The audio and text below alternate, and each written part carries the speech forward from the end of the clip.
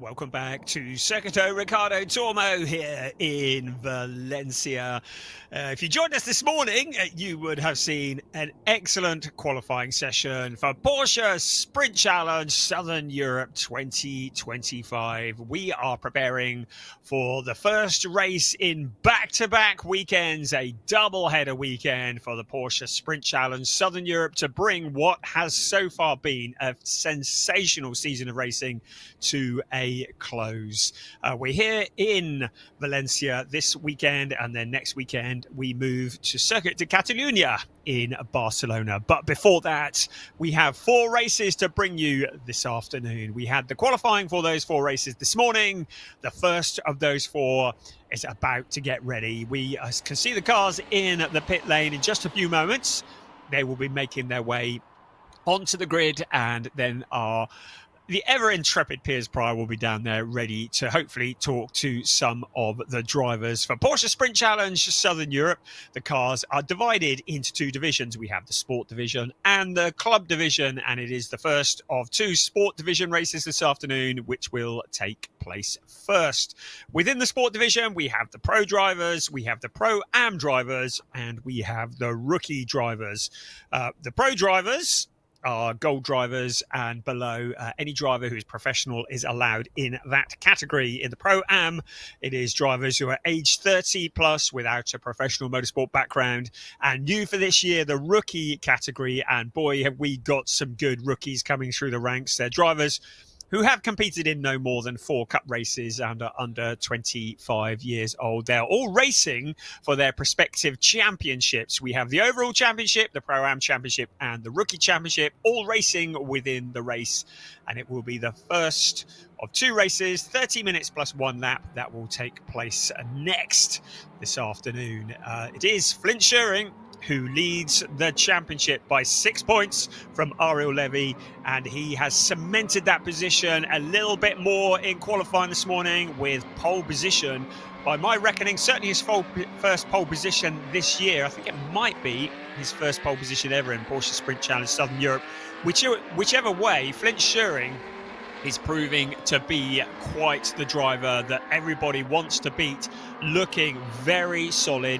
He's the championship leader, and he's going to be starting this race from pole position. But alongside him will be Cas Havercourt in the number 2 Team GP Elite car. He was 7th in last year's Porsche Sprint Challenge Southern Europe, which is quite impressive considering he only started 4 races and he won 2 of those. He's also a race winner in Porsche 6 Carrera Cup Germany. We saw that in Budapest last year, and he will be sharing that front row with Flint Schuring. Then it is Sid Smith, who was very quick this morning in qualifying, and he will be looking to improve on his best so far this season of a 5th place. That was in the opening race in the Team Parker Racing Porsche. And the driver who was leading the championship going into the last event is now 2nd in the championship. He starts 4th on the grid, that driver being Ariel Levy, the driver who has got a lot of work to do, but do not discount him. He is such a fighter, such a charger, and Ariel Levy from the 2nd row will be looking to push his way forwards through the pack. So we've got the championships that are up and running. It is Flint Schuring leading Ariel Levy in the championship. He has 91 and Levy has 85, so there's a 6-point gap between 1st and 2nd. Then it's Chester Kiefer, who's 3rd in the championship. He leapfrogged Sasha Norden after the last round at Estoril, so he is 3rd with 49 points. He is 42 points back from Flint Schuring, and then Sasha Norden in 4th place, and he is very eager to improve on that, but he's got a 45-point deficit on Flint Schuring, and he's 3 points back from Chester Kiefer just ahead of him. In the Pro-Am Championship is Henry Tuamala, who leads Anthony Imperato, and Henry Tuamala in the pole position for the Pro-Ams in 17th overall. And he in a good position to extend that lead in the championship over Anthony Imperato. Ziad Gieris not here this weekend, so very much a 2-horse race in the Pro-Am Championship at the moment. And in the Rookie Championship, Chester Kiefer has a perfect score. 4 wins out of 4 in the rookie race. He has 100 points. He leads Mays Muller in the Rookie Championship. But Chester Kiefer, he got his first podium in the overall race, a 3rd place at Estoril. And as I say, he's won every rookie race so far. And he'll be a brave man who bets against him, because he starts on the rookie pole. That is in 6th overall in this race that is about to commence. But just 2 places behind him on the grid. In 8th place is Mateus Ferreira in the number 27 car. So Mateus will be looking to challenge and move his way up through the points. You can see the cars are gathering on the grid. I can see in the distance Piers Pryor is there and ready for his grid walk. Over to you, Piers. Brian, thank you so much. Yes, ready here, looking ahead at the long run down to turn number 1. It really is a long way here to turn number 1, which gives us plenty of opportunities for overtaking even before the race has properly got underway. And the cars are now just making their way to the grid. So let's have a walk down that grid and chat to some of the drivers who we didn't get to have a word with during the lunch break. If you haven't seen the lunch break, of course, we always chat to a lot of the drivers. So if your favourite driver is, if you're supporting one particular driver, then go back and have a look and see if we had a chat to them. But one driver we didn't catch up with was Cas Havercourt. Cas here starting 2nd on the grid. His first race this season, the Porsche Sprint Challenge Southern Europe. He's got form because I think he won this race last year. Cas joining us once again in the Porsche Sprint Challenge Southern Europe. Oh, so close to pole position. Yeah, I mean, it was quite a good qualifying. I mean, yesterday was my first time back in the car since October. So I mean, yeah, the speed is good, and we're just gonna try to get the win. Absolutely. Racing driver excuses coming out already. you had a good day's practice. Of course, you were right there in all the practice sessions. Long run pace looked pretty good as well. Of course, you know this car now. What are you looking forward to in this race? Well, I mean, it's quite a difficult track to overtake, of course, but I mean, I'm trying to get a good start. Hopefully can get it into T1, but let's see. It's a long race, 30 minutes, so we're gonna push. You say it's hard to overtake. We saw you pull a few moves like hit this time last year. Yeah, it's possible. So, Cas, we look forward to seeing how you get on. Thanks very much for chatting to us. Cas, the Dutch driver, very experienced in single-seaters, made the transition to Porsche racing last season. Another driver that's moved from single-seaters to Porsche racing is this man right here, the green machine of Sid Smith, racing for Team Parker Racing, racing the Porsche Carrera Cup GB during the summer season. He's had a very, very strong race weekend this weekend so far. Good in fast in practice and in qualifying. P3 on the grid. He'll be starting P3 later on. Sid, brilliant qualifying, best of the year so far. You must be looking forward to this race. Yeah, definitely. It's good to show people what we can actually do for once. It's like I said, mega practice. We topped both days testing, and as you can see, it's like normal, seriously close at the front, and we're definitely in with a shot. So again, like normal, we're going to give it absolutely everything. It is a move. We're going to go for it, and it's a long race, so we'll just see what we can do. I love to hear it. Of course, you're looking forward to the Porsche Carrera Cup GB. A lot of these drivers racing out in Europe and potentially Super Cup as well. So it must be really good confidence-wise ahead of the season to be racing against drivers like Cas Havercourt, ahead of Ariel Levy, drivers who are basically the pinnacle of this level of racing. Yeah, definitely. I'm here, same as most people, for the elite competition. Like, I believe all the guys, well, throughout the whole grid, there's so many talented drivers here, and it's a collection of all the best drivers. So to be able to be here and compete against these, it stands to be a great shot for the GB champion this year, but also constantly keeps me on my toes and makes me perform as well as I can. Sid, good luck in the race. We know you love getting involved, so keep an eye out on that. You can easily spot Sid's car, of course, bright green there. Our championship leader coming into the previous run at Estoril and champion from last year, Ariel Levy, starts in 4th place on the grid. That's his lowest starting position this year so far. Another new driver this weekend, a new driver to the Porsche Sprint Challenge Southern Europe, is James Wallace. James has got a lot of experience in GT racing, racing Porsches last season in the UK, is the Porsche Junior in the UK this season. He's just getting his grid marking spot lined up on the wall there. You can see the red piece of tape the drivers use to make sure they're in the right position for when they come back around to the grid for the actual race start. James, can I grab a quick word? Yeah, go. Yeah, James, a great qualifying. You've been building your pace as the testing went on. P5 and quali, you must be happy with that as a starting position. Yeah, I mean, we can't be disappointed. We didn't do any running on the first test day, so we're kind of a day behind, which may have found those last few tenths which we were looking for. But generally happy. Hopefully we can get a good start and make progress forward. Of course, we've seen you've got the pace on the new tyres, but how's the long run pace looking? I'm confident. The team have done a great job this weekend. I've settled in nicely. Obviously first time with Huber Racing, or Proton Huber, and yeah, they've done a magnificent job. There's a lot of synergy in the team, and yeah, I'm grateful to be on the grid. James, great to see you on the grid, and we'll look forward to seeing how you get on in this race. Thanks very much, James, for chatting to us. Our rookie championship leader at the moment, Chester Kiefer. Again, I say poor qualifying session, very much not a poor qualifying session in only sixth place. That's still a very strong position. He still will lead the championship if he has a good race in this one. We've chatted to Chester a fair amount this season, so we'll move down the grid. In seventh place, Sasha Norden. Now, Sasha, actually, I can see, has got an onboard camera in there, so can I grab a word with Sasha? Sasha, can I jump in and have a quick word? Brilliant. Sasha, always good to talk to, and quite funny, actually. You might see on Sasha's social media, we were roles reversed yesterday. You were interviewing me, but today I'm interviewing you on the grid.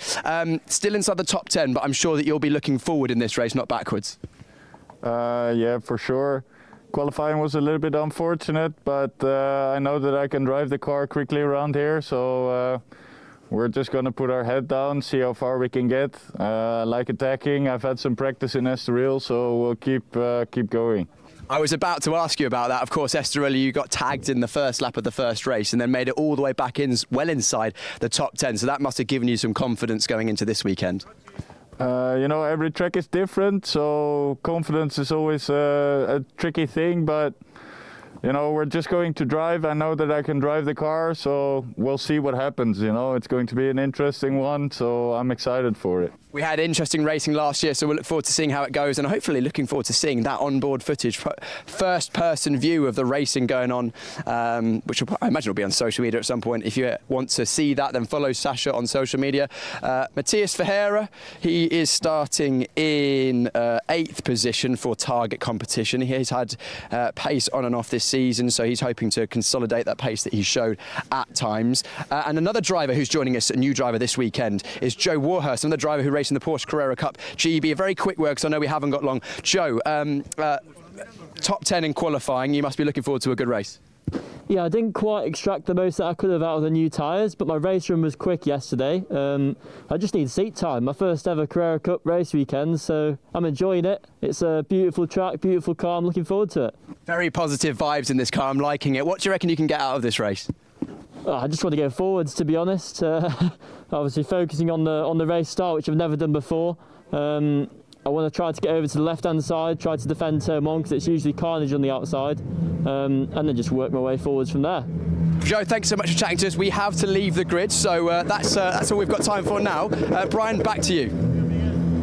Thank you so much, Piers. Good job, and some great insight from the drivers. Some good fighting talk there as well. And it really does strike me that Flint Schuring will be aware that Cass Havercourt, starting alongside him, does not have the championship in his mind. He is out for silverware only. Flint Schuring needs to bring it home in the points because his main challenger at the championship is on the row behind, Ariel Levy, who will be poised and ready to jump if anything should befall Flint Schuring. So I think Flint will be very aware of that as the grid now clears. The engines are running. The tension is starting to build as we get ready for round 5 of Porsche Sprint Challenge Southern Europe 2025. It is the penultimate weekend. Just 3 more races after this, and it's Flint Schuring with Cass Havercourt alongside on the second row, Sid Smith and Ariel Levy. James Wallace, we heard from him, and then the rookie pole, Chester Kiefer on row 3. Just behind them, Sasha Norden and Matthias Ferreira in 8th place on the grid. In 9th place, we just heard from Joe Warhurst. He has Domas Radonis for company. Rodrigo Almeida, keep an eye on him, and also Robin Knutson down on 12th position. Jelte Hofner, we're looking to take more selfies at the end of this. And then Nathan Sharp from the Netherlands, who lines up 14th. In 15th place from the UK, Josh Stanton has Nick Ho for company. And then in 17th place on the grid is Henry Tuamala with the pole position for the Pro-Ams, with Milan Marchak for company. Jonas Greif is behind him with Thomas Kangro. Difficult qualifying time for Thomas Krango. He'll be pushing forwards from there, as is also the case for Alex Ryman. He has Draker Janssen for company. We haven't really seen much of Draker yet. He'll be wanting to improve on that 22nd. Next up, Mace Muller and Charles Visser, who lines up 24th on the grid. And then the row behind them, Karen Gaia, attracting attention with the race stewards in free practice this morning for track limits, so she'll want to keep it between the white lines. Luciana Martinez and Anthony Imperato, the 27th and final runner on the grid. The car's now out on their formation lap, this critical lap. Time to build the heat into the tyres and into the brakes. Welcome everybody to Circuito Ricardo Tormo here in Valencia. It is a circuit that is 4.005 kilometers around. That equates to about 2.489 miles, 14 turns, 9 to the left and 5 to the right. It is an FIA Grade 1 circuit, but unusually runs in an anti-clockwise direction. Best overtaking opportunities probably into turn 1, where the cars reach something close to 250 kilometers an hour. The main straight is 876 meters long. There is very little undulation here, only 5 meters around the entire circuit, so fairly flat compared to what we've seen for the first 4 rounds of the season. It is a standing start for these cars. Porsche 911 GT3 Cups, based on the latest 992 generation, 510 horsepower, 4 litres naturally aspirated, water-cooled flat 6 boxer engine. All cars are identical with control Michelin tyres, very restricted setup options. It is a series where pure talent comes to the surface. And now the cars on the grid, those that are at the front will be waiting very impatiently for the cars at the back to form up, because while they're stationary, their tyres are cooling down. We have a yellow flag, but that will very, very shortly go green, and we will have indication that we will be ready to go for round 5 of this 8-round season. Now that yellow's holding for a very long time at the back. Right, now we've got the green. It means that the driver's eyes will turn to the lights, and we will be getting ready to get going for round 5 of the season. We are go. A good start from Flint Schuring. You saw the back of the car dipping down as he hit the power in towards turn 1. Cass Havercourt, remember, he doesn't have a championship in his mind. There is Sid Smith into that 3rd place. Ariel Levy there as well. The rest of the cars filing around the first corner. A couple of cars going very wide, jostling for position in there. James Wallace as well. A little bit of contact. Did Ariel Levy make contact with Sid Smith? We saw the blue smoke rising up, but into 3rd place. Ariel Levy wrestling his way past the green and white car in front, but Sid Smith says, I'll have that back, thank you very much. Sailing through on the inside, but at least both of them vulnerable to Chester Kiefer. Kiefer with that inside line. The 2 cars running side by side, wheel to wheel. Sid Smith and Chester Kiefer. Advantage Sid Smith at the moment, but look at James Wallace getting involved. Chester Kiefer going wide. What a scrap this is for 3rd place. Meanwhile, Flint Schuring breaking clear. Cass Havercourt in that 2nd place. And now advantage Ariel Levy in the battle for 3rd. Sid Smith is not done yet. Now he has Chester Kiefer challenging him hard on the outside, on the inside, finally slotting in behind. What a fight for that 3rd place. We've got a full course yellow out on the circuit, so clearly a problem. And it's Thomas Kangro into the gravel trap. What has been a tough weekend has just got worse. So car 48, Thomas Kangro for RedAnt Racing and Porsche Estonia. Driver with a lot of fans, and they will be very disappointed. The number 48 car into the gravel trap, and he will need to be retrieved. So full course yellow means the cars must reduce their speed to 80 kilometers an hour. They may not overtake. They all need to be going at the same speed. In theory, the gaps should remain the same. It may well be this turns into a safety car. The race directors do sometimes do a full course yellow to precede a safety car, but if we can get Thomas Cangro's car removed fairly swiftly, then we may just get back to racing in the positions they're at. But what a scrap for third place, eventually going the way of Ariel Levy. Wonder if there was a bit of contact between him and Sid Smith. Of course, this is why we love Porsche sprint racing. It's proper elbows out racing. There's no opportunities to gain an advantage with superior cars because they're all identical. Right, let's have another look here, and that was Cangro going spinning out the back of the pack. Looked like he probably lost it on his own, and it has been a tough weekend so far for Thomas Cangro. He will get to do it all again in the second race today, but the driver who we saw in Porsche Carrera Cup Benelux, regular top 13, he had a couple of 11th places in Carrera Cup Benelux last year. Right, this has now turned into a safety car, as we thought might be the case. So safety car is now out on track. It means that all the gaps will close up. The cars will remain in single file, strictly no overtaking. But it will mean that those drivers who maybe dropped back at the start will be able to close up the gaps, as we just briefly see Thomas Cangro walking away from his stricken car. Let's have another look at what the start looked like, and it was certainly a good getaway for Flint Schuring. Here's a replay of that start. That's a good angle. We can see that Schuring absolutely on the mark.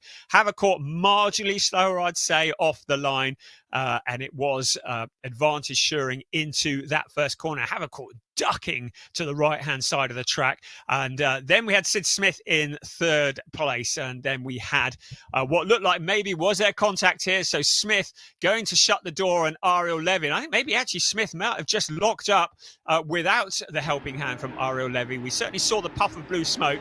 The drivers, I'm sure, will tell us what they thought about that afterwards, but certainly no issues there.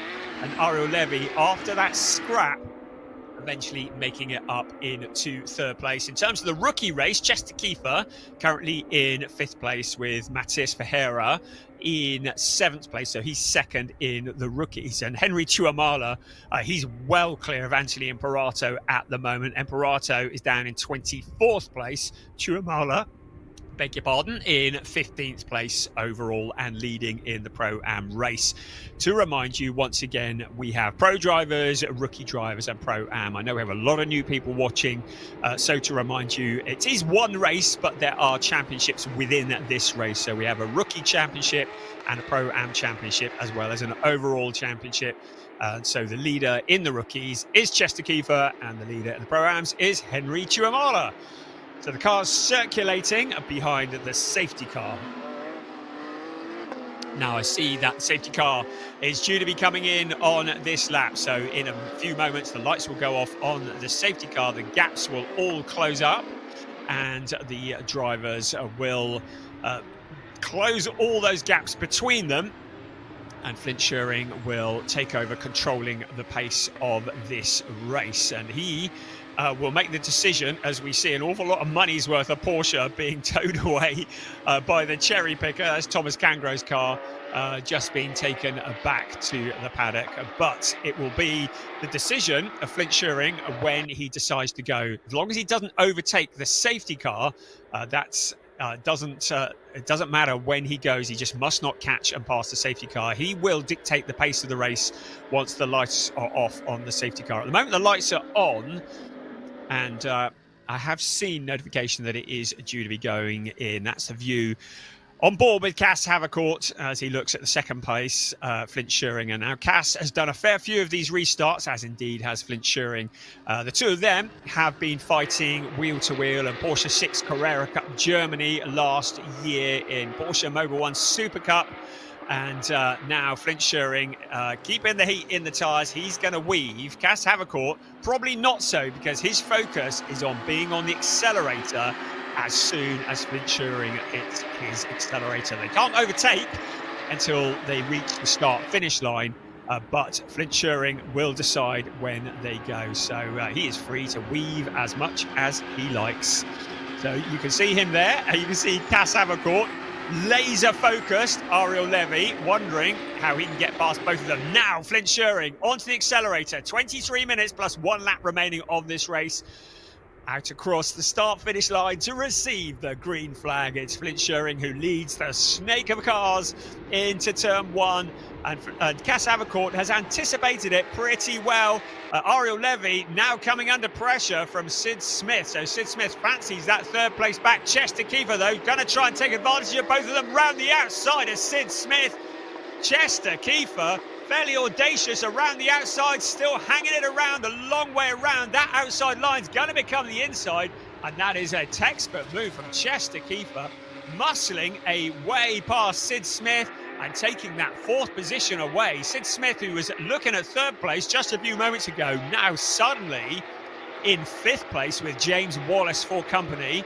Domas Radonis at the back of that queue, ready to jump if he gets an opportunity. But Flint Schuring looks to have this under control. He's opened up a bit of a gap on Cas Havercourt in that 2nd place. That's a big lockup for Henry Chuamala. That's left him vulnerable to Nick Ho, who dives through on the inside. So Chuamala will have flat spots on those tyres, which will give him vibrations. You can also see Sasha Norden in the red and white car, challenging Matías Ferreira just ahead of him. Ferreira in 7th place, Sasha Norden in 8th place, just picking up a bit of dust as he goes wide. Ferreira will have his mirrors full of Sasha Norden before too long. We heard from him on the grid just before the race started, and his only aim is to just push forwards. Across the line we come, and it is 0.761 between Flint Schuring and Cas Havercourt. So Schuring just opening up the gap. Then Ariel Levy. Then it's Chester Kiefer. Then Sid Smith. James Wallace looking fairly dangerous in that 6th place. Matías Ferreira in 7th. Sasha Norden. Joe Warhurst has made progress through into 9th place, doing what he said he wanted to do, was just push forwards. And then the 10th place car there, Domas Radonis, who has Rodrigo Almeida for company. We've already seen Rodrigo this year as Nathan Sharp just behind him in the treble 3 car. So Nathan Sharp, great to have him guesting here this weekend as he prepares for his season ahead, and he challenging Rodrigo Almeida for that position. Just behind Nathan Sharp is Josh Stanton. Good job from him in the number 95 car. So he's pushing his way forwards up through the pack. Our race leader continues to be Flint Schuring at the moment. A number of the drivers said at the start this was a tough track to overtake on. Best opportunities probably into turn 1. Critical turn 13 and 14 to get a good run out of that corner into the pit straight, and then a good opportunity to overtake. Sasha Norden putting an awful lot of pressure onto Matías Ferreira. This is for 7th place. Ferreira, who is 2nd in the rookie race. The blue box on Ferreira's number indicating that he is a rookie driver. The white box indicating the Pro-Am drivers. Across the line we come once again. 0.875, so Flint Schuring cementing his position, but look at this, Ferreira going on the defence into turn 1. We saw Sasha Norden trying to sell the dummy to the inside. Ferreira blocking him off. Now Norden, though, has a gap on the inside. The 2 cars going wheel to wheel into the corner. This is a textbook move from Sasha Norden. Is up into 7th place, relegating Matías Ferreira down into 8th. So Sasha Norden, you could see that one coming as he lined him up. He's now got a bit of work to do to close in on James Wallace just up ahead of him. James Wallace, who's about 0.6 of a second ahead. So now Sasha Norden will be pushing forwards from there. Domas Radonis with Rodrigo Almeida, the driver from Mozambique for FAC Autotech, joining Porsche for this year and proving to be very quick. He's been impressive all season long. We heard from Jelte Hofner earlier on when Piers spoke to him in the 919 car. He's there in 15th place, and he holding on as best he can. And behind him is Henry Chuamala in the Pro-Ams.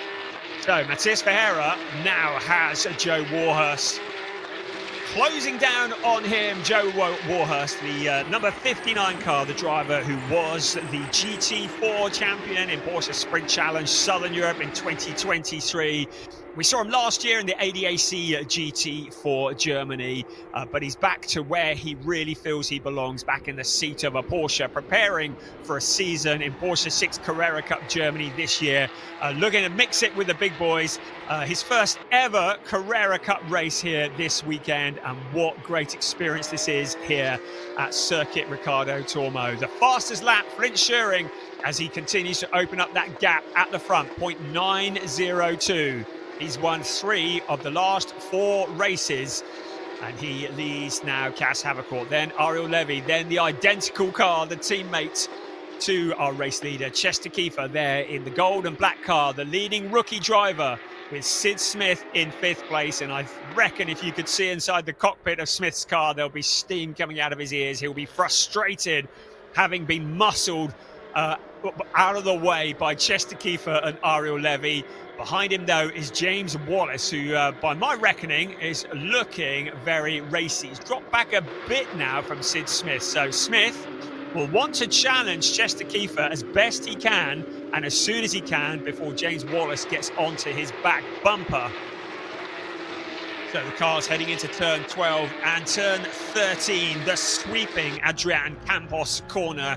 It's a 4th gear turn. It's about 190 kilometers an hour at turn 13 that is taken flat out. Then into turn 14, they reach about 210 kilometers an hour in 5th gear as we ride on board and witness what that looks like from the perspective of Chester Kiefer. Now along the pit straight, up through the gearbox, 3rd, 4th, 5th, and then into 6th gear, reaching about 250 kilometers an hour before the braking, down into 4th gear, 160 kilometers an hour into turn 1. Then it's back on the accelerator again, up into 4th gear to about 205 kilometers an hour before the tight, almost hairpin of turn 2, 80 kilometers an hour taken in 2nd gear. Fairly technical part of the circuit, turns 2 through till 6. Sid Smith still there, very much in the fight, now looking to how he can get past Chester Kiefer, the leader in the Rookie Championship, the driver who has won every rookie race this year. If things remain as they are, it will be 5 wins out of 5 in the rookie race for Chester Kiefer. But Sid Smith, who's in the pro race, in that 5th place at the moment. Behind Chester Kiefer, that allows Ariel Levy to break clear in the last of the podium positions. We're heading towards the halfway point of the race. The 30-minute race plus 1 lap. We look once again at James Wallace, the 83 car, now under pressure from Sasha Norden. How long is it going to be before Sasha Norden can out-fumble car 83? Wallace will be aware the red and white car, Sasha Norden, is there, poised, ready to jump. Look at the back end slide on Sasha Norden's car. That's how hard he's hustling as they head into turn 14, out along the pit straight. Once again, he's going to pick up a slipstream along the 876 meters of the pit straight in towards turn 1.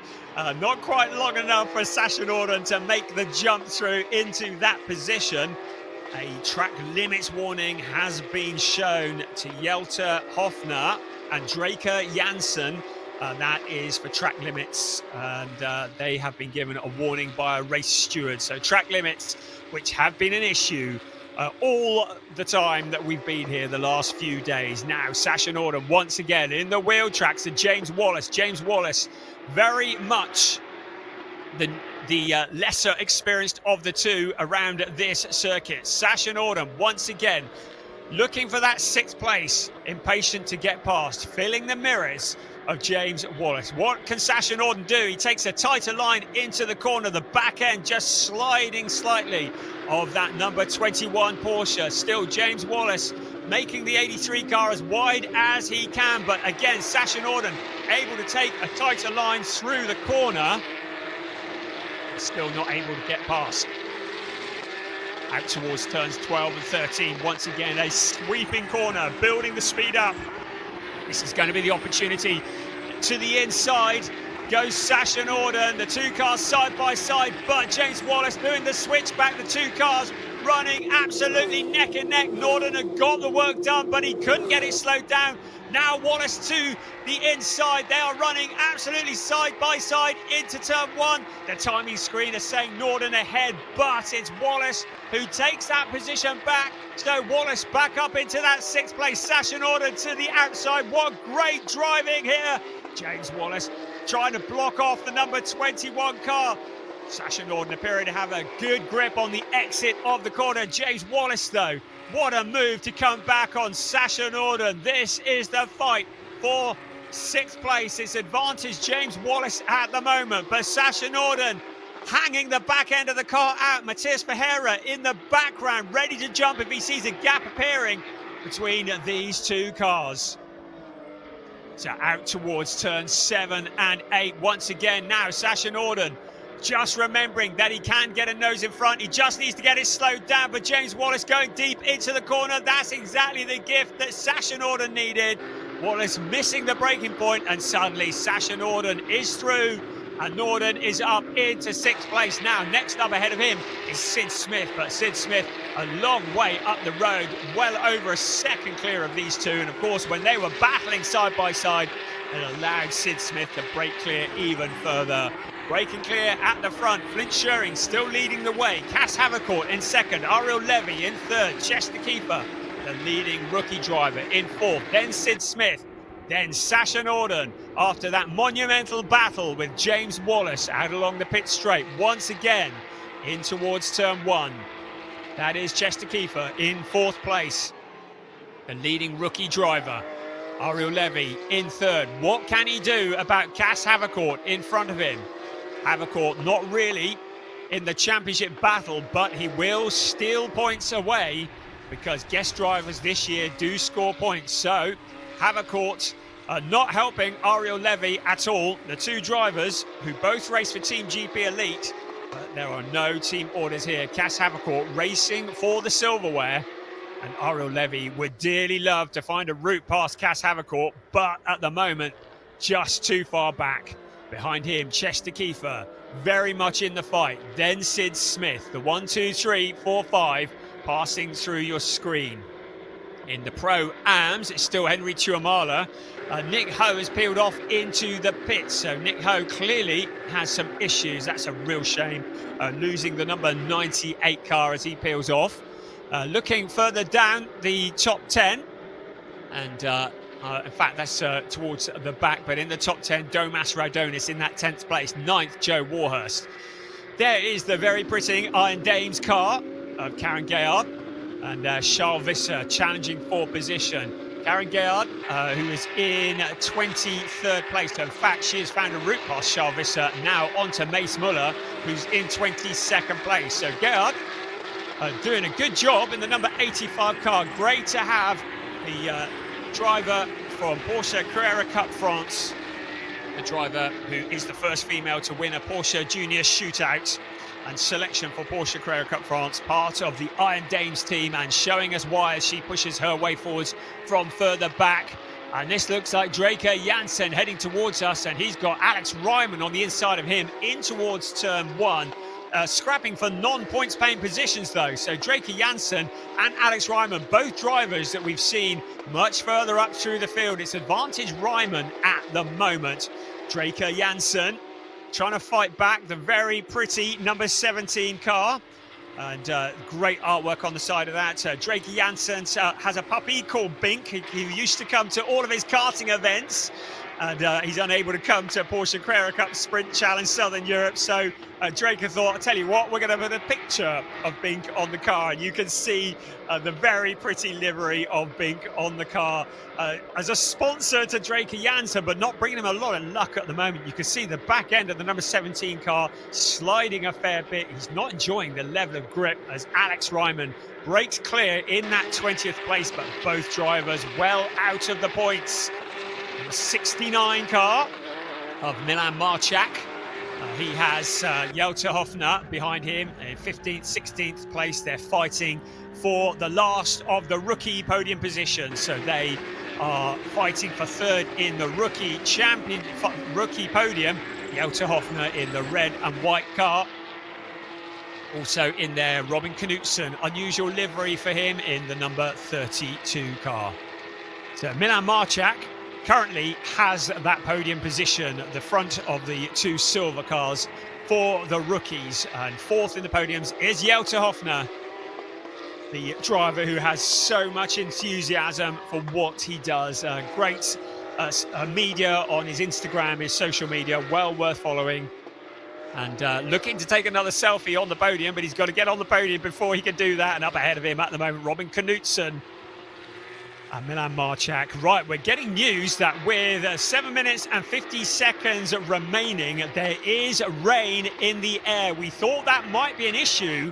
We weren't expecting it till later this afternoon, but there is some raindrops in the air. So this race may well have another twist. There's not enough at the moment to do anything about traction, but there is rain in the air, and that could throw a real curved ball for a number of these drivers. Domas Radonis has also been given a warning for track limits, but none of this is affecting Flint Schuring. He's extended the gap to 2.2 seconds over Cas Havercourt. There is our race leader.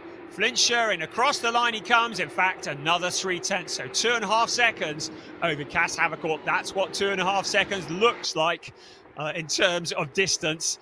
And Flint Schuring very much in control. Less than 7 minutes plus 1 lap remaining. Our championship leader leading the way. Cas Havercourt making his debut this year in Porsche Sprint Challenge Southern Europe. We saw him last year. Very, very strong performance, getting himself up to speed. We heard before the race that he hadn't sat in a car, in a Carrera Cup car since October last year when we saw Cas Havercourt in the Porsche 6 Carrera Cup Germany.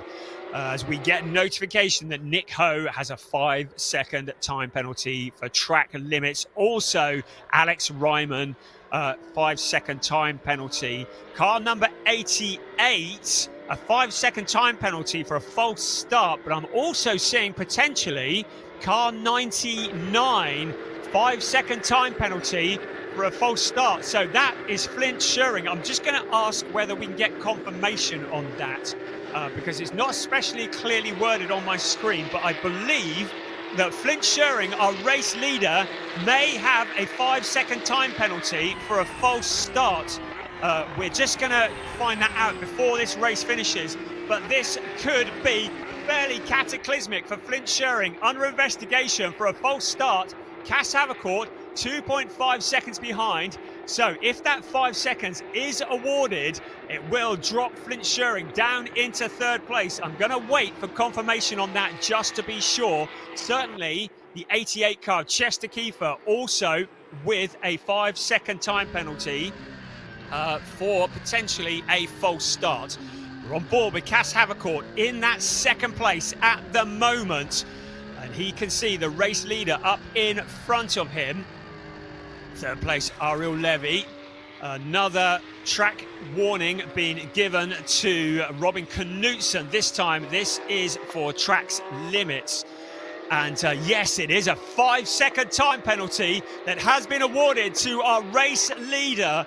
That is going to turn this race on its head. Race leader Flint Schuring and fourth place Chester Kiefer both will have 5 seconds added to their time at the end of this race. It means that Cas Havercourt is the net leader with 4.5 minutes remaining. Flint Schuring will need to be going like the clappers to open up as big a gap as he possibly can. Ariel Levy 4.1 seconds behind. If he could stay within 5 seconds of Flint Schuring, he will outscore him in this race. This is going to be a critical 4.25 minutes plus 1 lap. It is Flint Schuring leading the way with a 5-second time penalty. Then Cas Havercourt, then Ariel Levy, then Chester Kiefer with the 5-second time penalty, then Sid Smith, then Sasha Norden, James Wallace, Matthias Ferreira in 8th place, Joe Warhurst in 9th, Domas Radonis in 10th. Our leading rookie is Chester Kiefer, second in the rookies, Matthias Ferreira. Our leading driver in the Pro-Ams, Henry Tuamale in 18th place overall. Flint Schuring, he has a 3.2 second gap at the front. If things remain as they are now, it will not be enough to win this race. The win will go to Cas Havercourt. There are a number of track limit warnings now come. Just looked at the screen. Numerous track limit warnings. None that I can see from any of the cars in the top few, but loads of cars picking up warnings for track limits. No issues for Cass Havercourt that I can see. But Flint Schuring with that 5-second time penalty. Car number 7, Charles Visser, with a 5-second time penalty for track warnings. We knew that track limits were going to be an issue here this weekend. We had over 300 track limit infringements in testing on Thursday. And now in the race, it's all coming home to roost because the warnings are being given out, the time penalties are being given out.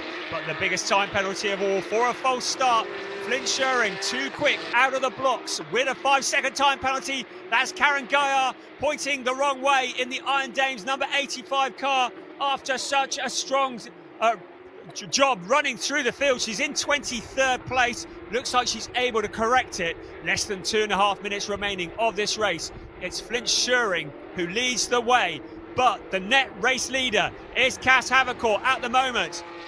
Has the message been passed to Ariel Levy? Because he knows that if he can get past his teammate Cass Havercourt, he will get valuable points. Will Cass Havercourt help his teammate? I doubt it very much. He wants the silverware. Ariel Levy will be throwing caution to the wind. 4.658 behind the race leader, Flint Schuring. So if the race finished now, Flint Schuring would be in 3rd place. Chester Kiefer also with that 5-second time penalty. That will promote Sid Smith up into 4th place. 1 minute and 3/4 remaining. What can Ariel Levy do to get past Cass Havercourt? The two drivers running for Team GP Elite.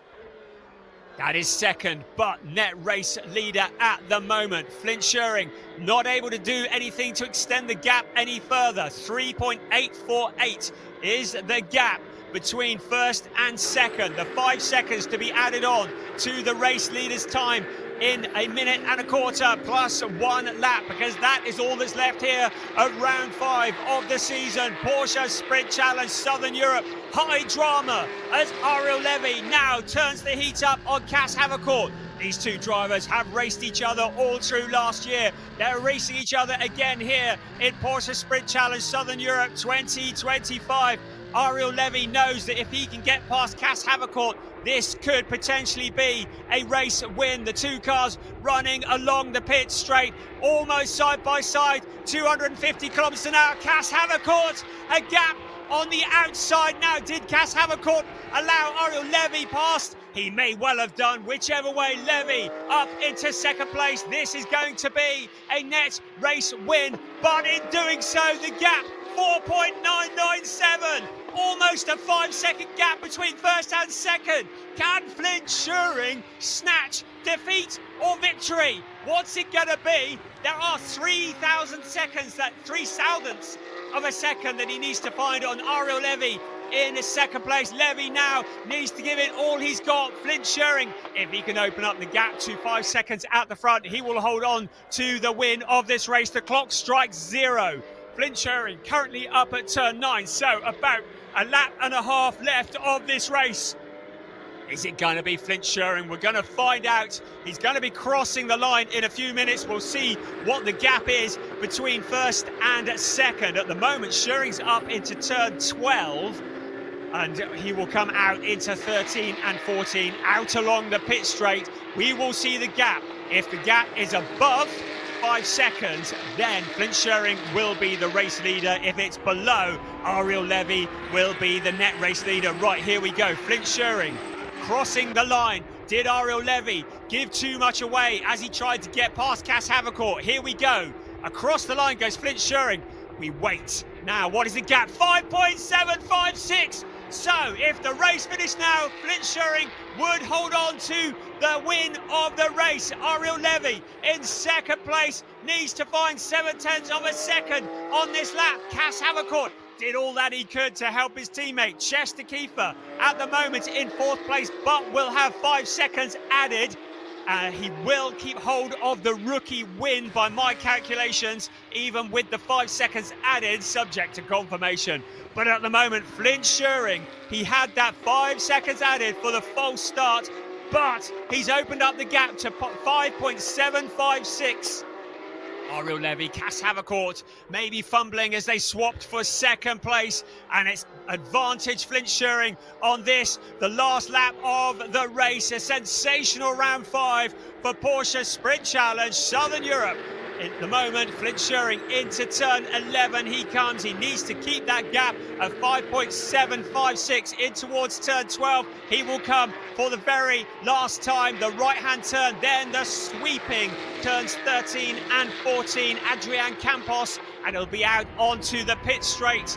He will be the driver who receives the checkered flag, but we're going to have to wait until Ariel Levy crosses the line before we find out who the race winner is going to be. So here comes Flint Schuring. Out across the line he comes to receive the checkered flag. Now we wait to see the gap. Will it be above? Will it be below? Ariel Levy towards the line. It's going to be a win for Flint Schuring. 6.13 is the gap between first and second. Flint Schuring, despite that time penalty, taking the win. Ariel Levy in second place. Cass Havercourt being a real team player in third place just behind. Then it's Chester Kiefer with a 5-second time penalty. That'll move him down to about 5th or 6th place.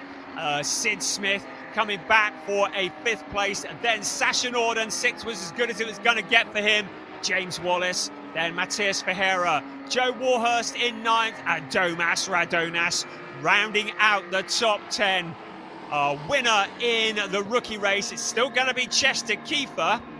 And the winner in the Pro-Am race is Henry Tuamala once again, 18th place this time, and he will extend his lead at the top of the championship. What a sensational race, controversial as Karen Geyer coming across the line to receive the flag after that spin.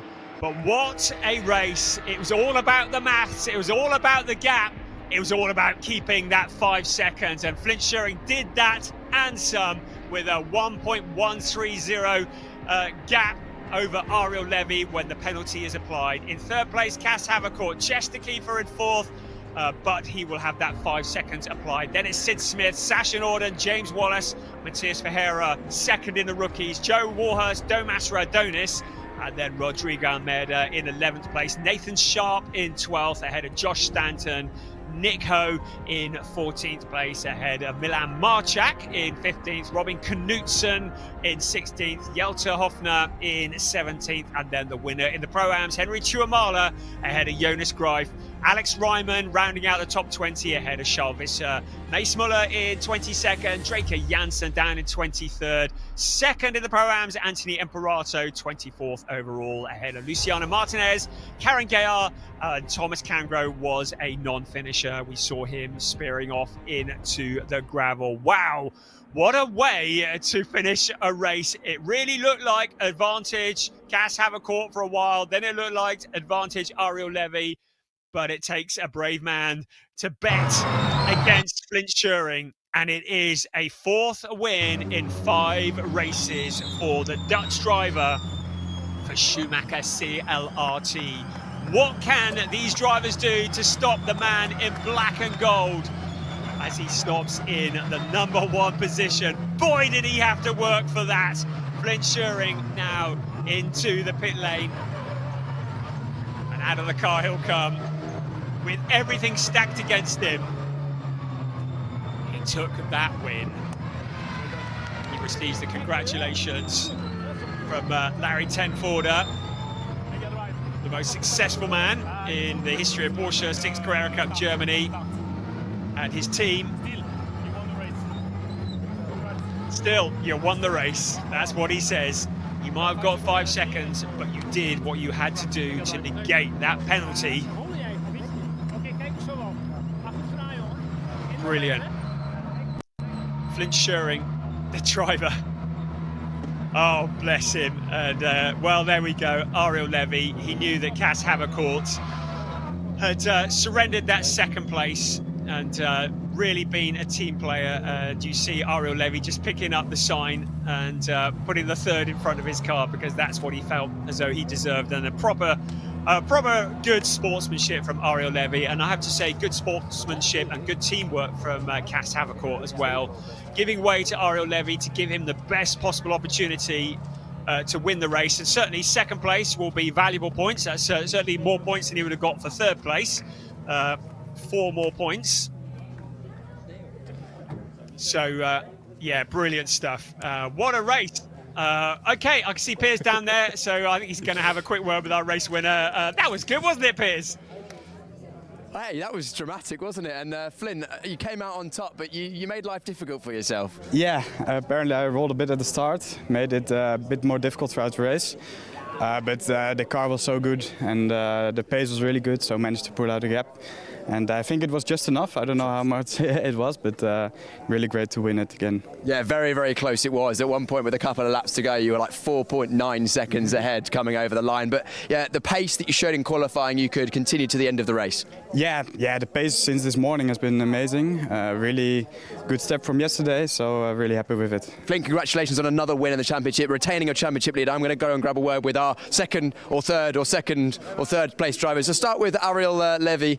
Ariel, finishing second on the road, but I saw you a little gesture there moving the boards around. Yeah, I mean, everyone saw that I was third, and Cass helped me in the last few laps to get one more position. So first of all, thank you so much for Cass. Also, congratulations for Flynn. He's just super fast this weekend. Yeah, I think besides this, I think I had an okay race. According to my pace, I think I made my job, I guess.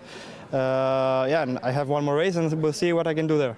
Ariel, of course, you know, you're going to be pushing Flynn all the way, I'm sure. We've got another race later on today. We'll see you go for the win in that one. And our driver that was third on the road currently has the number 2 in front of his car. Cass, you're joining us again. You joined us this time last year. You won this race. This time, third, but second, but third. It's still, how are you feeling? Yeah, quite okay. I mean, the pace was not there to win.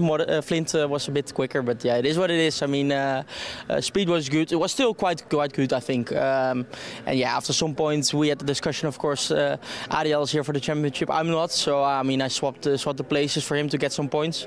So I think it was overall good, quite a good race. Do you think that if you hadn't have let Ariel through, you could have stayed within 5 seconds and taken the victory? Well, I was not. I didn't know he had 5 seconds, so that was the problem. So. If I knew, maybe I could have kept in the gap, but yeah, it is what it is. Hey, Cass, another podium. You know, you've joined us once again. I'm sure you'll be very happy with that. We'll catch these drivers once again on the podium, but before that, Brian's going to run us through the highlights of what was another brilliant race in the Porsche Sprint Challenge Southern Europe Sport Division. It certainly was, wasn't it? Thank you.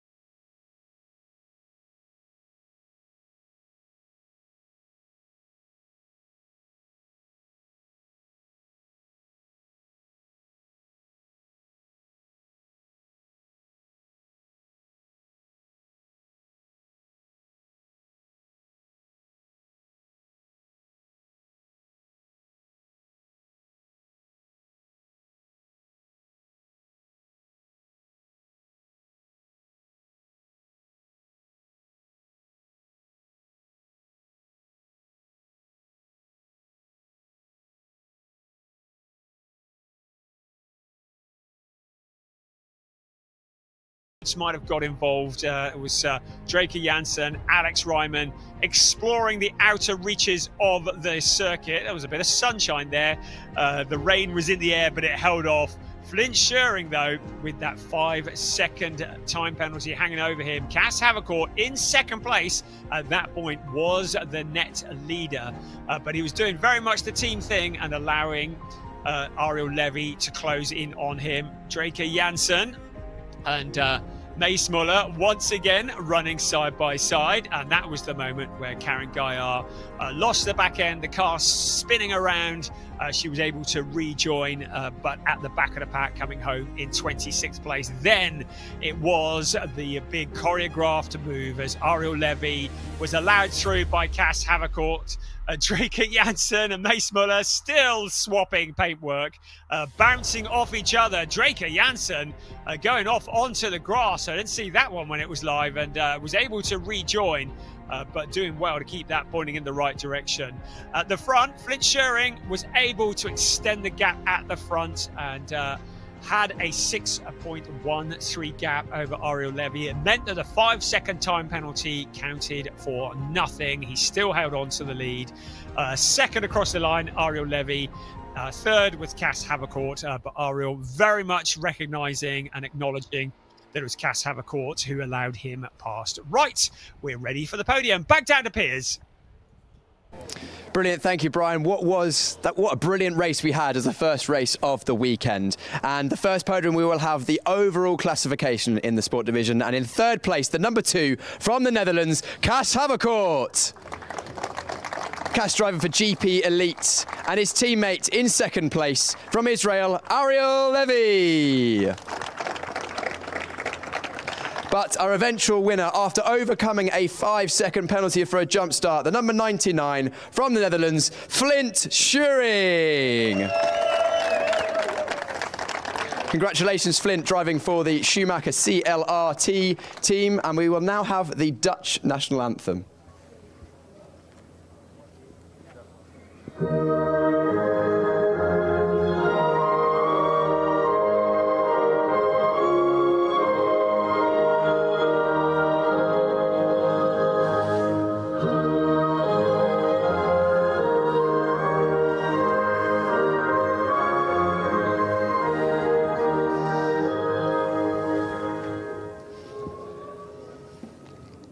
Congratulations to Flint for winning the race. We'll now have the trophies handed out by series manager Lars Plato. In third place, it was Cass Havercourt taking another podium in the championship. First race this season in the Porsche Sprint Challenge Southern Europe. Second place, of course, Ariel Levy. Many podiums. Champion last year in 2024. Looking to take the championship off Flint if he absolutely can. But it's going to be hard if Flint continues the way he is going. And the eventual winning trophy to Flint Schuring. A brilliant drive. He'll hope that he can get across off the line cleaner next time. He raises the trophy aloft to the applause of the team. We'll just have a photo opportunity. All 3 drivers on the top step of the podium now, looking to the photographer across the way. A brilliant first race. Round number 7 of the number 5 of the championship. That was the overall. Cass decided he might spray it. Save that for later, Cass. Yeah, we've still got another race to go. Next up, we will have the rookie classification podium. Rookie drivers are the young drivers who are starting their racing career, and once we get the podium ready, we will have those drivers.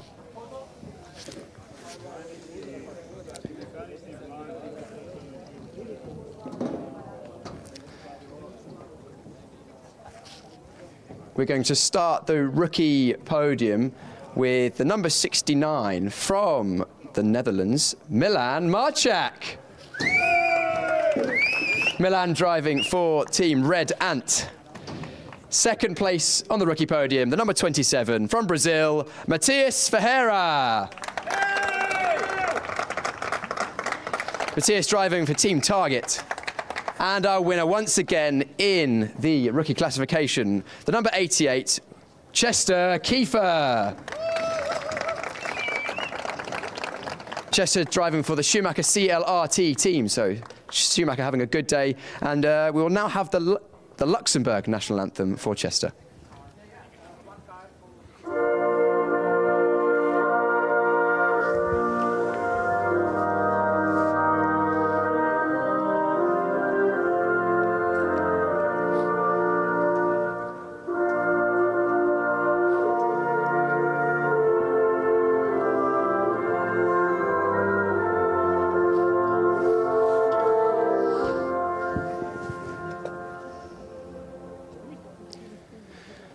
Congratulations to all 3 drivers on the podium. 3rd place, once again, Milan Marchak. Only his 2nd race weekend in cars, I believe, so to get a podium, very, very impressive. 2nd place, Matthias Ferreira, been on the podium a number of times in rookies this season, and another rookie win, along with some overall podiums for Chester Key for the top 3.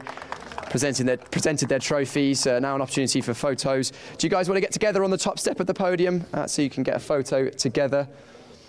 I'm sure we'll be seeing these faces in motorsport many, many times on podiums in the future for years to come. That rounds out the first podium ceremony for the sport division. Well, of course, we'll have one more later on after race number 2, but before then, we are going to be looking forwards to the first club division race, and we've had some brilliant races this season so far. That will be in just a few minutes' time, so don't go anywhere.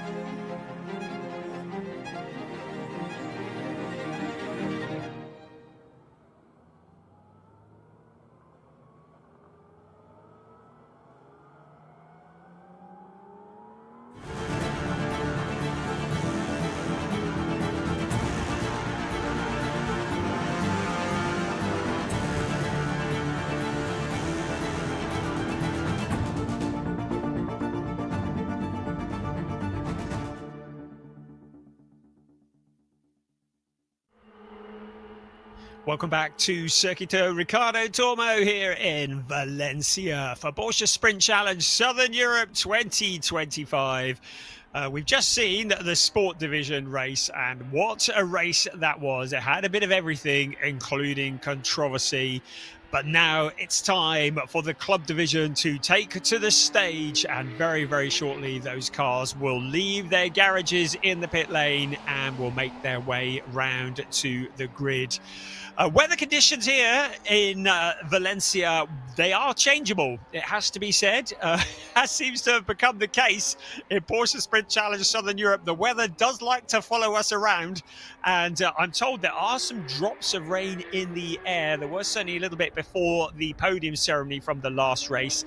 It's stopped for the moment. Piers, who is a great commentator and presenter in the pit lane, he's a great racing driver, but he's also a meteorologist in his spare time, and he says it's feeling mild but humid, and that's beautiful if you're going to go for a walk. Not so beautiful if you want a dry track for racing, and particularly those at the front end of the grid will want to get away at the front and get away nice and cleanly. We saw the qualifying this morning, and we saw what we thought was going to be the grid forming up for this afternoon's race, but there have been some changes, and the most significant of those is that the driver who set the fastest time, the driver who had qualified on pole position, Angelo Fontana, well, the S1 racing car has failed scrutineering. It means that Fontana has been disqualified from qualifying. He can take part in the race, but he's going to have to do so from the very back of the grid. It is roles reverse, because the driver who started from the back in both races last time out in Estoril was Philip Wills. It is now Fontana who starts from the back, and Wills who starts from pole position in this race. He inherits that position, and Alexander Dobik starts alongside him on the front row. Now, I have to say, for my money, Alexander Dobik been one of the real stars who's always kind of there or thereabouts. The other driver who is very much making the headlines, and he was certainly making them in qualifying this morning, Andre Fernandez. He's trying to recover from a bout of the flu. That hasn't helped him. It didn't help him as he was about to claim that pole position this morning, and out of the final corner, lost the back end of the Veloso Motorsport car. He ended up in the gravel trap. Fortunately, he kept it out of the barrier, but it does mean that P5 is the best that he can start from in this race. In fact, it is his starting position for this race. You can see the cars coming out onto the track at the moment. It is round 5 of an 8-round season for Porsche Sprint Challenge Southern Europe Club Division 2025. We have 2 races this afternoon. This is round 5 we're getting ready for, and then round 6 will be the last race of the afternoon.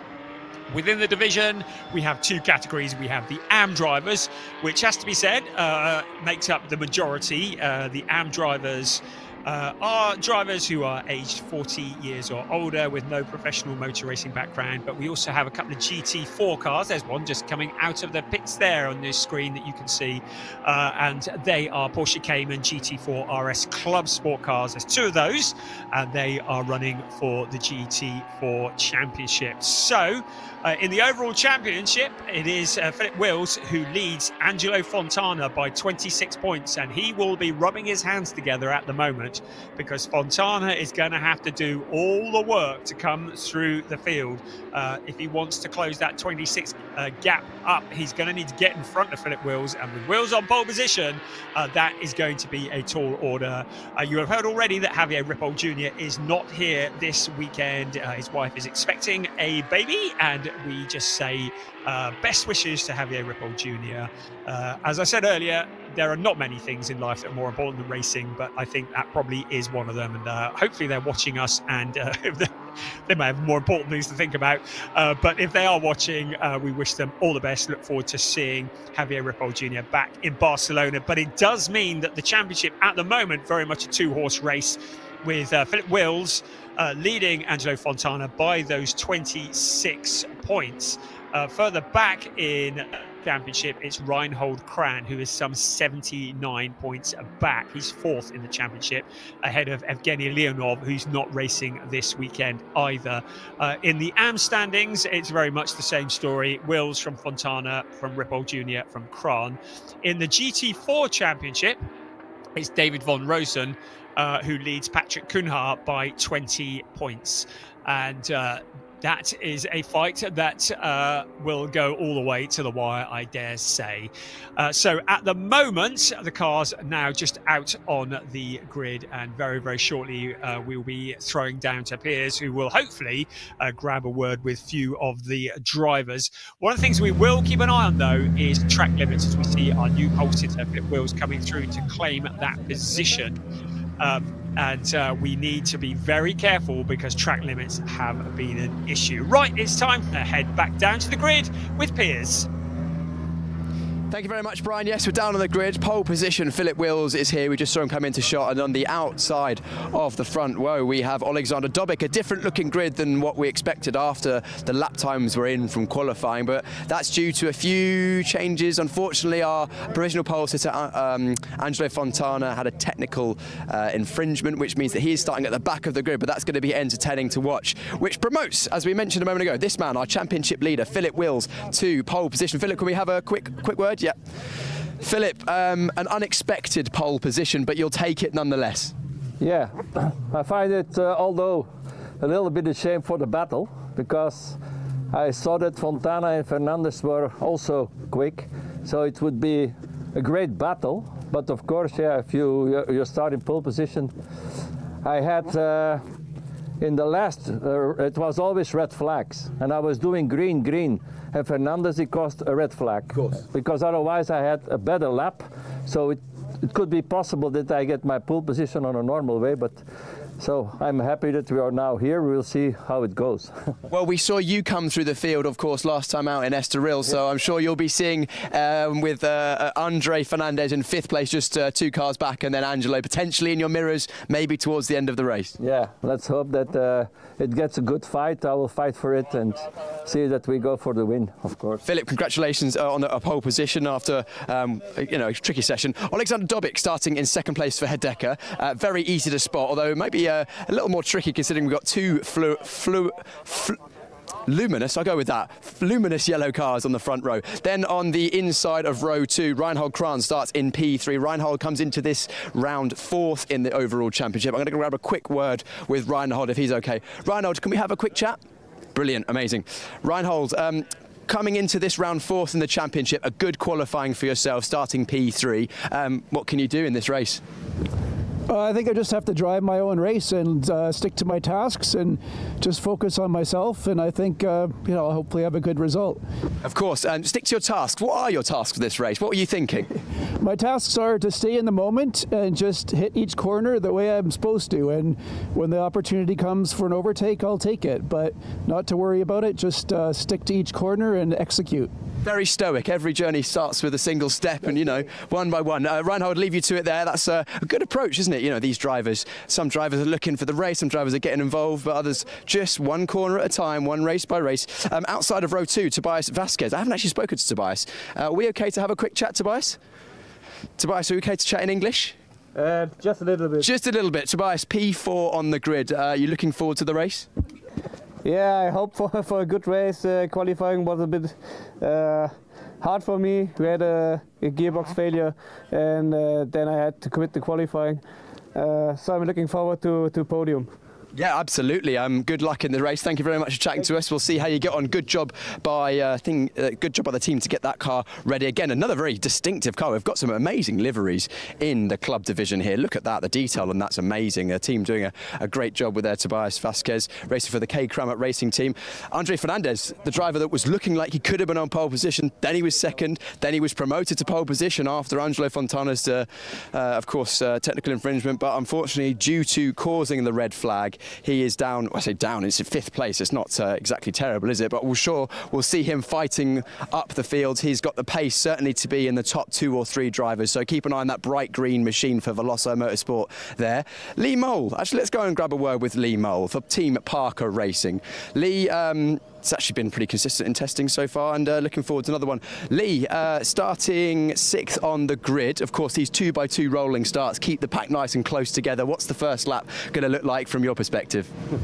Absolutely no idea. Just hopefully stay in the same place, maybe try and gain one, but we'll wait and see. I didn't race here last year, so this is, every corner will be new for me. So I was about to ask that. We didn't see you here last year, but have you raced on this circuit before? No, this is my first weekend at this circuit.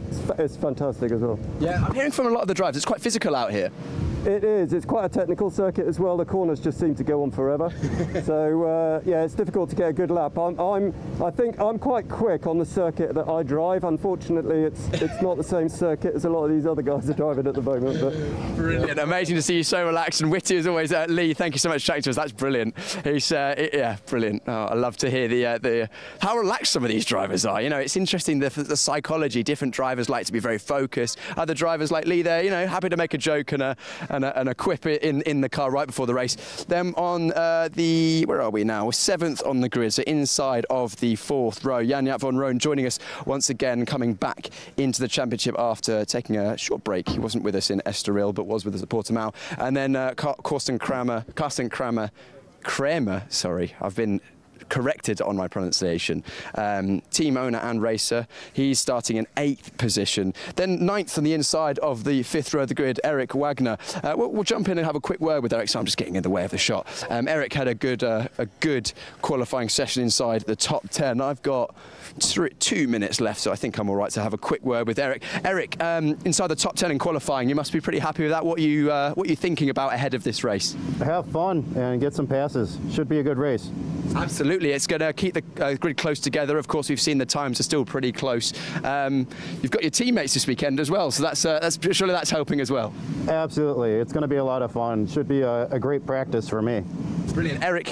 Well done on a good qualifying. We'll see how you get on in the race. Talking of those teammates, Corrado Costa is rejoining us in the championship in a very similar Enrico Fulgenzi livery. Easy to spot on circuit. Those cars always turned out very well. Corrado joined us last year, and this is the first time he's racing in the Porsche Sprint Challenge Southern Europe this season. Moving further down the grid, David Harrison, 11th place on the inside of row 6. Harry's given us a thumbs up. We've spoken to Harry quite a few times this season, so maybe we'll grab a word with him later on, but we'll pass by. Then Ernst Inderbitsen starting in 12th. Our first of our GT4s, Patrick Kuhnhaar. Patrick is the leading GT4. Of course, the car's slightly different. Unfortunately, only 2 of these cars this weekend. Patrick, can we have a quick word in English? No, we're saying no, that's okay. We'll leave him to get ready for the race. And I'll grab one last word with Ajith Kumar with RedAnt Racing. Quick word, Ajith, are you looking forward to the race? Very much looking forward to the race. Brilliant. Sorry, Ajith, we've got to go. I'm being told to leave the grid, so that's it. We've got to go racing. Brian, over to you. Thank you, Piers. Good job. Stand in front of a mirror and say fluorescent 15 times.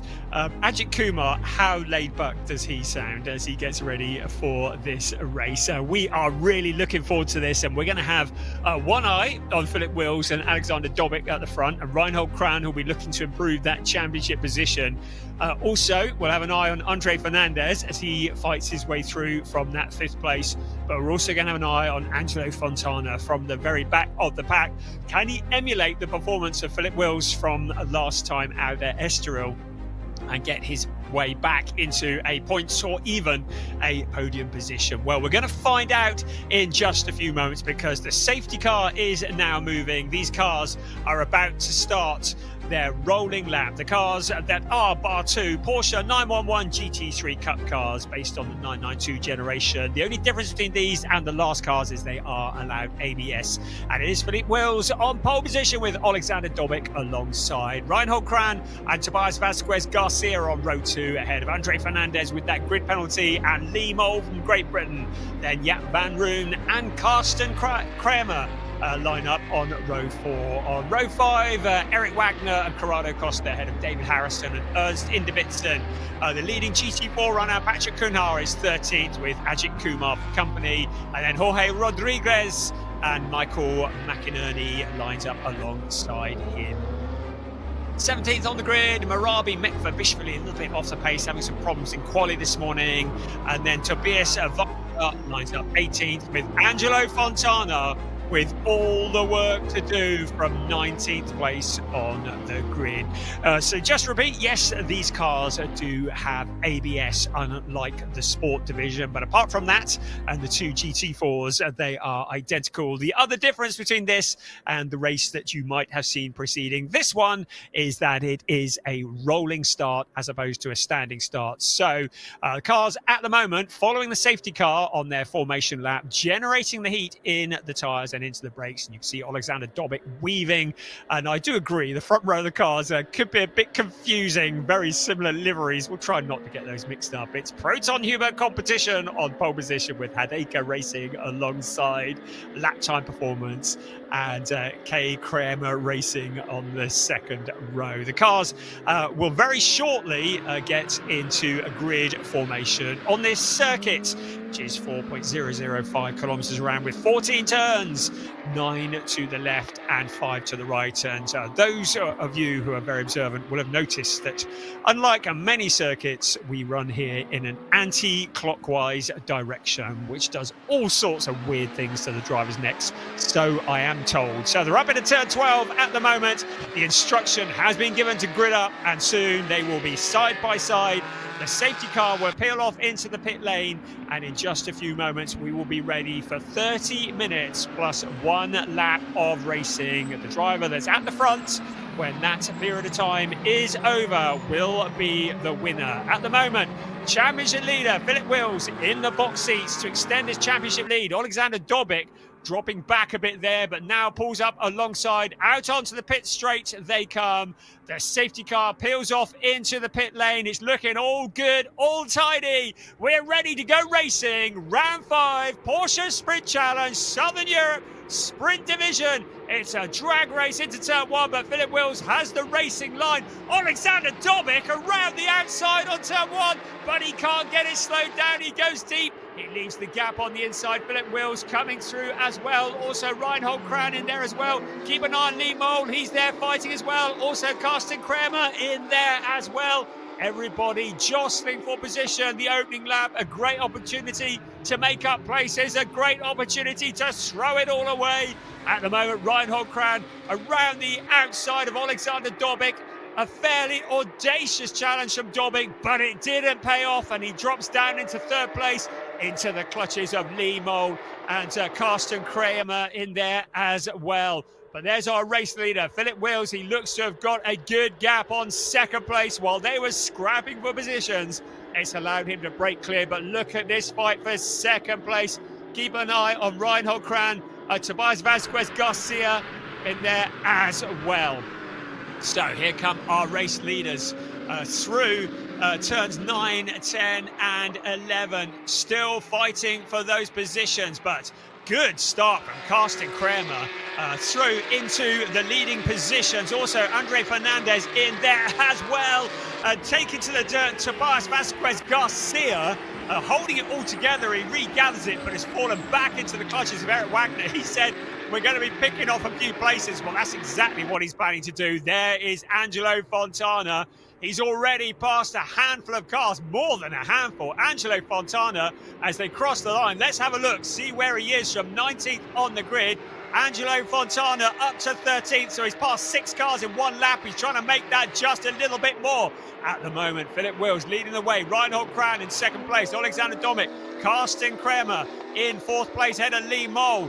The teammate of Carsten Kramer in the other of the Kramer cars is Tobias Vasquez Garcia, now fighting back after a moment of going wide. Jaap van Room there as well in the 1-2-7. Lee Mole in that 5th place, looking a little bit vulnerable to Andre Fernandez, the man with the bit between his teeth, the man who's struggling a little bit with flu-like conditions today. David Harrison to the inside of car 127 as well. That's Jaap van Room in the 127 car, but everybody settling down around towards turn 8 they come, and in towards turn 9. Our race leader, Philip Wills, but now the 24 car of Corrado Costa, we welcome him back to this series, taking a position away from David Harrison.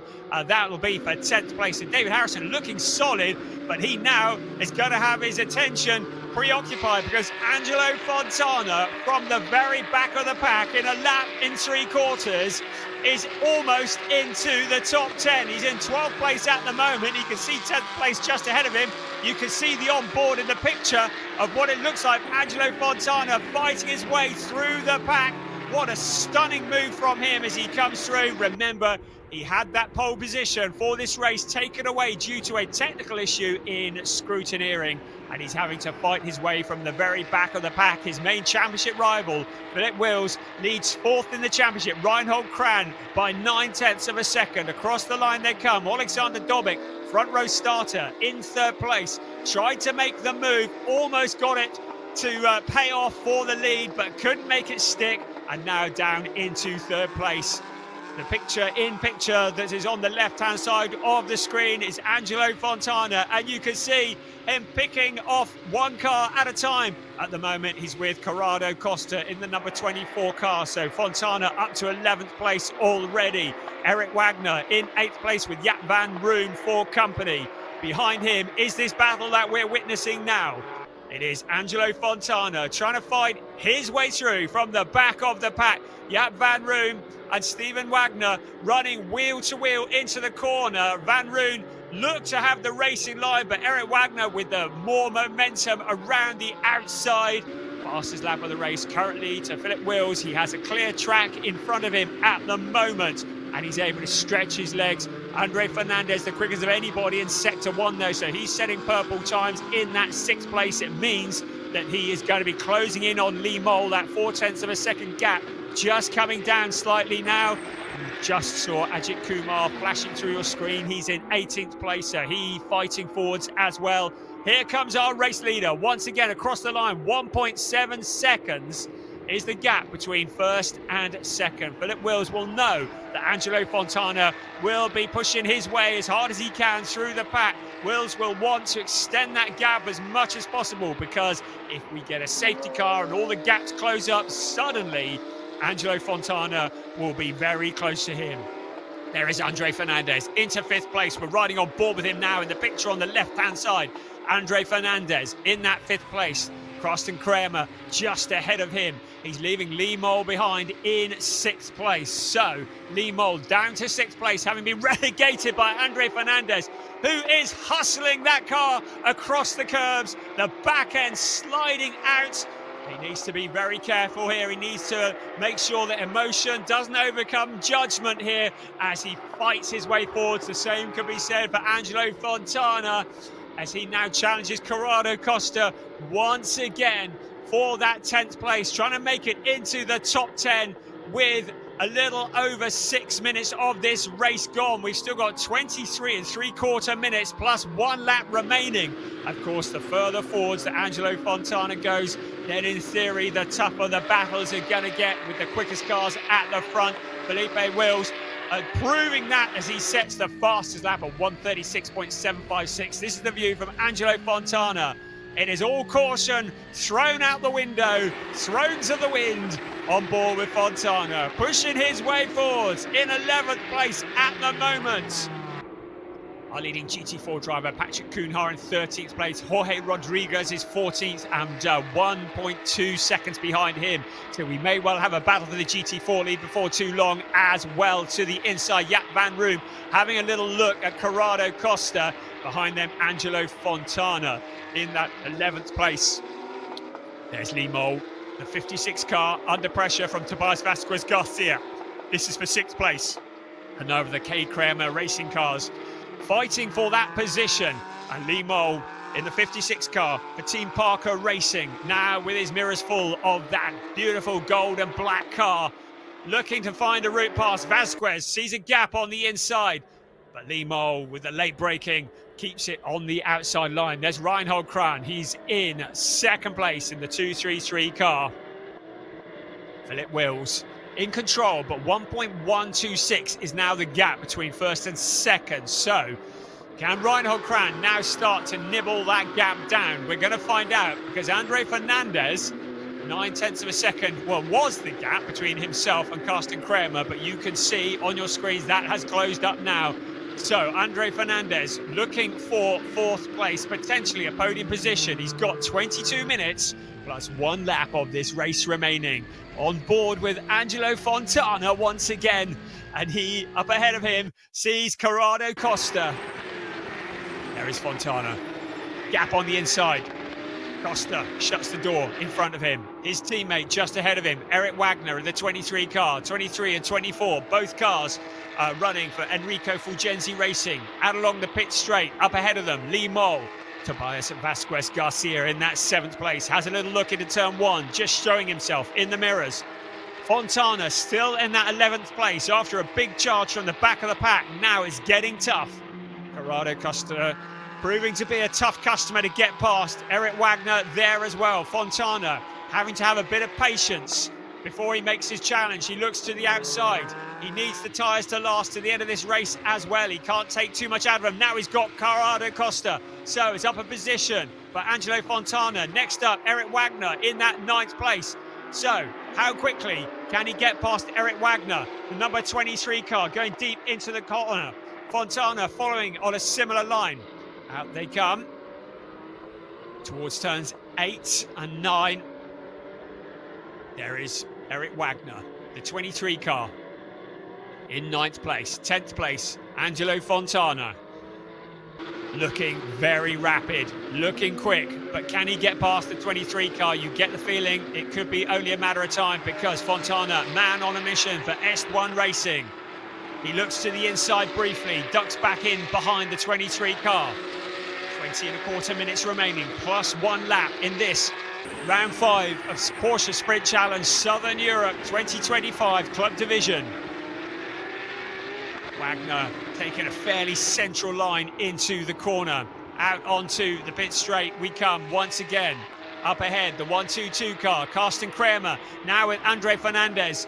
Pushing hard from behind, looking for that route past. The green car of Andre Fernandez in 5th place. He moves to the outside on the corner. The outside will become the inside. Has Andre Fernandez done enough to seal it off? No, it hasn't. So it's still Carsten Kramer at the moment in the 9th place. Again, a challenge coming from Andre Fernandez. Headlights beaming through. Potentially rain in the air. You could see Fernandez just ducking to a different line into the corner. Still Kramer has 4th place covered off. Or this is allowing Alexander Dobic just to break clear, some 3.6 seconds ahead. 4th place is what we're looking at. And for 5th place behind and 6th place, Lee Mole, Tobias Vasquez Garcia. Had a look to the inside. Lee Mole goes deep into the corner. Vasquez Garcia able to take a slightly tighter line, but not able to take advantage of it. Behind them, Jaap van Room, Angelo Fontana in that 9th place. A little bit of contact between Andre Fernandez and Carsten Kramer. Saw the back end just stepping out of the Kramer car. This is for 4th place on board with Andre Fernandez. You can see the picture-in-picture on the left-hand side of your screen. You can see how hard Andre Fernandez is having to fight. Remember, he's not feeling 100% today. He's fighting the flu. He had a tough qualifying session, but he's doing a great job as he challenges for that 4th place, picking up a slipstream along the pit straight. Will he be able to make a move into turn 1? He has a little look to the outside. He ducks to the inside into turn 1. Has he got the position? Kramer tries to shut the door, but still holds on, sweeps around the outside. Fernandez once again in that 5th place. He's not giving up, trying to go round the outside in turn 2, but still Kramer holding on to that 4th place. Fontana now the fastest man on the track. The gap between 1st and 2nd is 1.4 seconds. So Philip Wills has got a good lead, but he's not clearing off with it. Andre Fernandez in that 5th place. Lee Mole just behind. Fontana in that 9th place. Track limits warnings have been given to Jorge Rodriguez. So once again, Carsten Kramer with the 917 car, breathing down his neck. Andre Fernandez just dropping back a little in that 5th place, allowing things to cool down briefly behind Lee Mole. Now has Jaap van Room, because Van Room looks to have got past Tobias Vasquez Garcia. No, Vasquez Garcia has got past Lee Mole. So Tobias Vasquez Garcia has moved up a position and is now closing in on Andre Fernandez. So that is why Lee Mole has fallen back into the clutches of Jaap van Room. And look who's behind them. Angelo Fontana in that 9th place, still looking to push his way forward. We've still got 17 minutes plus 1 lap remaining of this race. Angelo Fontana to the inside, making his move on Jaap van Room for 8th place. They run along the pit straight at the front of that queue. It is Carsten Kramer, then Andre Fernandez, then Tobias Vasquez Garcia, then Lee Mole, then Angelo Fontana, who's up into 8th place. He's dispatched Jaap van Room. So, Angelo Fontana in the 8th place. There is Carsten Kramer defending, but now Andre Fernandez sees the gap, posts the green machine into that gap, and he's up into 4th place. Next up the line is Alexander Dobic. So all of the championship contenders all running together towards the front. Angelo Fontana, the only one who's got to find his way forwards, but now Lee Mole, how long can he hold off the number 80, the orange and black Angelo Fontana car? The FL next to his name indicates he has the fastest lap. Jaap van Room in 9th place, fighting back on Angelo Fontana. So it's not all done and dusted yet. Fontana with the dilemma. If he makes a challenge on Lee Mole and it doesn't stick, he may well let Jaap van Room through and pass to steal the position back again. Still, Fontana not giving in, not backing out of it. Lee Mole, 7th place at the moment. The car's lined up behind. Lee Mole taking the perfect line through the corner. The 56 car holding it all together. Up around turn 13, they will come, picking up the speed in towards turn 14. And then it'll be a good exit from there onto the pit straight. Will give an opportunity to Fontana to pick up a slipstream. Can he do that along the pit straight? Up front is Reinhold Kran, who is in 2nd place. Alexander Dobic in 3rd.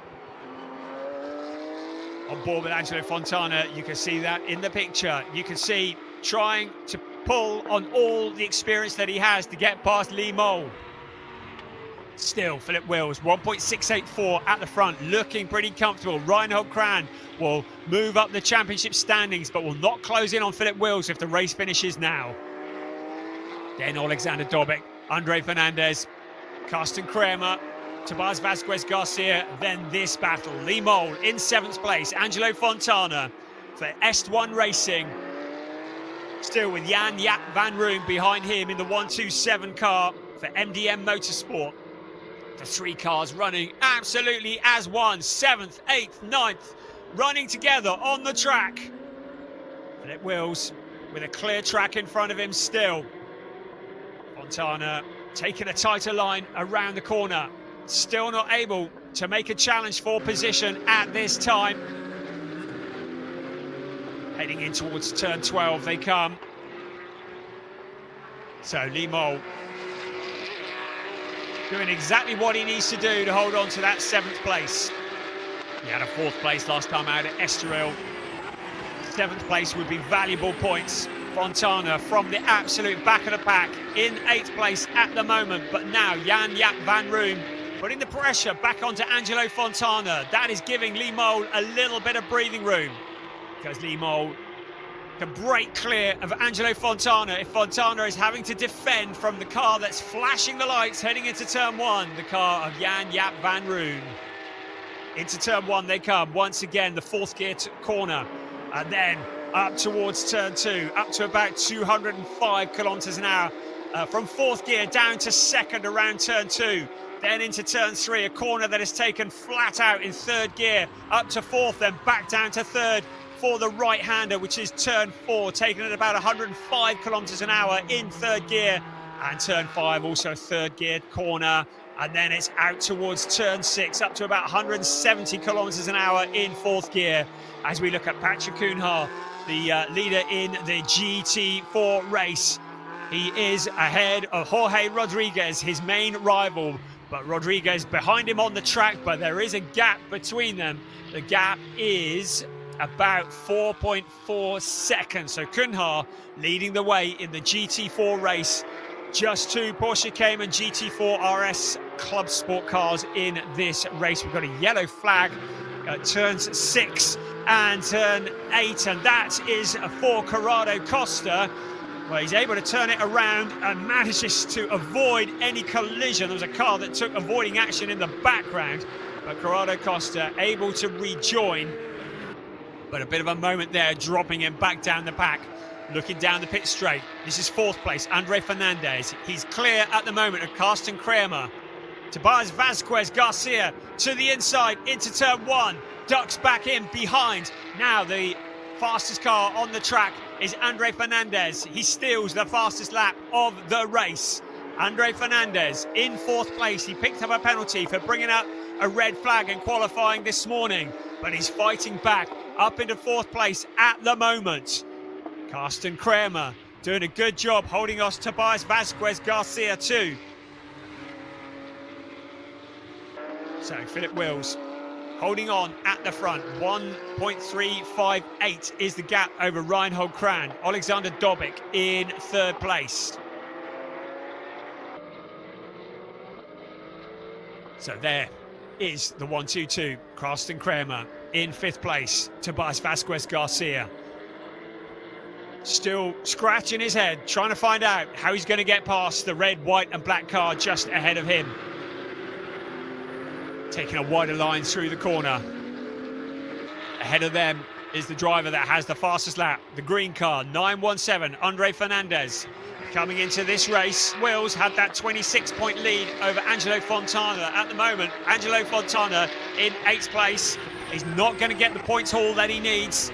Certainly not to close in on the lead. Andre Fernandez, 4th place, fastest man on the track. There's Angelo, we're on board with him again. And the picture on the left-hand side of your screen, out along the pit straight. Once again, in the draft, heading in towards turn 1. Now, is there going to be a challenge for position?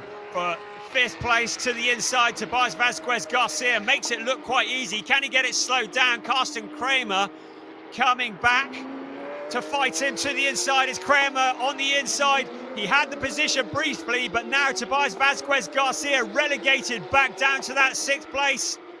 Car 23, a 5-second time penalty. So, Adrian Fernandez has a 5-second time penalty awarded for forcing another car off the track. So Andre Fernandez in that 4th place has been awarded a 5-second time penalty for forcing another car off the track.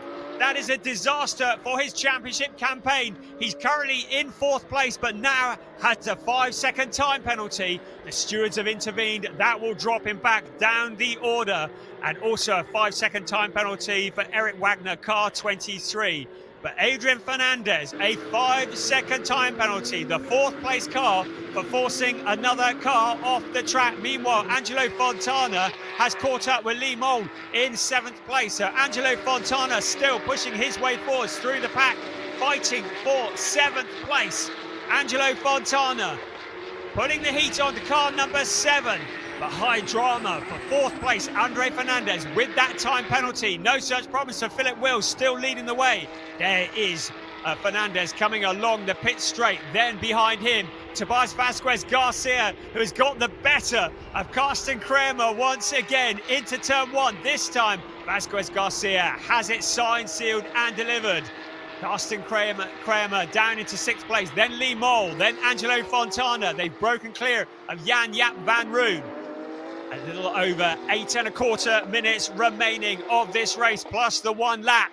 There is Lee Mole in 7th place. Behind him, how much longer can he hold off Angelo Fontana? The answer is not much longer. The number 80 car passing him for that position, and contact going spinning. Lee Mole after Jan Jaap van Roon getting into the back of him. He's able to rejoin, but he drops down the order. So contact from Jan Jaap van Roon.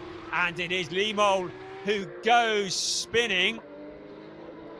And Lee Mole down in that 9th place at the moment. Angelo Fontana taking advantage of all of that up into 7th place. So Angelo Fontana from the very back of the pack. To remind you, the car in 4th place will have a 5-second time penalty added At the moment, he's well clear of Tobias Vasquez Garcia. So if he can keep that gap, it may be that Andre Fernandez will hold on to that position. He has 6.4 seconds over Tobias Vasquez Garcia, 4.62. So at the moment, if Andre Fernandez can carry on putting in those fastest laps, that 5-second time penalty will count for nothing. So Andre Fernandez in that 4th place with that time penalty, in a good position to hold on to it despite that penalty, but getting onto the podium now looking like something of a tall order. There is Angelo Fontana in 7th place, having fought his way through the pack. Jan Jaap van Roon behind him, then Lee Mole. After that contact, David Harrison, Marabi Mekbabishvili in 11th place from the back of the pack. Good job from him, the leading GT4 driver. Patrick Kuhnhaar in 15th place, but Angelo Fontana in 7th place. Now, how much can he do about Carsten Kramer? Up ahead of him, you can see the gap between the two. Philip Wills has extended his lead to a little over 2 seconds over Reinhold Kran. So 1st and 2nd looking pretty solid. Then a gap back to Alexander Dobic. Then a big gap back to Andre Fernandez. Fernandez ahead of Tobias Vasquez Garcia. The gap was between the two of them 4.538 last time around. So if the race finished now, Andre Fernandez would be relegated a position as a result of that 5-second time penalty. Briefly riding on board with Philip Wills. A nice open track in front of him. It's been a pretty boring race for him. That's exactly what he wanted coming into this. He wanted to extend his championship lead over Angelo Fontana. He had 26 points heading into this race. If things finish as they are now, that gap will be increased. Into turn 1 we come once again. Less than 5.5 minutes plus 1 lap remaining. There is Andre Fernandez, well ahead of Tobias Vasquez Garcia. What was the gap between himself and Vasquez Garcia? The gap 3.787. So he's not doing enough to hold on to the position. So with a 5-second time penalty, as things stand at the moment, Andre Fernandez will be relegated down a position if the race finishes as they are now. Alexander Dobic, very solid in the number 33 car. We've got a yellow flag at turn 2. I heard the tyres squealing. I think somebody's had a bit of a moment in at turn 2. Alexander Dobic in the 33 car. Now, can he do something?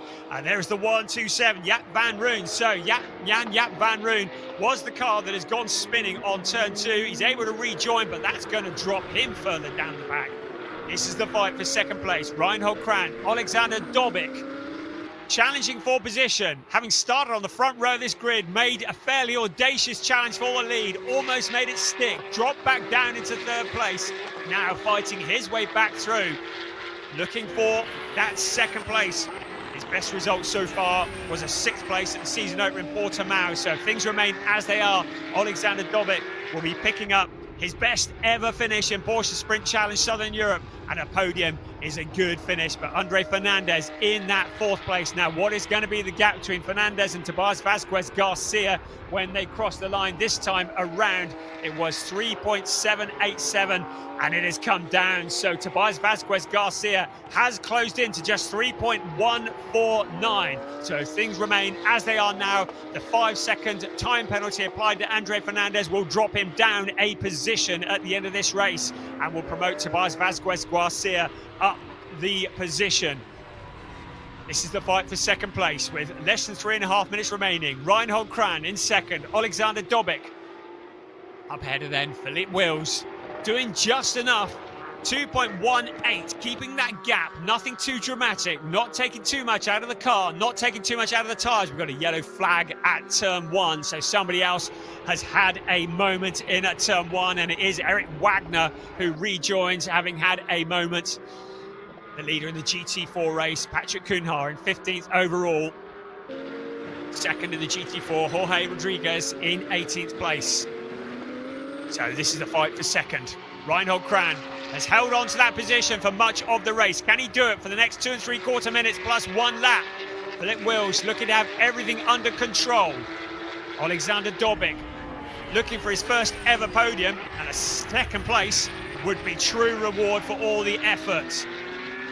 But Reinhold Kran just hitting all the braking points, hitting all the apexes at the moment. Out along the pit straight they come.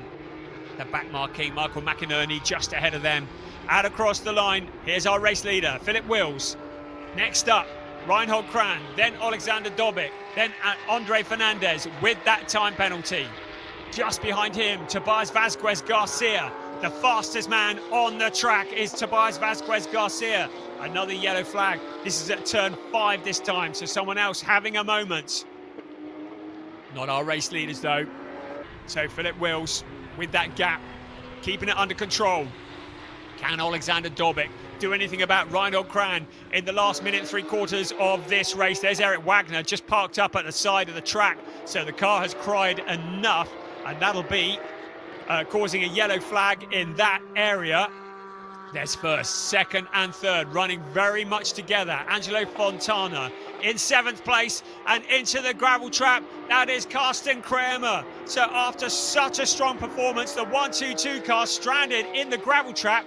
Now this may well bring out a caution with 1.25 minutes remaining. Can we keep this race going? So dropping out of the running, Karsten Kramer after such a strong showing. Philip Wills challenging McInerney, who is a back marker, to get his way past. 57 car, very, very cooperative, getting out of the way, allowing the race leaders through, not delaying the lead battle. 52 seconds plus 1 lap remaining, so it's going to be this lap plus 1 more. 2 more laps remaining of this race. Here comes first, second and third. The back marking McInerney. Look at Alexander Dobic looking to the inside of Reinhold Kran, just showing himself. Ducks back in behind in that 3rd place. He's got 2 laps to try and find a route past, but he's not going to be able to do it because the full course yellow is out for the stranded car. The cars are now instructed to reduce their speed to 80 kilometers an hour, strictly no overtaking. The full course yellow for the stranded car out on track. Safety very, very important. Karsten Kramer out in the gravel trap, and it's meant that the caution is out on this race. And with the clock ticking down, it's going to be the end of the race. We're not going to get back to green flag now. Let's have another look here. So what happened now? Was it Angelo Fontana who got into the back of Karsten Kramer? So we see on the replay, Angelo Fontana and Karsten Kramer getting together. The result is Kramer into the gravel trap, and the stewards will be taking a look at that. But at the moment, as things stand, Angelo Fontana from the back of the pack up to 6th place. The car's strictly no overtaking, sticking to 80 kilometers an hour. I'm looking to see where they are, up at turn 8 at the moment. So I don't think we're going to get back into green flag racing on this. I think this is going to end under a yellow flag because we've got cars that have got to be moved. I may be wrong, but Philip Wills would be very happy if things remained exactly as they are. Reinhold Kran in the 2-3-3 car. His best finish up until now was a 5th place in the season opener at Portimao. So looking down the pit straight at the moment. And it's a full course yellow, looking painfully slow. And there's Patrick Kuhnhart leading the way in the GT4 race. Ernst Inderbitzen just ahead of him. Ajith Kumar in the number 28 car.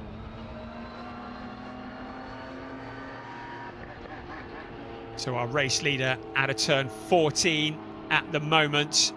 Out onto the pit straight, Philip Wills, with Reinhold Kran behind him and Alexander Dobic. And out across the line he will come. Just keeping to that 80 kilometers an hour. And it'll be 1 more lap to go.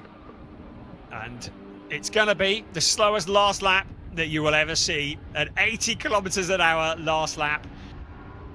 Can have another replay here of what occurred as the cars head into turn 1. Let's just take another look at this. On board with Angelo Fontana, right, you could see just getting into the back of Karsten Kramer. He didn't even have a gap, and I get the feeling the stewards may want to get involved in that one. And Angelo Fontana's 6th place, very much subject to confirmation. We're on to the last lap of the race as a result of that incident that saw Karsten Kramer's car stranded in the gravel trap. There it is.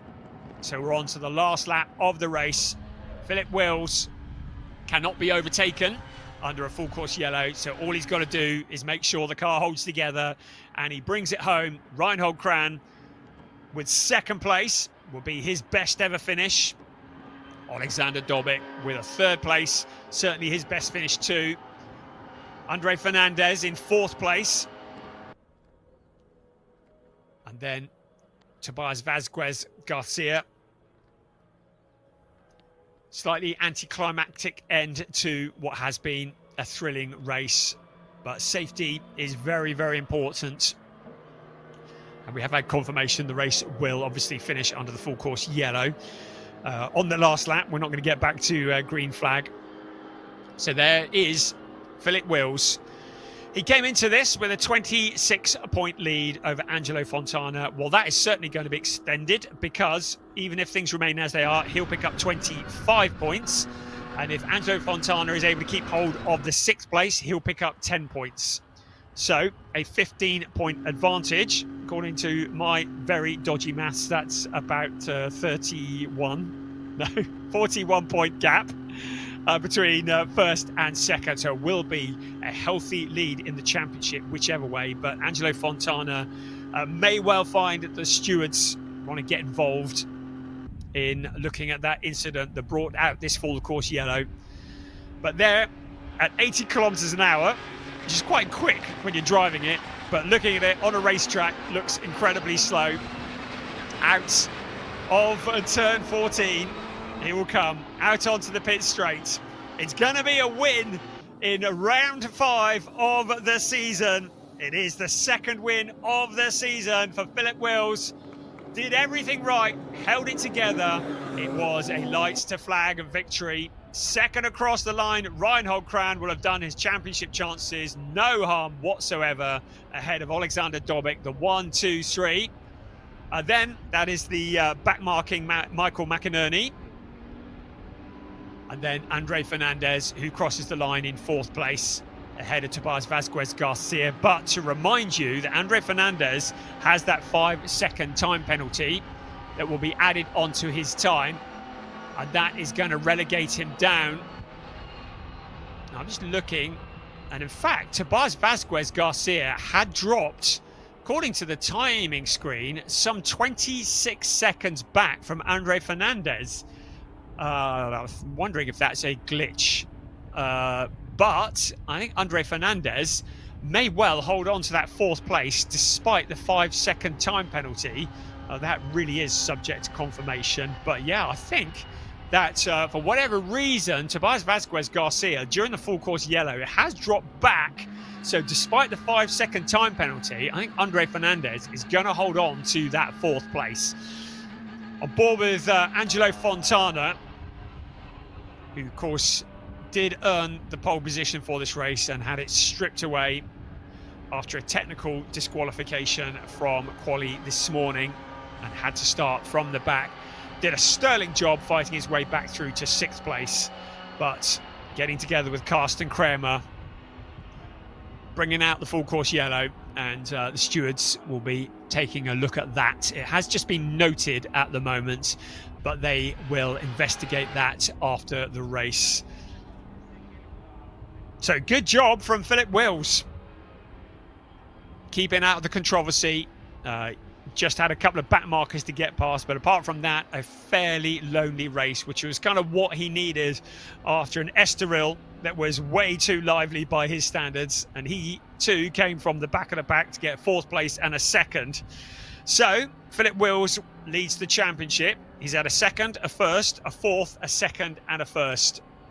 Consistency is what wins championships in any kind of racing, and here in Porsche Sprint Challenge Southern Europe, Philip Wills, not sure what his plans are for 2025. We're hoping we're going to see him in another series, once this one has finished, because indeed summer wins are made in the winter, and he has really got himself up to speed here at Circuito Ricardo Tormo in Valencia. And there is the unofficial result, very much subject to confirmation. Philip Wills for Proton Huber competition ahead of Reinhold Kran, Alexander Dobic, Andre Fernandez, Tobias Vasquez Garcia, Angelo Fontana, subject to confirmation in 6th place ahead of Limol. Solid job for David Harrison, up to 8th place after a fairly lively quali this morning, so he'll be happy with that. Marabi Mekvabishvili, another one coming through the pack ahead of Jan Jaap van Roon, who had way more excitement than he wanted in that race, running out the top 10. Corrado Costa in 11th ahead of Tobias Wiedner. And then Patrick Kuhnhar, who wins in the GT4 category ahead of Ajith Kumar, 14th place, so valuable points for him. Ernst Inderbitzen is 15th, Jorge Rodriguez in the GT4 category in 16th, Michael McInerney in 17th place, a lap down, and then we saw Karsten Kramer and Eric Wagner both as non-finishers. And that was round 5 of a Porsche Sprint Challenge, Southern Europe Club Division. Of course, we get to do it all again later on this afternoon for round 6. There is Philip Wills receiving congratulations. No, it's not. That's Reinhold Kran. There's Alexander Dobic. That will feel like a race win to him, I should think, after such a hard-fought battle, and almost at one point had the car in the lead. Clearly enjoyed that. Good job, Alex. Receiving congratulations from the team, from friends, from family.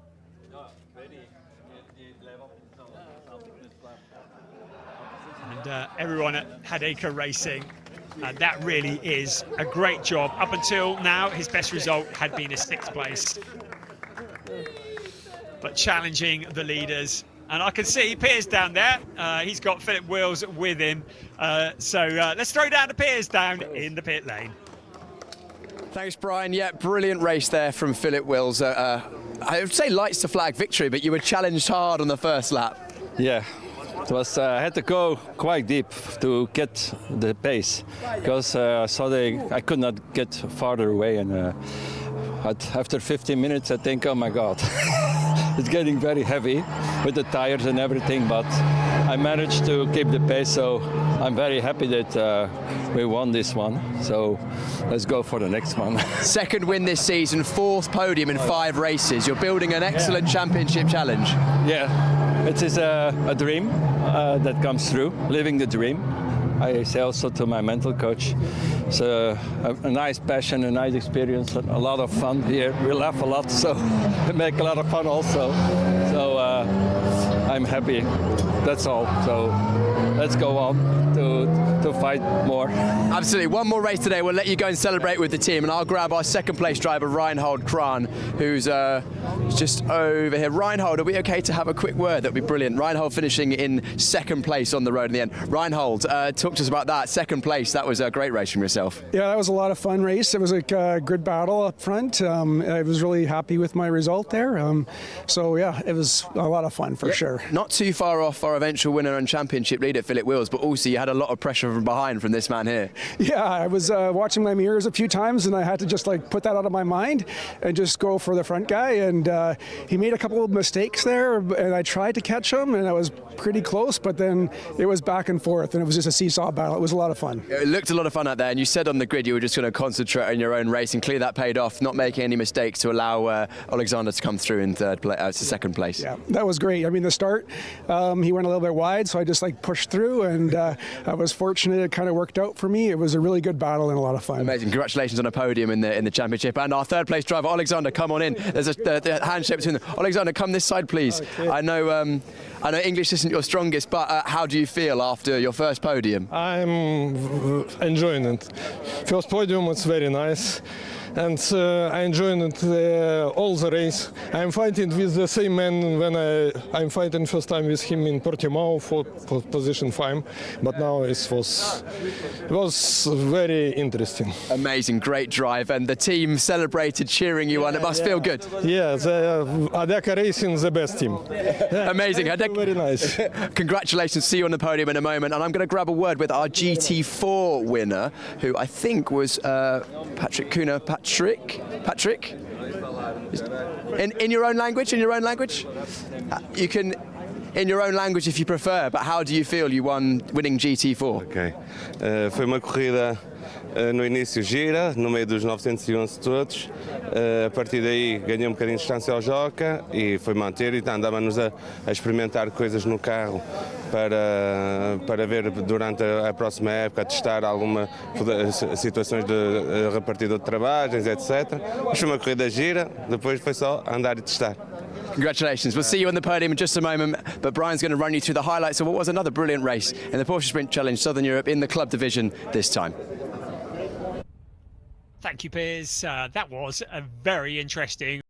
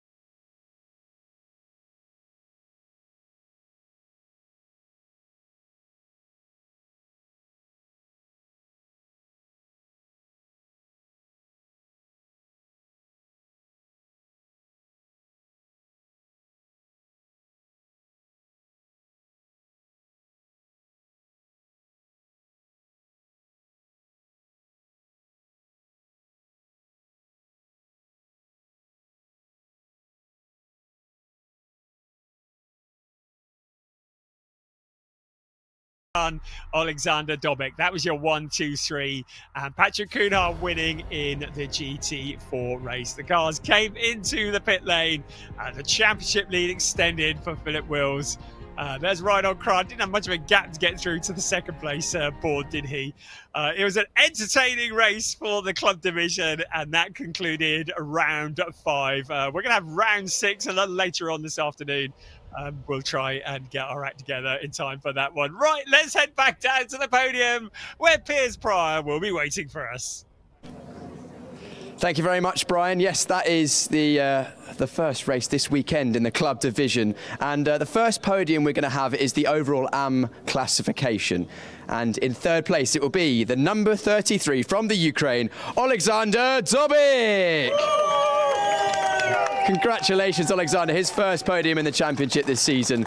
And the team, Hideki Racing, cheering him on. Second place, the number 233 from Canada, Reinhold Kran. Congratulations, Reinhold. Reinhold racing for lap time performance, but our eventual winner nearly lights the flag victory, but a very dominant display from the number 912 from Belgium, Philip Wills.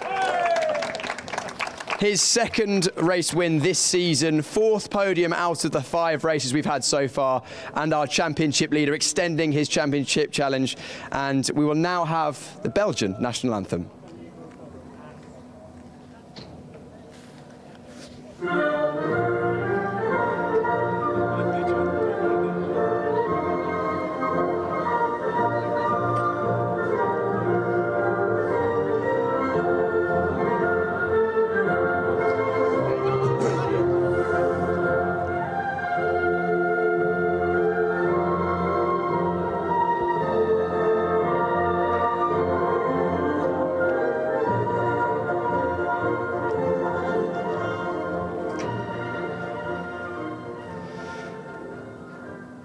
Congratulations to all 3 drivers retrieving their trophies now. First up, third place, Alexander Dobik. Brilliant, brilliant drive for him, applying pressure to Reinhold Kran for a good portion of the middle of the race. Second place, it was Canadian driver Reinhold Kran for lap time performance. And our eventual winner, Philip Wills, serial winner in this championship now. His consistency is extending his championship lead, and he raises a trophy above his head. Clearly very, very happy. We know how hard he works for that. And we'll have a moment now to come together on the podium. Gentlemen, can we come together on the podium for a photo on the top step? That would be great for the photo over there. Eyes over towards the photography. And to seal this moment in history, there we go, our top 3 in the amateur classification at round number 5 of the Porsche Sprint Challenge Southern Europe 2025 in the AM classification. Alexander, we'll see you later in the race. Of course, don't forget we still have one more club race to come later on. But before we go on to that, of course, we have the GT4 classification first. The GT4 is, of course, racing in the Cayman GT4. And in second place, we will be in a moment having Patrick Kuna from Veloso Motorsport. Second place from Patrick in the GT4 classification. Oh, I've got to say, Jorge Rodriguez is second place. Sorry. You guys can fight it out amongst us. So Jorge Rodriguez, second place in GT4. I was getting myself confused there. Apologies, everyone. And our winner, Patrick Kuna, in first place, also for Veloso Motorsport. Congratulations, Patrick. Just 2 drivers at the moment in the GT4 classification. Which one is it? I don't know. And we will now have the Portuguese national anthem.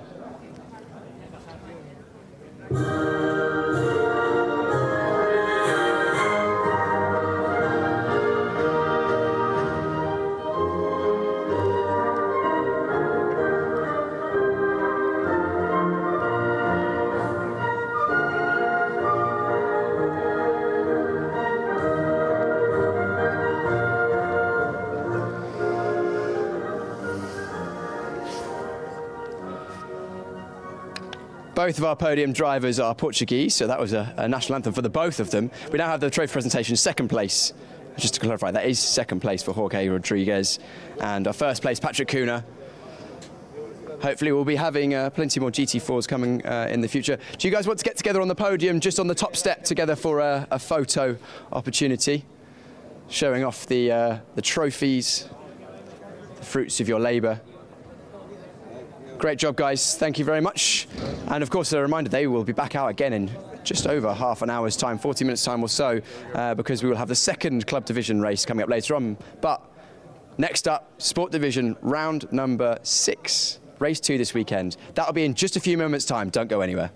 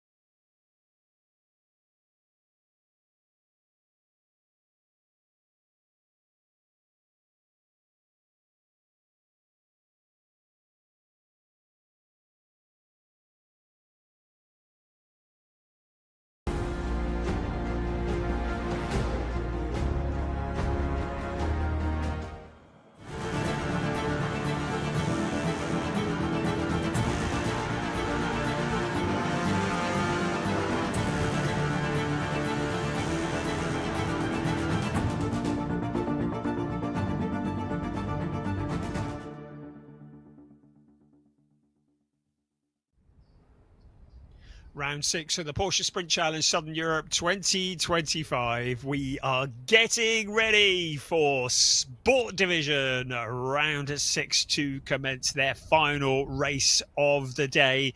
Then after this, we'll have one more race for the Club Division as well. If you were with us earlier, you would have seen that Flint Schuring took the top step of the podium despite having a 5-second time penalty awarded for a jump start.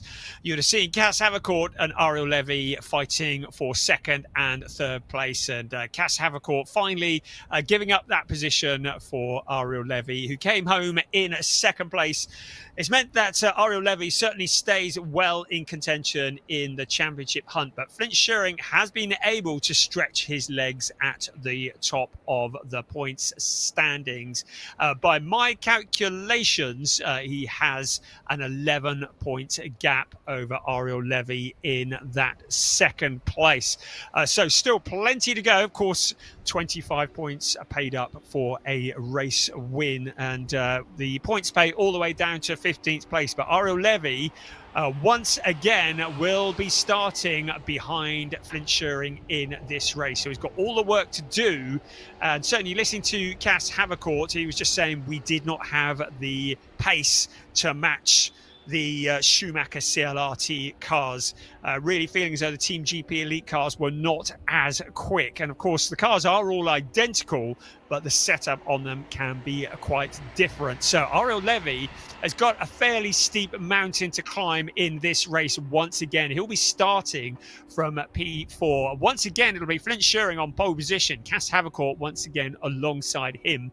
And Ariel Levy will be very hopeful that Havercourt can beat Flint Schuring into turn 1 and maybe back him into the rest of the pack. The driver that is planning to spoil all of their plans starts in P3. And that is Sid Smith in the number 55 Team Parker racing car. So he's going to be right there in the middle of the action. Chester Kiefer, another who picked up 5 seconds penalty for jumping the start in the previous race, starts in P5 ahead of Mateus Ferreira, who by my reckoning just seems to get quicker and quicker in the target competition car. He's starting in 6th place. His best finish so far has been a 7th place. That was at Estoril last time out. But you just get the feeling it's not going to be long before we see Mateus Ferreira standing on the podium. And a P6 starting, well, he only needs the cars in front to start fighting each other and raveling up with each other, and he could be in that position. Sasha Norden will certainly be hoping for that in P7. And keep an eye on James Wallace in 8th place. He was looking very quick in the previous race, as indeed was Joe Warhurst. And Norden, Wallace and Warhurst all in Proton Huber competition cars, which says a lot about the preparation of the cars. They're also evenly matched in lap times in qualifying. Rounding out the top 10, Nathan Sharp for target competition. It's great to have Nathan on the grid. Mentioned him briefly in the first race.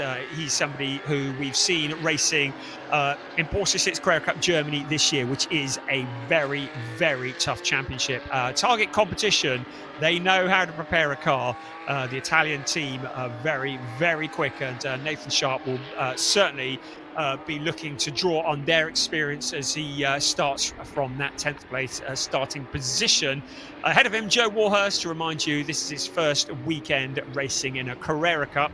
He won the GT4 category here a couple of years ago, and is going to be competing in Porsche 6 Carrera Cup Germany this year, and this is a great way to get up to speed for that. So lots to fight for. Our leading rookie driver, the leader of the Rookie Championship, the driver who has won 5 out of 5 rookie races this year, is Chester Kiefer, starting in that P5. Our leading Pro-Am driver is the championship leader in the Pro-Ams, Henry Chuamala. He starts in 15th place. His nearest challenger, Anthony Imperato, in car number 19, starting all the way down in 27th. So Anthony Imperato, he's got quite a lot of work to do from back there to find his way up. He is currently second in the points standings. Coming into this weekend, he was 6 points clear 6 points behind Henry Chuamala. And after that race, that gap has changed to 9 points. So Henry Chuamala starting to break clear at the top of the Pro-Am standings. Right, let's head back down to the grid where Piers Pryor is waiting for us. Brian, thank you very much. Yes, everyone lining up on the grid. We have our second place driver once again, Cass Havercourt. He's on the grid. We spoke to Cass before the previous race. I'm hoping to grab a word with Flint, our eventual winner in that first race. Flint, as you know, made it very hard for himself, of course, getting a 5-second penalty right here, actually. This is the pole position marker, and he was rolling slightly, I believe, on the grid, so when the cars must be stationary and inside the boxes when the lights go out, and I think he was just ever so slightly rolling. But hey, you know, if you've got the pace to pull away a 5-second gap, then it doesn't matter. But I'm sure he would have preferred to do it without the stress. But let's go and have a word with Ariel Levy, who was our champion last season. Currently second in the championship at the moment, I believe. He was let through by Cass Havercourt, came second in that previous race. He moved the boards around in the Parc Ferme area to show gratitude for Cass's sporting manoeuvre to allow him through to get the championship points. Could we have a quick word, Ariel? Yeah, of course. P3 on the grid. No, P4. P4, I'm getting confused. My left and my right is not my strong point. P4 on the grid. Of course, you managed to get a podium in that last one, second place. I'm sure you're going to be hoping to try and get another podium out there. Do you think the win is possible today? Well, if the win was not possible, I would not be here. So, of course, that's my goal. Absolutely. And what do you think you need to do to get that win in this second race this weekend? Well, first of all, of course, there's the start. It's super important, of course. And then I guess all of us are tweaking a bit the car each session, and I did the same, and hopefully I made the right choice and I'll be faster than everyone. What is the tweaking that you're doing with the team? Is it to get the balance right? Is it just to get more out-and-out performance? What are you looking for? In general, especially with the new tires, we're struggling a bit this weekend. But I don't have a single specific weakness or something. It's just looking for a bit higher performance ceiling. Ariel, we'll see if that changes work. A nice wave to all his fans. Of course, Ariel, an Israeli driver, so coming a long way to race in the Porsche Sprint Challenge Southern Europe. Ariel starting in 4th place on the grid. You know, we're not used to seeing him start that far down, which is praise indeed, isn't it, really? I'm hoping to grab a word with Matthias Ferreira here, who is starting in 6th place on the grid for target competition. A good qualifying for him. He's one of our rookie drivers, along with the driver just to our right there. That's Chester Kiefer, our current championship leader in the rookies. And this is the battle on row number 3 between Kiefer and Ferreira. Let's grab a word with Matthias. Matthias, can we have a quick chat? Matthias starting 6th on the grid. Sorry about that. I'll let you just grabbing the tape for the starts. Matthias, a good qualifying from yourself, a good race in that previous one as well. What can you do in this one? Yeah, as you said, it was a good qualifying, finished P6. I will try to fight for the rookie win because P1 in rookie starting on my side is P5, so I will do my best and let's see where we end up. Absolutely, and it seems like you've taken a step forward this weekend, I think. Where do you think that pace then has come from? Yeah, I think it was just getting more laps, you know, because it's just my 3rd race in the car. And yeah, not a lot of testing, so as more laps I do, I just get more used to the car, you know, so I think it was just the experience, you know. Brilliant. Well, Matthias, we'll let you get on with that, and also I'll let you get the piece of tape on the wall for the start. If we actually have a look, I'll show what happens here. So the drivers, they have a piece of tape that the team stick on the barrier just to the left. So the driver basically sits in the position in the grid, looks left, and then will line this piece of tape up with something in the car that's solid so that they can make sure that they are in exactly the right position on their grid. Because it's very, very hard to see the white lines that are on the circuit. Of course, pretty much goes out of vision as soon as you get anywhere near it in the cockpit. The driver sits so low in the car with centre of mass, centre of gravity being so important. They want to sit as low as possible, basically only just being able to see where they're going. But let's move further down the grid. We had Sasha Norden starting once again in 7th place. 8th place is James Wallace, who we spoke to last time, and then Joe Warhurst in 9th. I had a look at the entries when I came into this weekend, and we've got a lot of drivers, 3 drivers, British drivers for Proton Huber competition. It seems like the rule at Proton Huber competition is if you want to be a British driver racing in their team, your first name has to start with J, because we've got James, Joe and Josh. So that was quite entertaining. James Wallace starting there. James in is that 8th place, 9th place. Joe Warhurst, who's doing very well considering his relative lack of experience in these 911 Cup cars. And then Josh Stanton actually starting down in, what's that, 18th place. But we're going to go on a word with Nathan Schapp. Nathan, you're starting in, where are you, 10th place. Pretty good qualifying for your first outing here in the Porsche Sprint Challenge, Southern Europe. What are you hoping to get out of this race? I mean, the only reason we come here is to win. So even though I'm starting in 10th, I still trust and have the confidence. The team did a good job, and I will do a good job, and we go forward. We go for the win. We know that we've seen shuffling, we've seen overtaking at this circuit, so I'm looking forward to seeing what you can do in this one. What's your best chance of a win in this one? In what way do you mean? How can you get the win? What do you need to do? Well, for sure, a good start, and in this track it can be a bit tricky to overtake, so you have to do it where the driver won't expect it. Well, we'll look forward to seeing some unexpected moves. Nathan, a new driver to the Championship Porsche Sprint Challenge Southern Europe this weekend. Number 32 is Robin Knutsen. He's joining us once again. He was with us last season, but it's his first race this season in Championship. Robin, can I jump in for a quick word in English? Is that okay? Brilliant. Robin, welcome back to the Championship. Good to have you here. I'm seeing some tape on your steering wheel here. It says straight to then go in. Yeah, just some reminder on what to do. What to do? Was that to do with your driving technique, or is it in racing, or what's going on with that?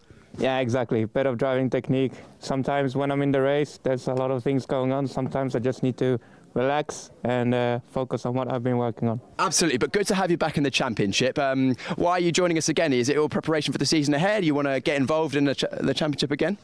Yeah, it's a good series. A lot of very good drivers, high competitive. So yeah, it's a nice track as well and good organisers, so it's always good to be back and do some laps before the season gets going. Robin, great to see you on the grid once again. We'll look forward to seeing some good results. We know you've had good results in the past. We quicken these cars. We'll look forward to seeing you potentially inside the top 10. Robin Knutsen there driving in this championship in the nice grey car, NGT Racing, all grey. And again, is only driver in that team this weekend. We've got Rodrigo Almeida. Can we have a quick word, Rodrigo? Amazing. Rodrigo Almeida. Rodrigo, we're starting in 12th place. At times you've been, really, really fast. Were you happy with qualifying? Yeah, it was a new track for us, so we keep improving during all the weekend. We just practiced on Friday, so it was quite short time, but it was a good one. We're always improving during the race, quality and practice, so yeah, we're quite happy. Absolutely. And in the race, what do you think you can do from here? Yeah, we'll try to achieve a top 10 and improve myself as in the Cup car. Amazing. Well, Rodrigo, we'll let you get ready for the race, and I'm being told that I better get myself out of the way because it's time to go racing. So, Brian, over to you.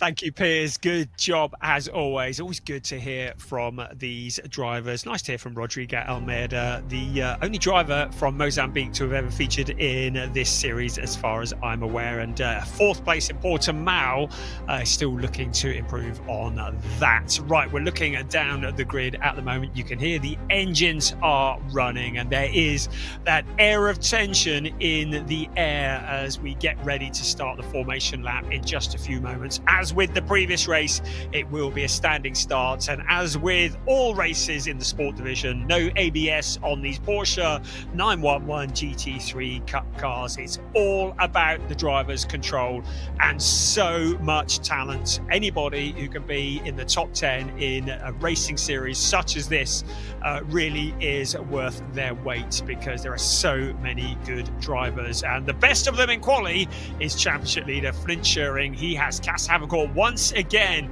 It's a replay of the previous race on the front row. Sid Smith and Ariel Levy line up on row 2 with Chester Kiefer, the highest qualifying rookie once again, with Matthias Ferreira alongside him. Sasha Norden and James Wallace are on row 4 of the grid. Row 5, Joe Warhurst and Nathan Sharp. Then Robin Knutsen and Rodrigo Almeida, Jelte Hofner and Domas Radonis are next up, and then Henry Tuamala, the pole sitter in the Pro-Am category, has Milan Marchak for company.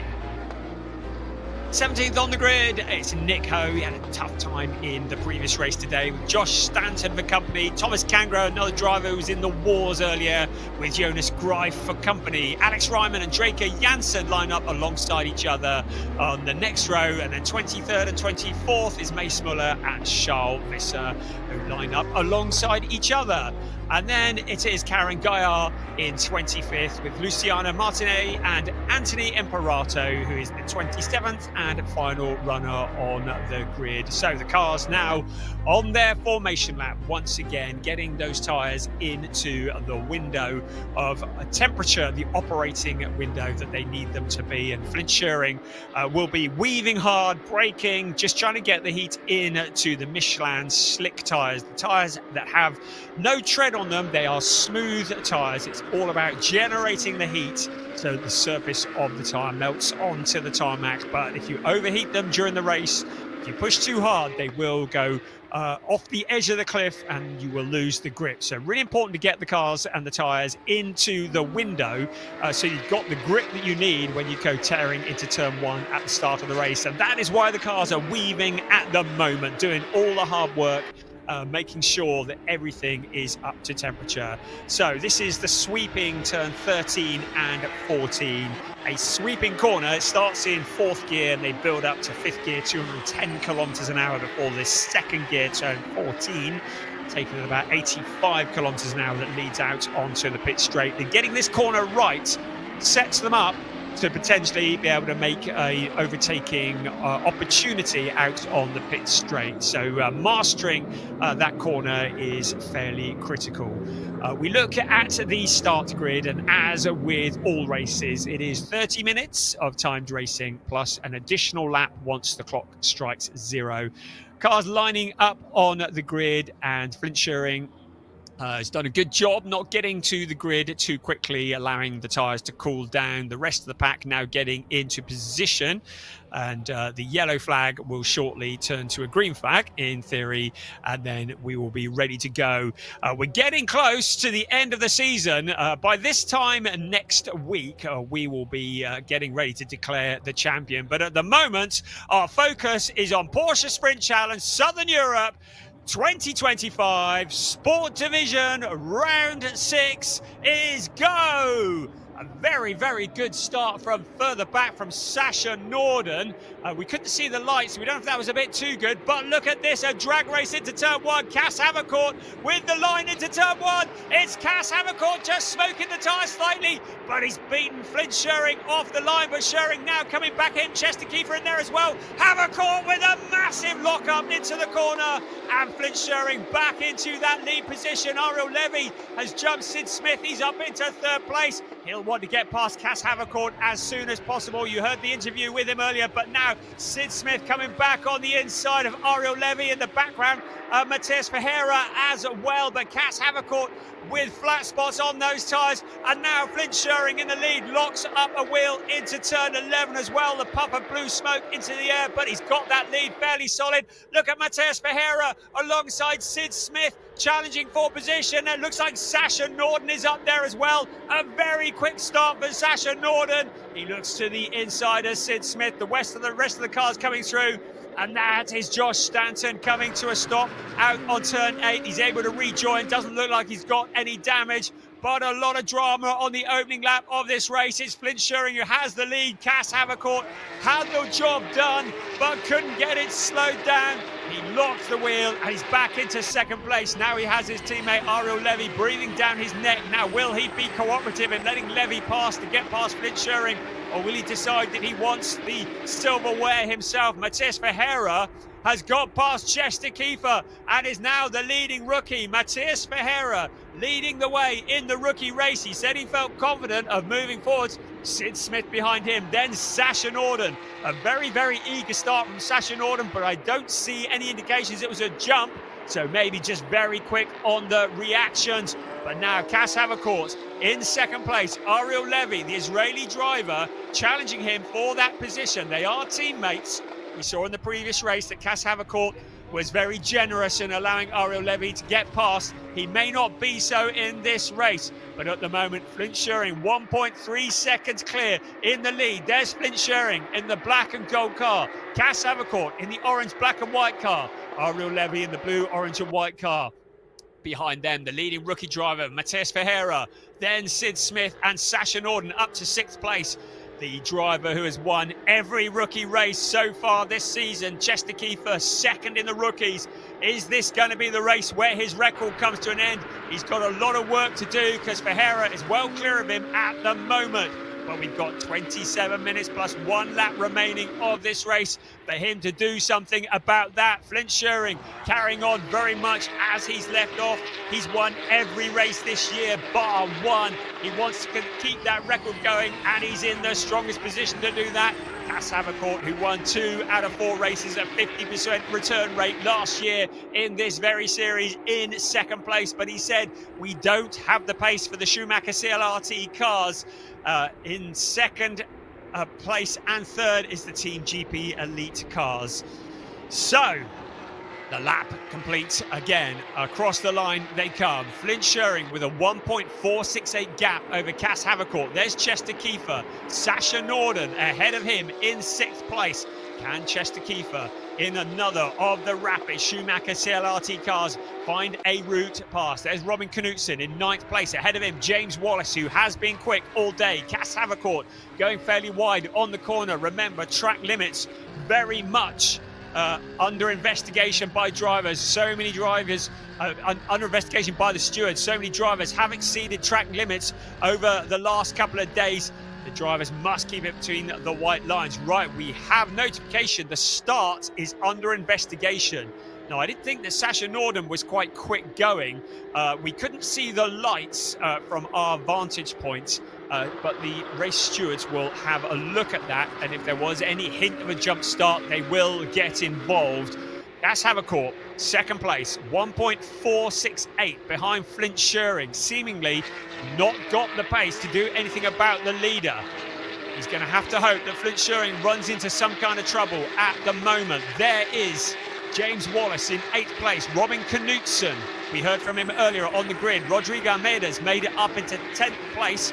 Nathan Sharp in 11th. Joe Warhurst down into 12th place. Then it's Milan Marchak. Behind him, Henry Tuamala is the leading Pro-Am runner. Flint Schuring, the fastest man on the track, as confirmed by the pink FL graphic on your screen. But we've got plenty of time to go yet for things to change. Looking down into turn 1 at the moment. The roar of these cars is absolutely deafening. Robin Knutson to the inside of James and Wallace. The 2 cars running absolutely wheel to wheel with Knutson with a nose in front. Into the corner they come. Is Knutson going to make it in front? No, he can't, because the inside becomes the outside, and James Wallace is able to wrestle that position back again, so he remains in that 8th place. But he's got Robin Knutson and Rodrigo Almeida and also Nathan Sharp queued up just behind them. Nathan Sharp looking very rapid in the target competition car. Certainly seems to be suiting his style very well as he challenges to the cars in front. At the moment, at the front of that queue, in 8th place, James Wallace, 8th, 9th, 10th, 11th and 12th, all running together on the circuit. And sharing with a 1.8 second gap at the front. Put our focus on this, the closest battle on track at the moment. James Wallace doesn't look like he has the kind of pace he had in the first race today. Robin Knutson looking impatient behind him in the NGT Racing all-silver car. Rodrigo Almeida has been something of a sensation in this series this year. Queued up behind Robin Knutson.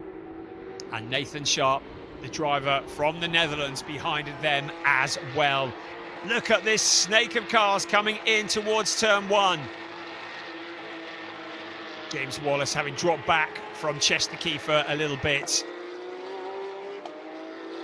So start procedure under investigation. I've seen no other messages apart from that, so I'm going to keep one eye on that in case there is any penalty incoming. Nothing that I can see at the moment, so everything as it should be at this moment in time. Joe Warhurst and Marchak running together, and it is Milan Marchak who wrestles through on the inside of Joe Warhurst. Warhurst having to submit that position, and that is for 12th place. So Joe Warhurst relegated down into 13th, but he's not done yet, is he? Fighting back on Milan Marchak. The young drivers going wheel to wheel here at the circuit of Valencia, the circuit Ricardo Tormo. Robin Knutsen in 9th place, Rodrigo Almeida in 10th. This is for 9th place, Rodrigo Almeida putting the heat on, the number 32 car just ahead of him. Draker Janssen, in the meantime, has found a route past Henry Tuamala, so he's moving his way forwards from a fairly lowly starting position. Track limits warning being given to Josh Stanton in car number 95. So the stewards taking a look at that as we look at Rodrigo Almeida in the FAC Autotech car. Right, here comes Ariel Levy in that 3rd place. We've got a yellow flag in turns 11 and 12. So somebody's had a moment towards the end of the lap, and it's Josh Stanton certainly making all the headlines that he doesn't want to make. The car across the track there at the moment. Hopefully he can get that one going before the rest of the pack come round. There's Sid Smith in 5th place, having started in 3rd. So he's been heading the wrong way down through the pack. The Stanton looks like he's got moving, so the track is clear now on that corner. But Sid Smith in 5th place, he'll be frustrated by that.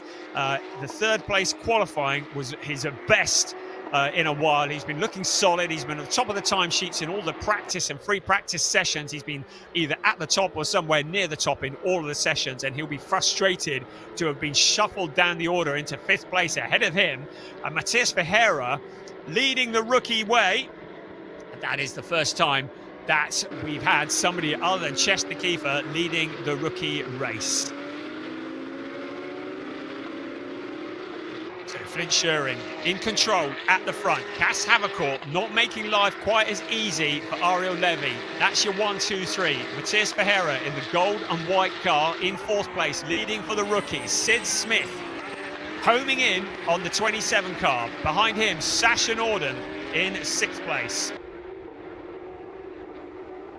There comes our race leader across the line. 1.511. So Flint Schuring stretching his legs. Cass Havercourt breaking clear of Ariel Levy. So if he is going to let Levy through, it would involve an element of deceleration, because he's broken clear of the Israeli driver.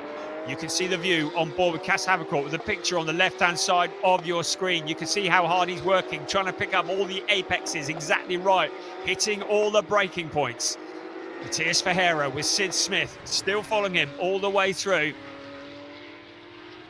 Here is Matias Ferreira in a solid 4th place, looking for his best finish in Porsche Sprint Challenge Southern Europe, in a solid position. 1/3 of the race now gone, another 2/3 still to go. Henry Tuamala still leading in the Pro-Ams. Matias Ferreira, the rookie leader. It's been all the way of Chester Kiefer up until now, but he's down in 7th place. He's got Sid Smith and Sasha Norden between him and his main rival, Matias Ferreira. Mace Muller 3rd in the rookies, down in 22nd place overall. Ahead, beg your pardon, it's Milan Marchak who's 3rd. Jelta Hoffner is 4th, and then Mace Muller in 5th place in the rookie race. So 3rd in the rookies, down in 12th place is Milan Marchak in the number 69 RedAnt Racing car. So there is our rookie leader, Matias Ferreira. Chester Kiefer in 7th place. He's had a perfect score so far, a clean sheet this year. He's won every single rookie race. Matias Ferreira looking to break that streak. Flint Schuring has won all bar one race this year, leading the way again. The only other race winner this year has been Ariel Levy. He was leading the championship when we left Portimao, but Flint Schuring jumped to the top of the points in Estoril and has extended the gap at the top in every race since then.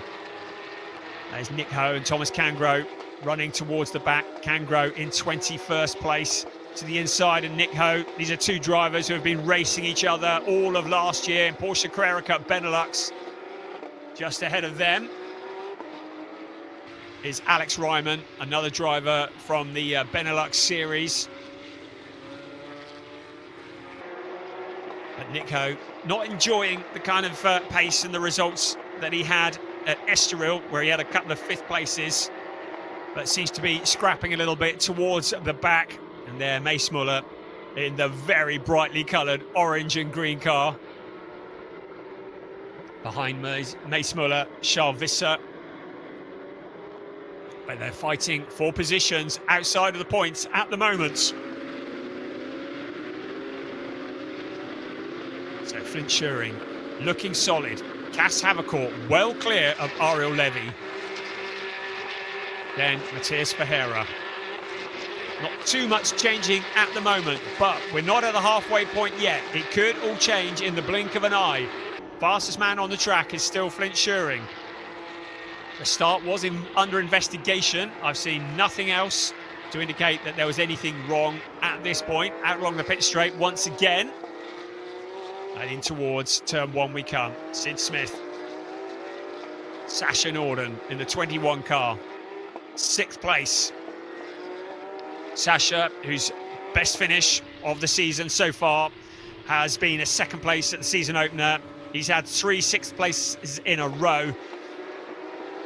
Would like to improve on that in this race. Behind him, Chester Kiefer getting shuffled down the order in 7th place. Overtaking, not so easy here, but Milan Marchak has the advantage over Nathan Sharp. Marchak up into 10th place, Nathan Sharp down to 11th. Joe Warhurst recovering in 12th place. Then it's Rodrigo Almeida, Domas Redonis.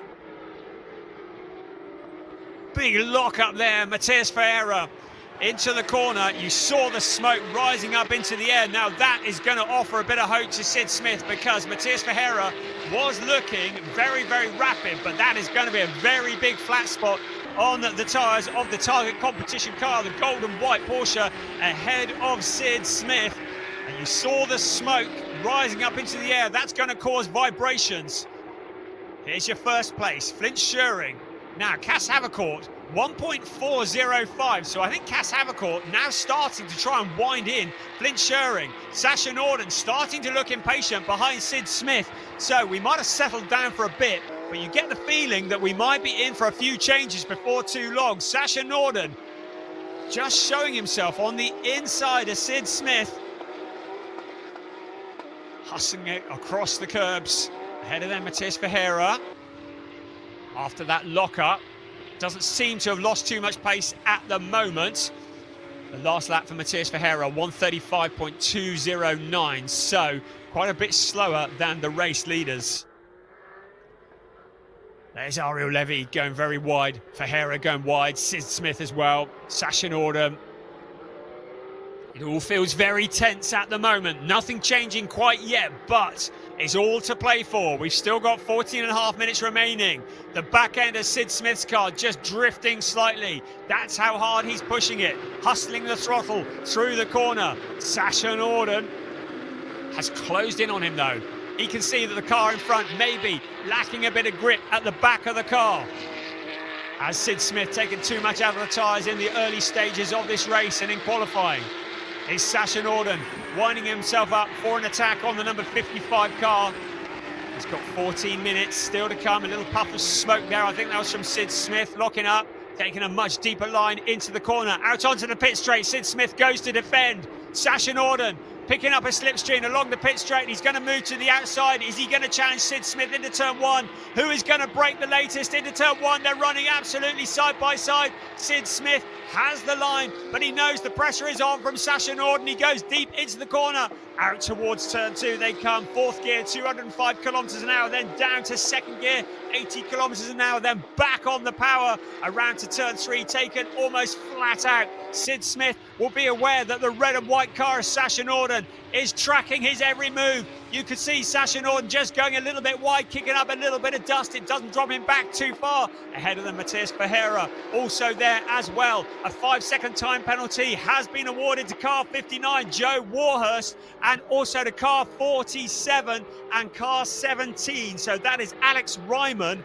and Draker Janssen. So that's just flashed up on the screen. A 5-second time penalty for those cars In fact, I've got a whole list of them coming up now with time penalties. 59.18 as well, Rodrigo Almeida. So we've got a number of time penalties that have been flashing up. Now, whether that's to do with the start or not, or whether that's track limits, I will find out in a bit. But we have some time penalties coming up. I'll wait for confirmation on that. But with 12.5 minutes remaining, the stewards are starting to intervene on this race. Right, coming now, number 18, it was a false start. So it was Rodrigo Almeida, and it might have been him rather than Sasha Norden, who looked a little bit quick out of the blocks. It was certainly one of the red and white cars. But Almeida with a 5-second time penalty for a false start. Right, let's have a look here. So 5-second time penalty for Draker Janssen, Alex Ryman.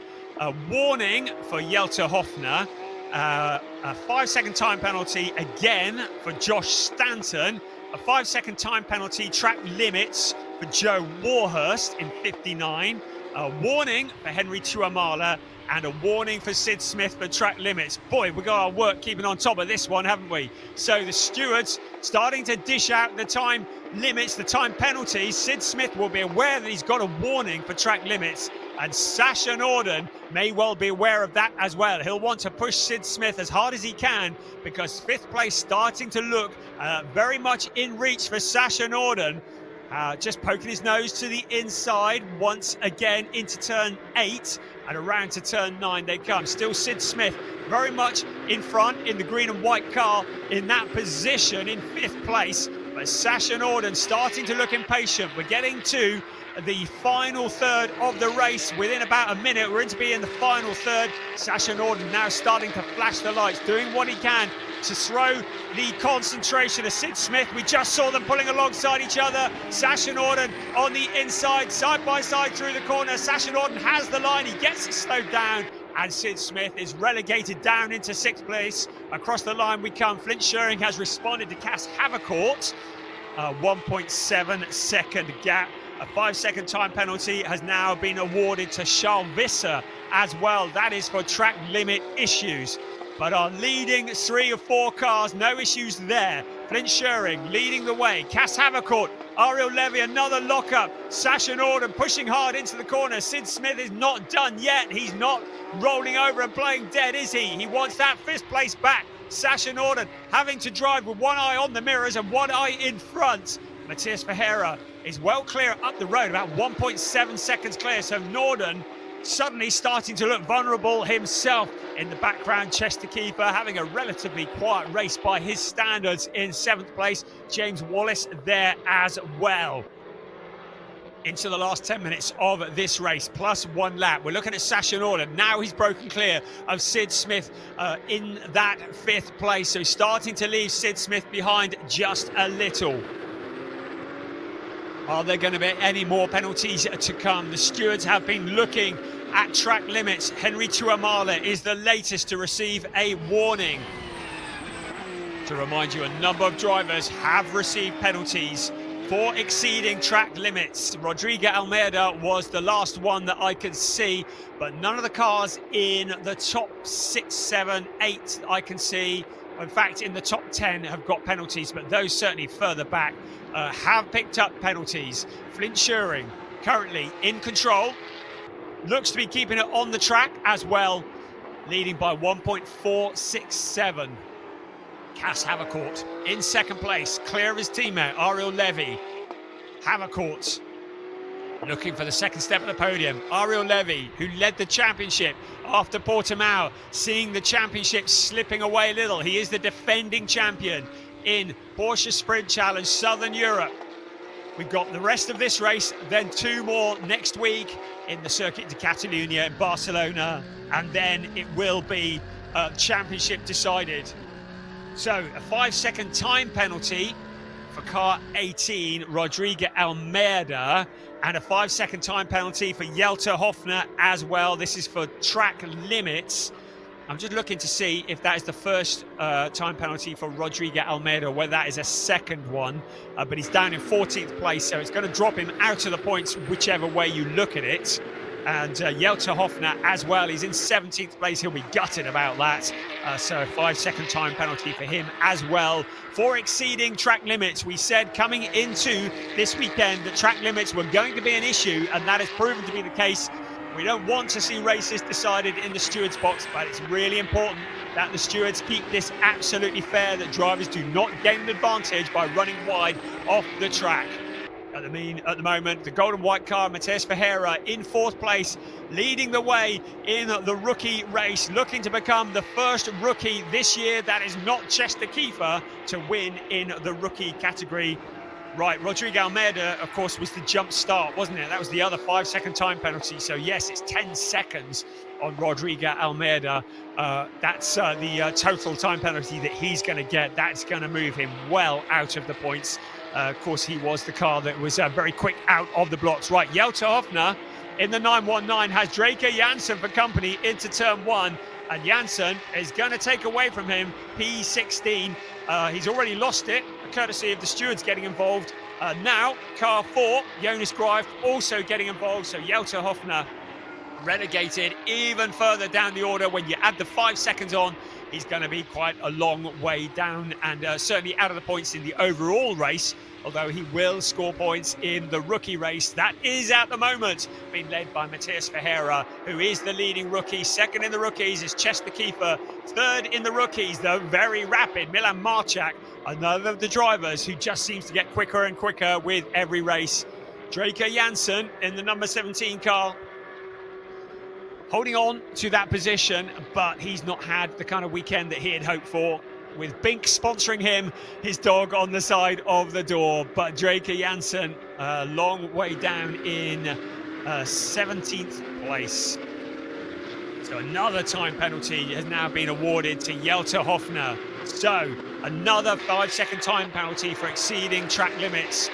So 919 is going to be somewhere near the absolute back of the order when this race is done, which is a real shame because he has looked so quick. Cas Havercourt has reeled in Flint Schuring a little. 1.247 is the gap, but we're running out of time for a challenge at the front. 5 3/4 minutes plus 1 lap remaining for Flint Schuring. Cas Havercourt in second, Ariel Levy in third. Here is Jelter Hoffner, really just racing for glory at the moment. Draker Janssen keeping an eye on him in the mirror and making sure that he doesn't see the gap in towards turn 1. Hoffner dropping back behind once again. Jonas Greif there. There's Alex Ryman, Thomas Cangro. They feel like they've been glued together all weekend long. They're fighting over the dregs of this race. 19th and 20th place. Nick Ho there as well. All three of these drivers had raced each other throughout last year in Porsche Carrera Cup Benelux. And look at Thomas Cangro hustling the car around the corner, a little bit of drifting. Nick Ho not close enough to take advantage of it. Josh Stanton with another time penalty. Nick Ho goes spinning. So another spin for Nick Ho and another 5-second time penalty for Josh Stanton. So the order that they cross the line is not going to be the order that we see at the end in the official confirmation, because there's an awful lot of time penalties to be dished out. But as far as I know, everyone in the top 10 is safe at the moment. Flint Schuring with a 1.289 gap lead over Cas Havercourt. Ariel Levy some 6 seconds back and seemingly out of contention for a race win today. Matheus Ferreira leading for the rookies in 4th place, 2.8 seconds back from Ariel Levy. Sasha Norden not settling for 4th place. Fancies ruining Matheus Ferreira's day and getting that 4th place away. Sid Smith is in 6th place. Then Chester Kiefer, James Wallace, Robin Knutson and Milan Marchak. There is the 2nd place. Cas Havercourt, 1.289. Looks to me like he is winding in Flint Schuring, but with 3 3/4 minutes remaining, time potentially running out. Flint Schuring, we're wanting to make sure he's got some grip in the last couple of laps of this race. Look at Cas Havercourt smoking the tyre into the corner. That is not going to do his pace any good at all. It shows you how hard he is trying to catch the leader. Visually, it looks like he's closing in, but that lockup will not have done his pace any favours at all. Flint Schuring had a 1.289 gap in the lead at the start of the previous lap. We'll see what it is when he crosses the line next time around. But the lock-up for Cas Havercourt will not have done him any favours. Look how hard Cas Havercourt is pushing. It was 1.289 between first and second. They crossed the line, and it's now 2.8. So that lock-up harming Cas Havercourt, dropping him back into the clutches of Ariel Levy in third place. Matthias Ferreira too far back to capitalise on anything that might be happening in front of him. But Flint Scheuring now 2 minutes and 40 seconds plus 1 lap away from what looks like potentially another win. Another 5-second time penalty for Rodrigo Almeida for track limits. So that'll be his 3rd penalty, 1 for a jump start, 2 for track limits. So it's going to be 15 seconds added on to car 18. Rodrigo Almeida is down in 14th place at the moment, but his afternoon is absolutely ruined, as 15 seconds added onto his time will drop him to near on the very back of the pack. There is Matthias Ferreira in 4th place. Sasha Norden with 2 minutes remaining. Has he got anything that he can bring to the table to steal that 4th place away? Matthias Ferreira might not want to risk his rookie win. He may well decide that discretion is the better part of valour and allow Sasha Norden to get past if he can get close enough to challenge. As we ride on board with Jelta Hofner in the picture at the side of your screen, you can see how hard everybody is pushing. There may only be a minute and a half left, plus 1 lap of round 6, but everybody fighting for every last point. Flint Scheuring, a relatively lonely race out in front once again. Cas Havercourt now too far back. The gap has dropped to 6.674. So Cas Havercourt clearly having a bad lap. I'm looking at his last lap, and he was nearly 3.8 seconds slower than Flint Scheuring on the previous lap. So you get the feeling that Cas Havercourt's tyres are starting to cry no more, and he's starting to fall back into the clutches of Ariel Levy. Or is he going to allow Ariel Levy past to give him the points in the championship hunt? We look at the 85 car once again. Karen Gaillard, as she is further back, she down in the lower reaches of the point standing. She's in 24th place overall. Sasha Norden once again in 5th place. 38, 37, 36 seconds remaining of timed racing. Flint Scheuring up at turn 8 and 9 at the moment. So if the clock strikes 0 before he gets back to the line, it will be just 1 more lap of racing. Matthias Ferreira locking up as well. That's an opportunity for Sasha Norden. He goes deep into the corner. Norden now onto the back bumper. He will see how hard Matthias Ferreira is pushing. Ferreira looks like he's got a problem. Look how much he's locking up into the corner. Is it pressure, or is there an issue with the car? We got a yellow flag at turn 1, but Sasha Norden closing in on that 4th place. Sid Smith closing in on both of them. Matthias Ferreira gathers it all up, points it in the right direction. Across the line comes Flint Scheuring now to start what will be the last lap of the race. But Matthias Ferreira in 4th place will be thinking about the win in the rookie category. He does not want to throw it all away, fighting with Sasha Norden. His main rival is the black and gold car in the background. That is Chester Kiefer. And Ariel Levy is past Cas Havercourt for 2nd place. Did Cas let him go, or did I get past because Cas had a problem? But once again, Ariel Levy up into 2nd place, minimising the damage in the championship hunt. Sasha Norden is not done yet with 5th place. Matthias Ferreira in that 4th place, leading in the rookies. He's just got to hold it all together for what remains of this lap, because Flint Scheuring is on the final lap of the race. He's up in turn 7 at the moment. 2nd place, Ariel Levy. Cas Havercourt in 3rd. It looks like that is done and dusted, but the battle for 4th is by no means over. Flint Scheuring into turn 9 and around to turn 10 for the very last time today, and then round into turn 11. And then it'll be just a couple more corners before he will see that checkered flag. He has utterly dominated proceedings here in qualifying this morning, in the first race this afternoon, in this race as well. Flint Scheuring making it another clean sweep. He heads into turn 14 for the very last time. He will move out onto the pit straight. He will see the checkered flag in front of him. It's going to be another win for Flint Scheuring. win number 5 out of 6 races in Porsche Sprint Challenge Southern Europe, flashing the headlights as he crosses the line. Second place, Ariel Levy, a good points haul, keeping Flint Schuring inside. Cass Havercourt potentially being the team player, and crossing the line in 4th place for a win in the rookie category. Matthias Ferreira holding off Sasha Norden for that 4th place. Then Sid Smith in 6th place ahead of Chester Keeper. For the first time this season, he will not stand on the top step of the podium in the rookie category. Then it's James Wallace in 8th place. 3rd in the rookies, Milan Marchak. Nathan Sharp finishing in the top 10. The rest of the cars now coming across the line. It's going to be a win in the Pro-Am race for Henry Tuamala. He's in 15th place overall. 2nd in the Pro-Ams will go to Anthony Imperato. But what a dominating performance from Flint Schuring. Dominant form in the Schumacher CLRT car. The rest of the cars now coming across the line to receive that checkered flag. A number of drivers with penalties to be added. Jonas Greif was the latest one, who's had a 5-second time penalty for track limits. Also Thomas Cangro. Those have all popped up in the last few moments of this race. So a lot of juggling to do, but as far as I can tell, and I'm busy scrolling back up through the screen, I don't think anybody in the top 10 has any time penalties that I'm aware of. So certainly the top 10 is what we see on the screen, but it is all subject to confirmation. Flint Schuring with an 8.8 second lead over Ariel Levy.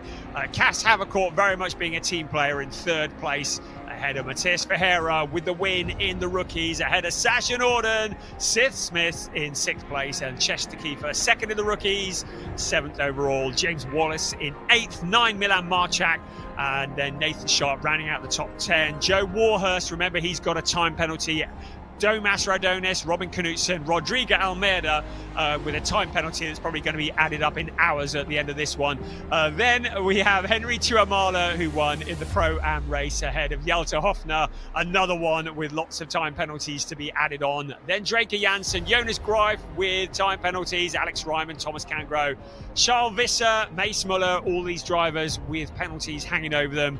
Anthony Imperato in 23rd ahead of Nick Ho. Luciano Martinez coming home in 25th ahead of Karen Gaillard. Josh Stanton, who had a fairly lively afternoon, bringing up the rear of the field. A lot of penalties to be added, but nothing that's going to change the podium that I can see. Boy, what a race that was. And the stewards playing as big a part in it as Cass Havercourt, Flint Schuring, or Ariel Levy, I would say. But track limits are track limits, and we've said it before. If there were brick walls around the outside of the circuit, you wouldn't drive out there. You know, you have to respect the boundaries of the circuit, and that's what the stewards are saying. You have to respect the boundaries. If you were to go wide and there was a barrier there, then you'd be out of the race. So it's only right that they do stay on top of it. And they really have had their work cut out, as we see Cass Havercourt climbing from his car. Team GP Elite preparing that car for him. It has been very much GP Elite versus Schumacher CLRT in the championship this year so far. But we've still got 2 more races to go. Next weekend, Barcelona at the Circuit de Catalunya, when our champion will be crowned. Will it be Flint Schuring, the rookie champion of Porsche 6 Carrera Cup Germany? Will he add to his list of honours the title of champion of Porsche Sprint Challenge Southern Europe? Or will Ariel Levy be able to dig deep and defend that championship that he won last year? Once again, chatting to team and coaches. And I can see that Piers Pryor has Flint with him. So down to Piers Pryor in the pit lane. Thank you very much, Brian. Another good race there, and another good race for Flint Schuring. Flint, that was probably a lot less stressful than the previous one. Although saying that, Cass was chasing you down. Yeah, Cass was definitely putting some pressure on me. I don't know what happened the last few laps for him, but then he fell away a bit. But yeah, I think it was like 25 minutes of constant pressure. I think 1 or 2 seconds difference, but he made me work hard for it. Yeah, it didn't look like you had quite the pace advantage you had in the first race, or were you just managing the car? Yeah, I think Cas was a bit quicker this race than the race before, but I think compared to like the rest of the field, we were still quite ahead. So you two were pretty much in a different league. Did you make any changes to the car or your driving in between the sessions, or did you just send it again? There was not much time in between to change anything, so it was pretty much the same plan as before. Brilliant. Well, Flint, extending your championship lead, another win. It's going pretty well so far. Yeah, it's definitely going well so far. Yeah, still 1 round to go, but it's looking good. Absolutely. Well, we'll see you in Barcelona, of course, and we'll see you on the podium in a moment, but I'll let you go and celebrate with the team as we grab Ariel Levy, our second place driver. Ariel, sorry to interrupt. You're right to grab another word. Just come this side for me, please. Ariel, another second place. I can see in your face a little bit of frustration. Yeah, it's frustration and also I'm tired, you know, but yeah, it's mainly frustration. I was not fast enough the whole weekend and I don't have the answer yet, so I have to work hard, I guess. Yes, but of course, you know, the competitor in you, you're disappointed and you've come away with 2 second places, so you know things are not terrible. Well, I'm here to win, not to finish second, you know. Second, of course, it's a nice position, but it's not the win, and I'm not here to finish second. So absolutely, said like a true racer, but you'll come back stronger than ever, I'm sure, in Barcelona. Well, I'll do my best for sure. Absolutely. Well, we'll see you then. Ariel Levy, second place in the race and third place on the road. Come on in, Cass. You were in the middle part of that race. I was thinking Cass is relentless in this one. Your lap times were metronomic. You were chipping away. It was about a 10th a lap, I think, on our eventual winner, Flint, but you couldn't quite get there. Yeah, I got a small flat spot, I think, after T2, which is quite sad. I mean, but it is what it is. And after that, the speed was still good, but I sometimes found the flat spot again, and I was looking up and more. But yeah, it is what it is. I mean, the speed was good, and again for the team, Ariel P2, it's good for the points for them. Yeah, of course. So I assume you let Ariel pass. There's no issue with the car. Yeah, no issue with the car. Yeah. But you know the margins are so fine because you were chipping away, and then just the last 5 minutes wasn't quite there. Yeah, I mean, I got one lock up, and after that, I was like, I'm not gonna. It's gonna be a very difficult one to overtake him. So I mean, it is what it is. What did you change anything between race 1 and race 2? Because it felt like the tides of pace. You know, Flint had the pace in race 1, and I think you were slightly faster in this one. Yeah, I mean, like in the first one, also like after, I think 15 minutes after the race, I thought, well, it's going to be difficult to overtake him because the gap was quite big. So I slowed down after that to let Ariel overtake. But now, I mean, we didn't really change a lot. The car just felt quite nice right now, and I think we showed that we had good speed. So that's good. Absolutely. Will we be seeing you back in Barcelona? Sadly not, but it is what it is. Sadly not, but thank you very much. Great to have you on the grid once again. We'll have a look back at some of the best moments from that race with Brian Oliver. Thank you, Piers.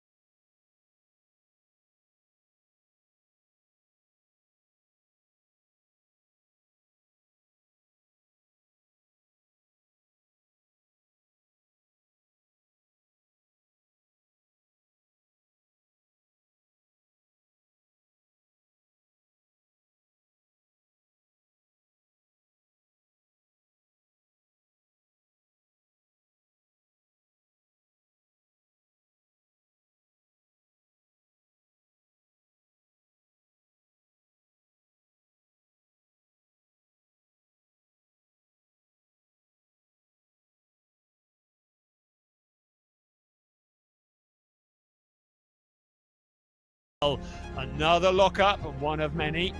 Can be a lot of square rubber available for souvenirs after this event. Matías Ferreira, well, he did well to take the rookie win. Despite all of that, he did well to hold off Sasha Norden because, as already mentioned, those tyres were very flat-spotted indeed. And two cars getting together, that's something that a team boss would not want to see, the two NGT racing cars. Now, in fact, Milan Marchak and RedAnt Racing, they're both silver, so an easy mistake to make, but they got together. And Robin Knudsen and Milan Marchak very much in the wars. Right down to the podium now, where Piers Pryor is waiting for us. Yes, thank you very much, Brian. We are about to have the podium for round 6 of the Porsche Sprint Challenge Southern Europe in the sports classification. We'll start with our third place driver, the number 2 from the Netherlands, Cas Havercourt. Congratulations, Cas. 2 podiums in the 2 races he's done this season in the championship. In second place, the number 25 from Israel, Ariel Levy. Second place, both drivers driving for Team GP Elite. But they could not beat the number 99, the driver from the Netherlands, Flint Schuring.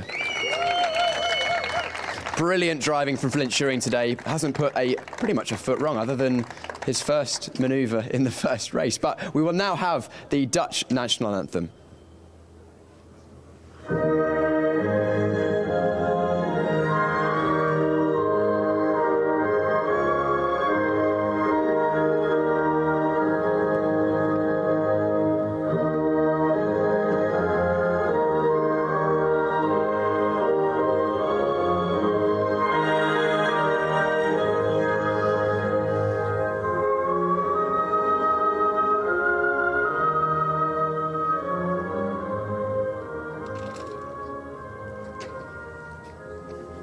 Congratulations to our podium drivers.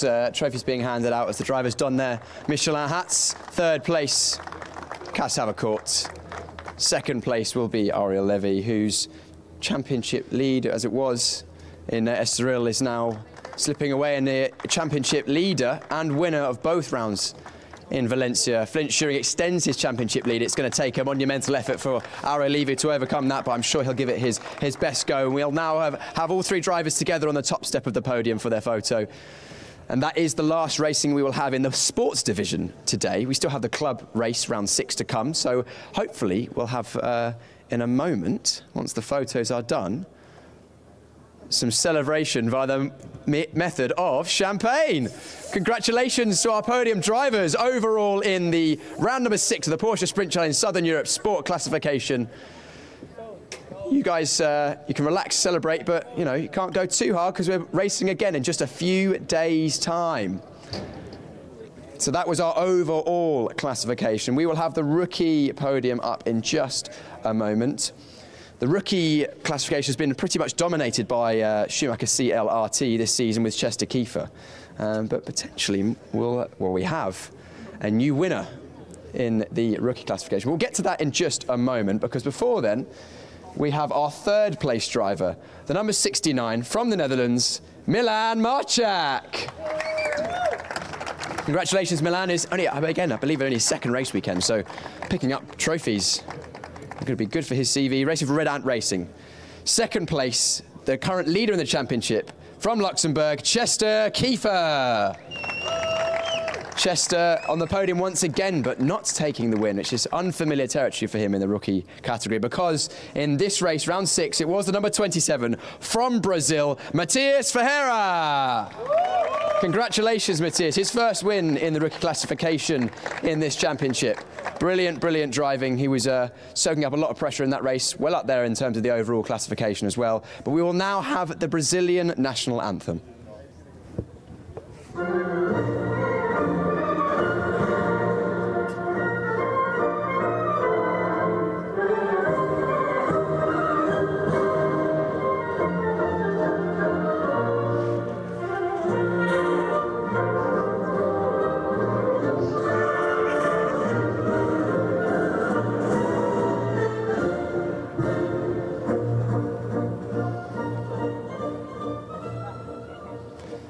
Congratulations to our podium drivers in the rookie classification, the sport division. It was third place, Milan Marchak getting his third place trophy, his second trophy of the weekend.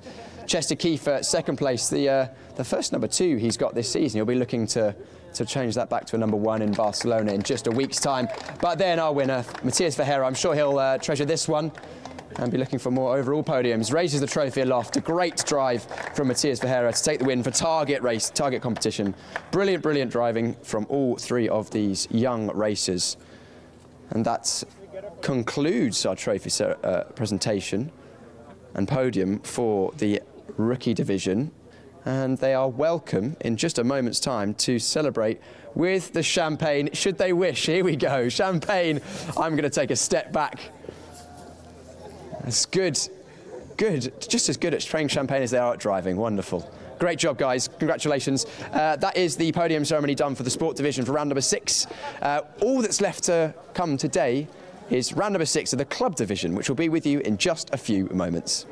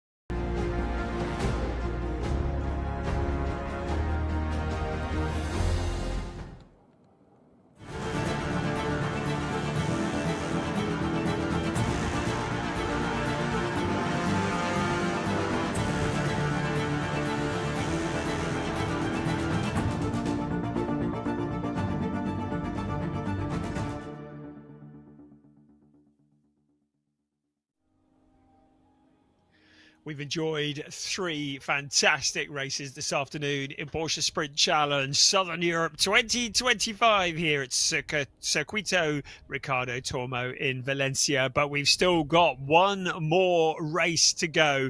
The 4th race of the day. It is the 2nd race of the day for the club division, round 6 of the championship.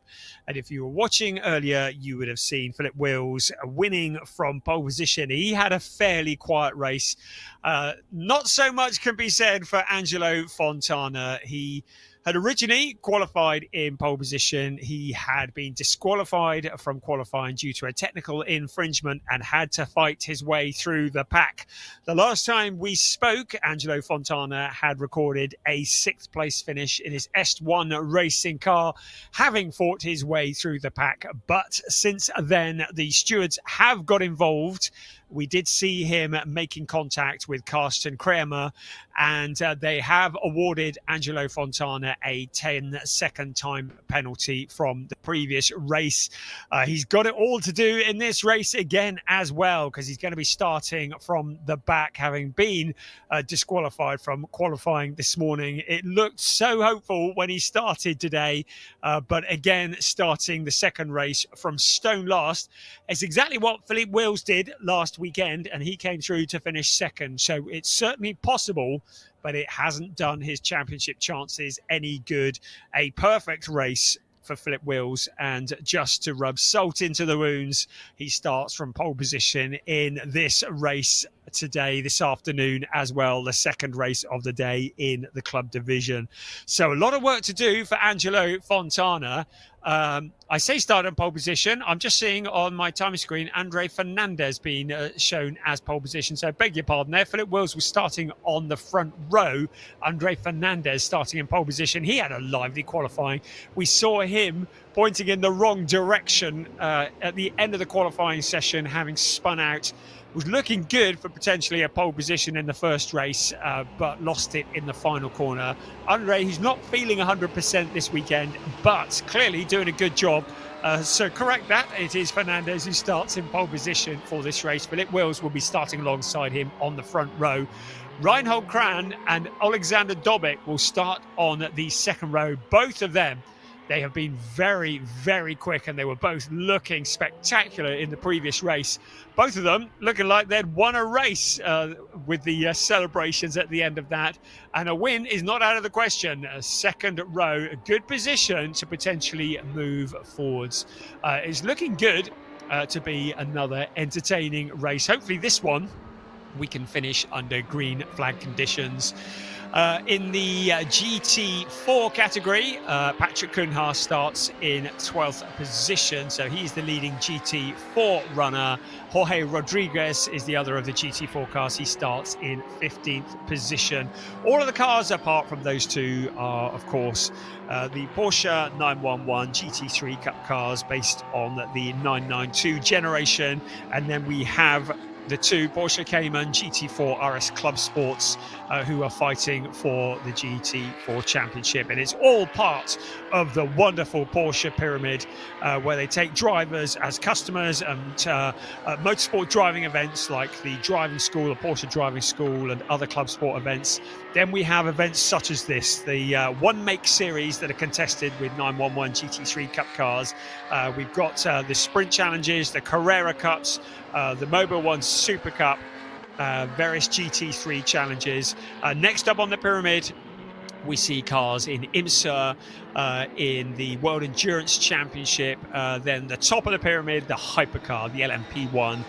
They are the creme de la creme. And we see drivers coming through the ranks. We've seen it so many times in the past. We're seeing it at the moment. The brother of the driver that has just won once again in the main division, the sport division of Porsche Sprint Challenge Southern Europe. Flint Schering, his brother Maurice Schering, of course, went on to win Le Mans 24-hour race, the GT3 category, and is going to be starting in DTM this year. We've seen Bastian Boos coming through the Porsche pyramid as a Porsche junior. Thomas Preining, a DTM champion, he has come through on the Porsche pyramid. It's a great structure that Porsche have, and it promotes talent. It brings people from grassroots level and brings them up through the ranks. And we've seen that young drivers from 16 years old upwards, and we've seen it already in the sport division today.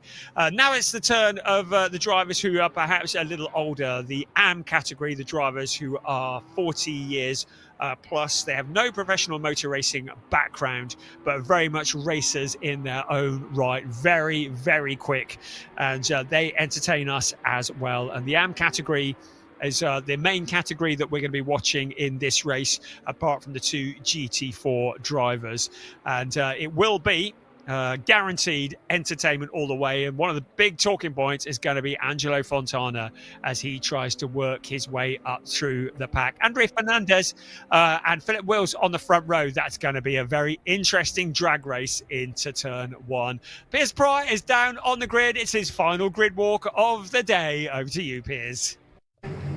Hey, time flies when you're having fun, doesn't it, Brian? But yes, we're here for the final grid walk of the Valencia weekend. Ricardo Tormo here, round 6 of the club division. And as you mentioned just a moment ago, Andre Fernandez on pole. It's been a dramatic day for pretty much everyone at the front of the field in the club division. Andre, of course, causing a red flag in qualifying, losing his fastest lap, but his second fastest lap fast enough for a pole in this race. Can I jump in and have a quick word, Andre?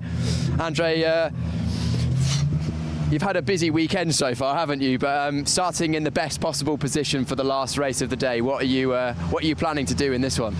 And I plan to finish the race clear, and get P1 at least, or maybe just be happy in the end, and clean the race, and let's see, and finish the Saturday on top. I don't know.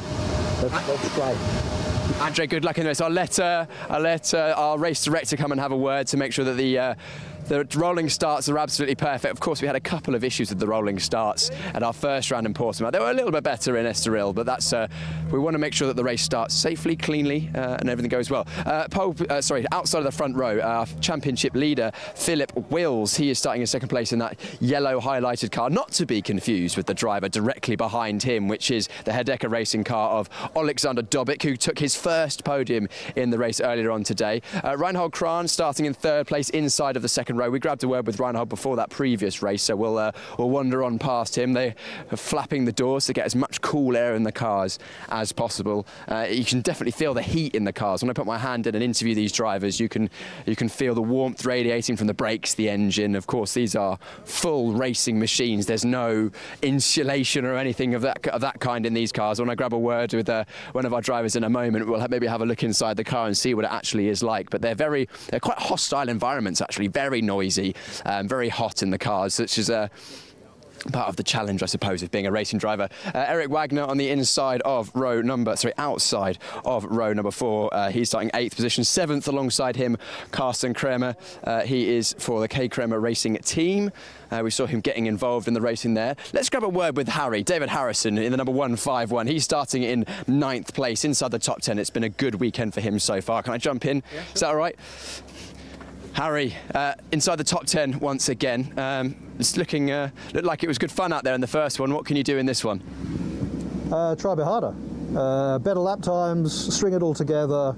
Yeah, and try to work a bit harder to stay with the guys in front. Yes. Not much to do then. No, not much. Not alongside driving the car and anything like that. Yeah, no, exactly. Not much to do, but that's what you're here for, right? So work hard, try hard. Absolutely. If we're okay, we'd like to poke the camera in and show what everyone what it looks like inside. You can see you've got basically roll cages, you've got restraints for the arms and everything inside the cars, and the Porsche dash, which is very, very snazzy, I must say indeed. But yeah, that's what the drivers have got to work with. Yeah, exactly. Sort of very visceral environment in the cars. I mean, I'm sure a lot of you at home watching would love to be behind the wheel of one of these, as would I, but hey, we have the pleasure of watching and listening to them because they do sound excellent.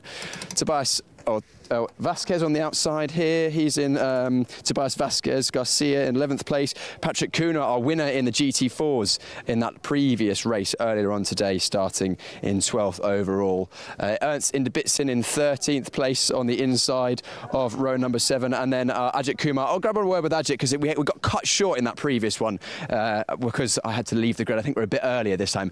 Ajith, how are you? I'm great, thank you. Thank you for asking. I don't often get asked how I am when I've got the microphones. I appreciate that. How are you doing? I'm doing pretty well. Extremely happy with my progress. But a big hello to all motorsport lovers, both back home and in Europe and world over, following this series. It's a wonderful series to be a part of. Amazing. I came over because partly to apologise. We got cut a little bit short that last time. I was told I had to leave the grid. How was the first race for you, and what can you do in this one? Now trying to get to battle with the pack ahead. I mean, initially just trying to put some decent lap times, and now starting to push my race pace, and hopefully by the end of this year try and be somewhere mid-pack or in the front order. Absolutely, and we've seen progress from yourself this season already. You've definitely moved forward in the grid. Thank you so much, and a big thanks to team RedAnt, Matthew, my teammate.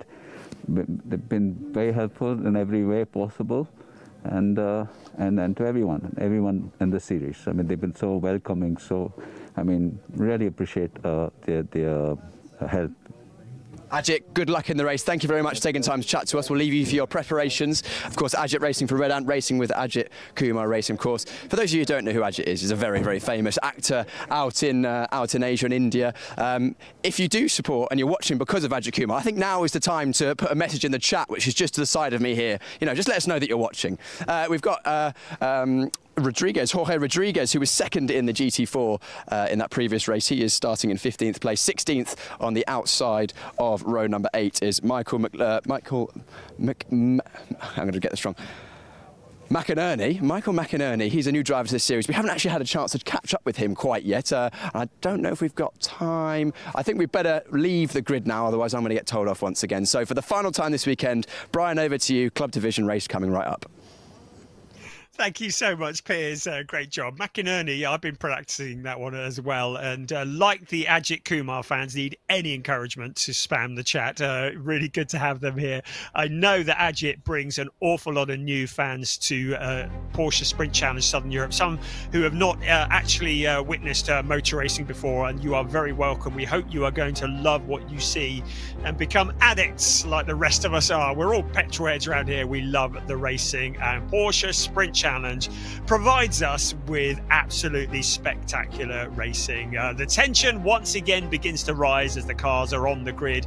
We're fairly optimistic that the rain will hold off. It has been there or thereabouts, threatening all day long, but at the moment it's looking dry. The track looks dry, and we are getting ready for what will be a rolling start. So once again, unlike the Sport Division, which was a standing start, this will be a rolling start. The cars will come out of the final corner, turn 14. In theory, side by side, they are required to pass through their grid boxes to receive the green light, and then it will be 30 minutes plus 1 lap of racing. And it will be a drag race into the first corner. Andre Fernandez and Philip Wills. Philip Wills with a fairly healthy championship lead. And he was leading Angelo Fontana by 26 points coming into this weekend. And Fontana's misfortunes and a win from pole position for Philip Wills will have not done that any harm at all. Third place, Javier Ripoll Jr., of course, is not here this weekend, so there will be no points scored by him. So certainly Philip Wills doing his championship hopes no harm whatsoever. Right, safety car is rolling. We are on the rolling lap for this, the final race of the afternoon, and Andre Fernandez will once again be on a pole position with Philip Wills alongside him. Reinhold Kran and Alexander Dobik will occupy row 2. Behind them, Jan Jaap van Roon. He was in the battles in the previous race, as was Lee Mole from P6. Then it's Karsten Kramer with Eric Wagner for company. 9th on the grid, David Harrison having a great weekend, his best of the year by some distance. He has Corrado Costa for company. Tobias Vasquez Garcia is alongside the pole sitter in the GT4 race, Patrick Cunard, P12, very good in that car. And they are ahead of Ernst Instebitsen and Ajith Kumar. Then Jorge Rodriguez, the other of the GT4 runners, has Michael McInerney for company in P16. 17th, Marabi Mekvabishvili. He made good progress in the last race to come through the pack. Tobias Weidner is 18th, and Angelo Fontana, having been disqualified from qualifying with all the hard work to do again, This time he will be very eager to not attract the attention of the stewards. And whilst we're talking about the attention of the stewards, you'd need a piece of toilet paper to list the number of drivers who picked up penalties for track limit infringements in the last race in the sport division. The stewards got very, very heavily involved, and we're sincerely hoping that won't be the case here, that the drivers keep it within the limits that have been specified and that we don't have races decided in the stewards box.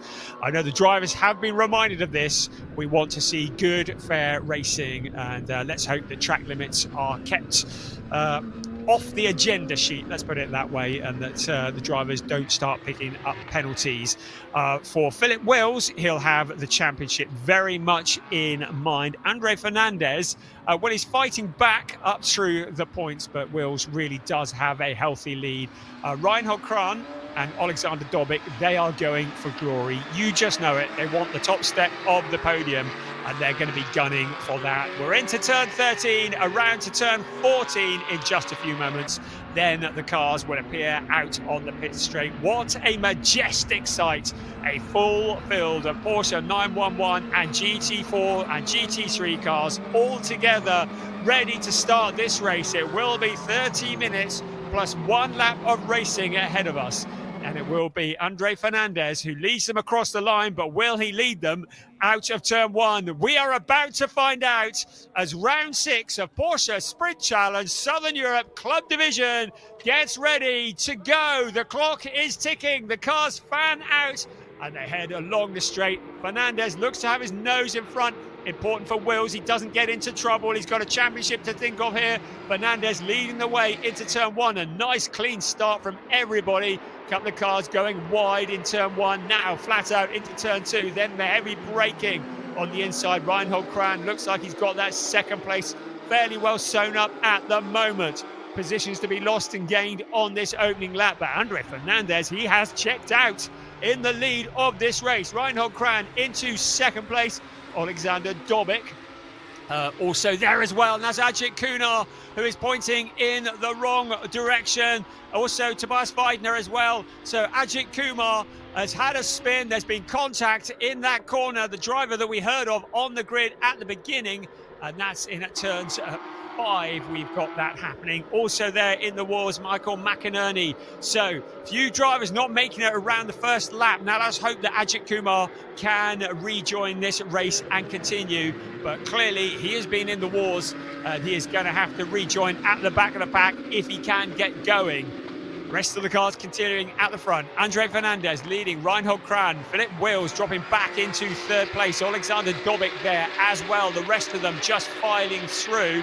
There's Angelo Fontana, who's just fighting his way back up from the very back of the pack. We'll see how far he's made it when they cross the start-finish line and we get an official reader. I think he has passed about 3 cars.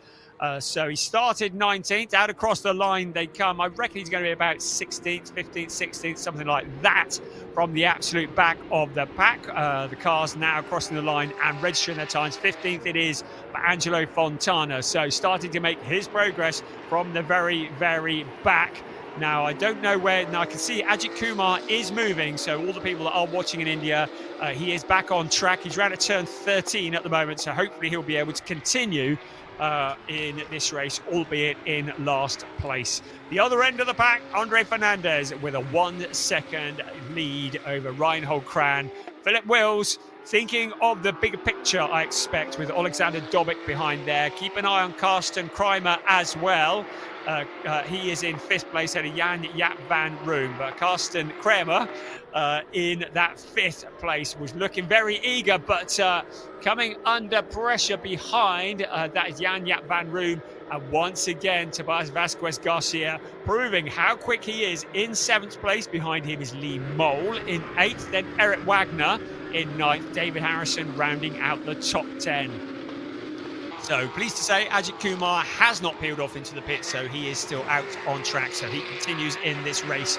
Probably not going to finish on the podium as we ride on board with Philip Wills. You can see the view on board. You can see how hard he is having to work. Thinking of the bigger picture, we have 26 3/4 minutes plus 1 lap of this race.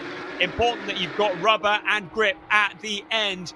as Tobias Vasquez Garcia muscles his way past at Jan Jaap van Roon. So that will be for 6th place. Out along the pit straight we come once again, and a gap of nearly 2 seconds between first and second. Andre Fernandez certainly wanting to make up for lost time after what for him was a disappointing first race. I mean, a P4, pretty good by any standards, but he was hoping for a podium on that one.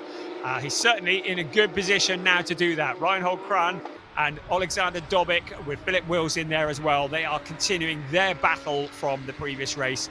And Philip Wills we're on board with again on the left-hand side of your screen as he looks on. In 14th place, Patrick Cunha has Jorge Rodriguez just behind him. So the GT4 race very much alive and kicking as well.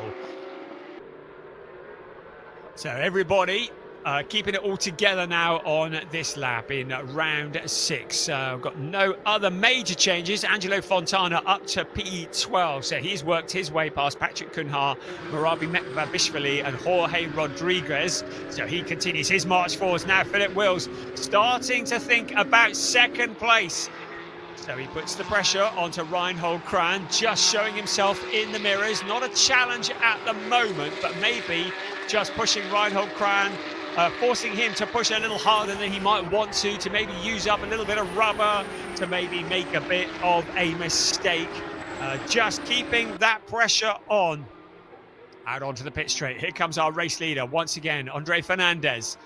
The gap of 1.9 seconds is now up to 2.8. So Fernandez really showing some incredible pace. The fastest lap of the race, as confirmed by the pink graphic on your screen. Reinhold Kran, no such comfort. He's got Philip Wills breathing down his neck. Those are the podium positions at the moment. Alexander Dobic has now come under pressure and been passed by Tobias Vasquez Garcia. So Vasquez Garcia up into 4th place. He has proven how quick he is all day long. He's a driver who races almost exclusively at the Nürburgring and on the Nordschleife. So this is a very different discipline from him, but is certainly transferring his skills well as he moves up into 4th place, relegating Alexander Dobic down into 5th. Angelo Fontana up to P12 from absolute stone last. Philip Wills still putting the pressure onto Reinhold Kran. He's got 24 minutes to do something about it and to chase after Andre Fernandez. But at the risk of repeating myself, Philip Wills cannot afford a non-finish here. The championship lead that he enjoys is not massive, and a DNF would change that completely. And look who's rushing to join them. Tobias Vasquez Garcia in that 4th place. By my reckoning, looking pretty good to be challenging for the podium positions. The fight for 2nd place is now a 3-car battle because Vasquez Garcia has rushed to join them. So you have Reinhold Kran, Philip Wills, Tobias Vasquez Garcia and Alexander Dobic also in there as well. Just checking for any track limit infringements. Nothing at the moment, so that's good news. But Reinhold Kran driving very much distracted with the bright yellow and black car behind him of Philip Wills. The championship leader does not want to take risks, but needs every point he can get because it'll be this time next week at Circuit de Catalunya in Barcelona that the champion will be crowned, and he wants his name to be the one that is on that trophy. Tobias Vasquez Garcia wants the silverware. He'll probably be thinking a lot less about championship points and more about getting on the podium, and Philip Wills will be aware of that. Reinhold Kran in the championship hunt as well, with Javier Ripoll Jr. not being here. Reinhold Kran will be moving up in the championship standings, taking a very different line through the corner. Into turn 8 they come, on board with Philip Wills, getting nice and close, not too close.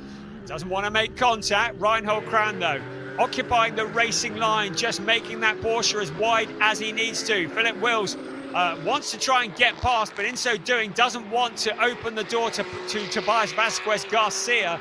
If he challenges on the outside and leaves a gap and it doesn't stick, then he's going to lose a position. We had a brief yellow flag for a moment. That has now gone back in, so clearly somebody has had a moment. I think it might have been Michael McInerney, who is quite a long way back. So there was a contact from Angelo Fontana on Corrado Costa And that is something that might well have attracted the attention of the steward. So Corrado Costa feeling the full force of Angelo Fontana. Costa down in 14th place. And let's have another look here, see what happened. Angelo Fontana to the inside. And now, was there contact from Fontana, or did Corrado Costa just get out there onto the curbing, lose traction and lose the back end? Fontana will be hoping very much that the stewards don't get involved for the second race running. He's in 12th place at the moment. Remember, he picked up a 10-second time penalty in the previous race today. He does not need that. He is second in the championship at the moment, but his main rival, Philip Wills, in 3rd place. Reinhold Kran just ahead of him, but Tobias Vasquez Garcia looking to ruin their party as he closes on Philip Wills. The 3 cars running very much as one. This is the fight for 2nd place. Meanwhile, Andre Fernandez has checked out, 3.69 seconds up ahead. He's up at turn 12 at the moment. The rest of the cars fighting over 2nd. Kran, Wills, Vasquez Garcia, Alexander Dobic running together, then a gap back to Karsten Kramer. There is 2nd place, Reinhold Kran taking a deeper line into the corner. That is a gap. Philip Wills plunges into that gap but has to back out of it. Out onto the pit straight they come once again. A little bit of weaving from Philip Wills. Is he going to try and line him up into turn 1? We've got a yellow flag out on turn 11 and 12. To the inside, Philip Wills has a little look, ducks back into line, doesn't allow Tobias Vasquez Garcia to take any position away. The yellow flag has now just cleared on turns 11 and 12. Now look at this. Tobias Vasquez Garcia on Philip Wills. He fancies finding a route past the championship leader. This is the last of the podium positions. Wills going deep into the corner. Tobias Vasquez Garcia in 4th place at the moment in the gold and black car.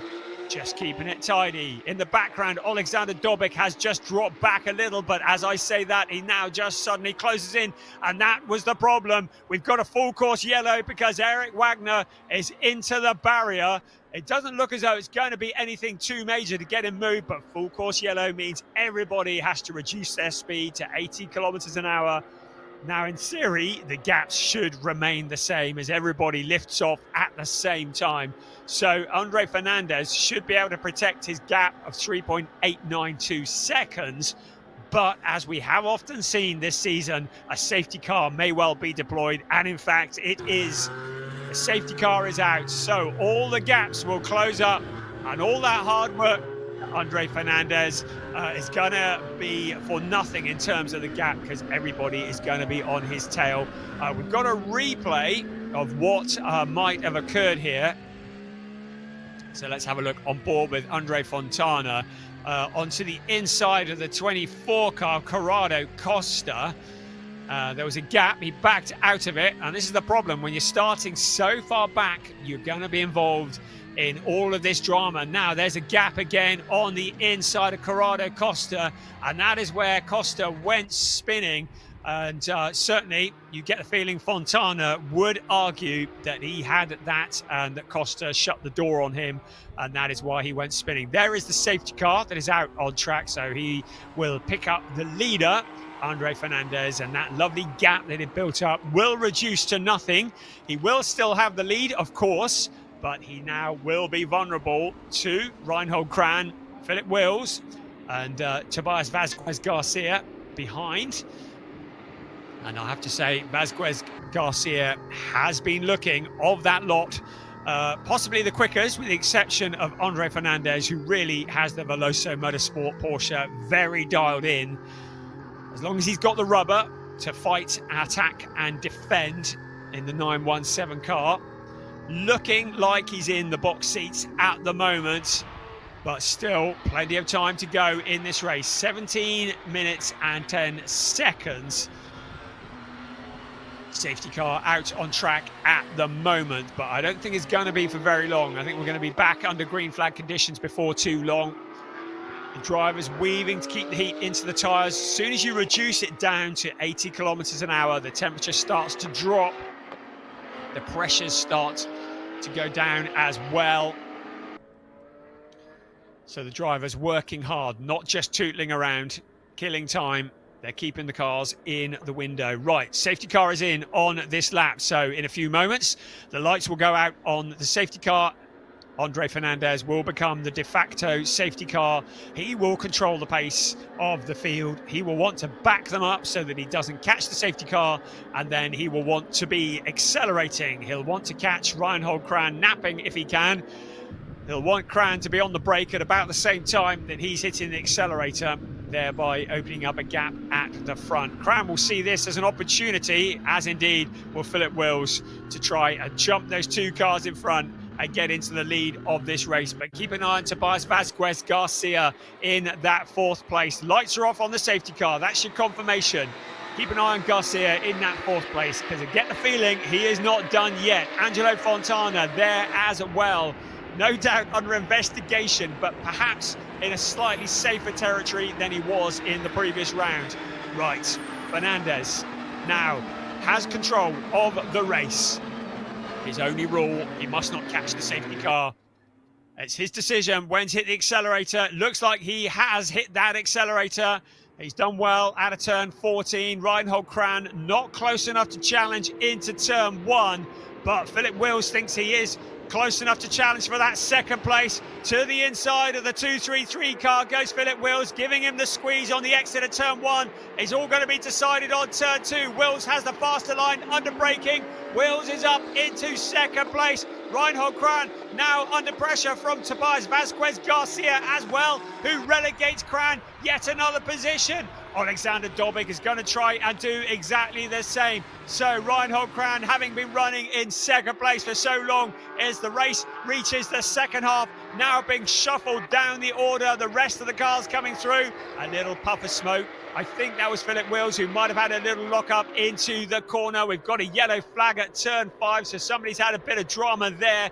But Philip Wills under pressure from Tobias Vasquez Garcia. It's a brave man who stands in the way of 1-2-1 at the moment, because he is a man on a mission, and Philip Wills may well find himself shuffled back down the order.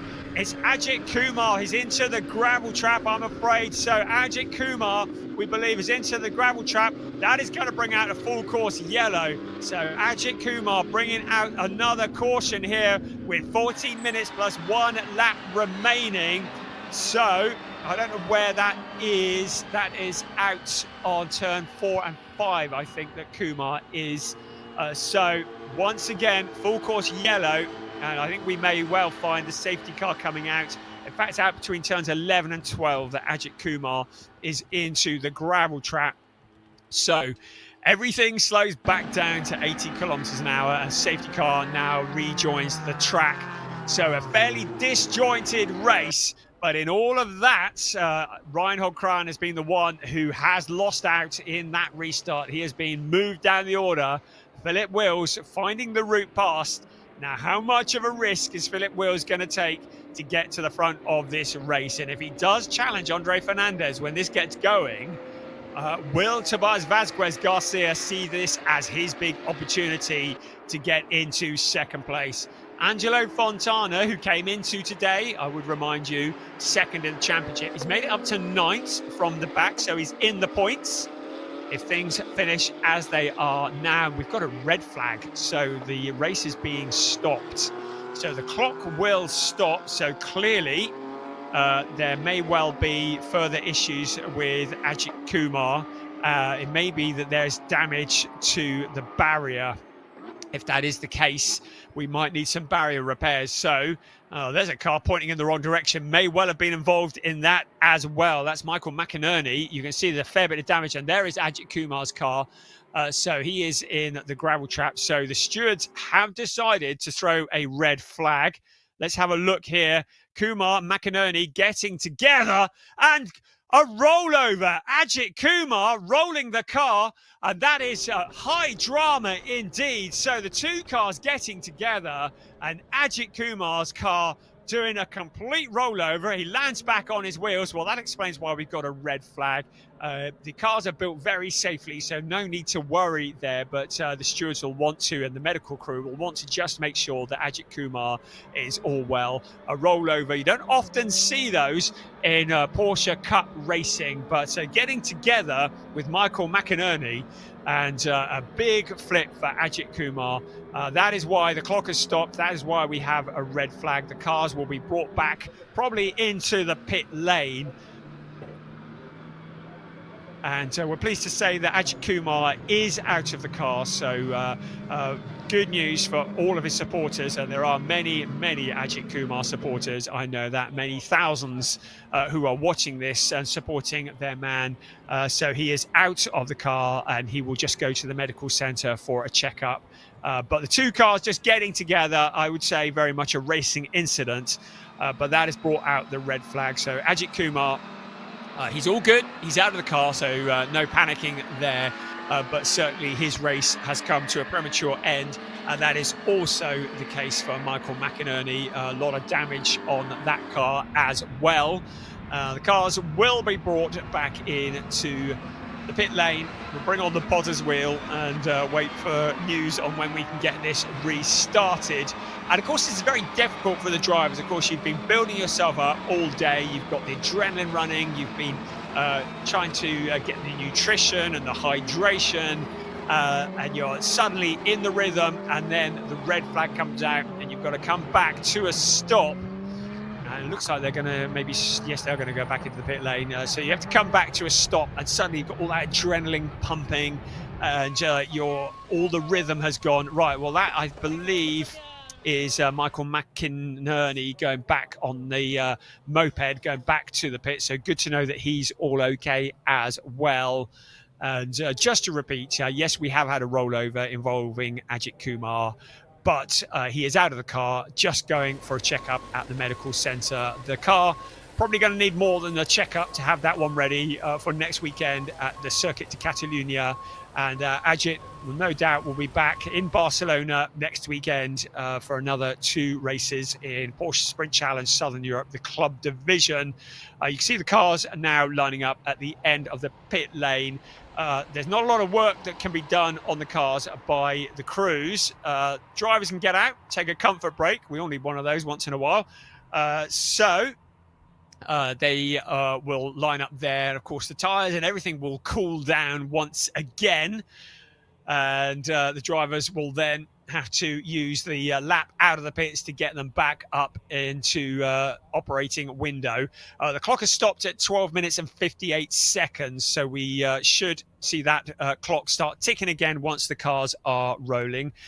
We have confirmation that the race will resume. So there will be a resumption at some point or the other. But we'll get any news that we can prior to that. I believe that Piers is down there and is going to try and have a chat to a few people as well, just to give everybody a break. 5:10 local time is the anticipated restart. So I don't think he's going to have much time to get a chat, because that is at about 3.5 minutes, I think. So I think Piers is down there, but I don't think he's going to have very long.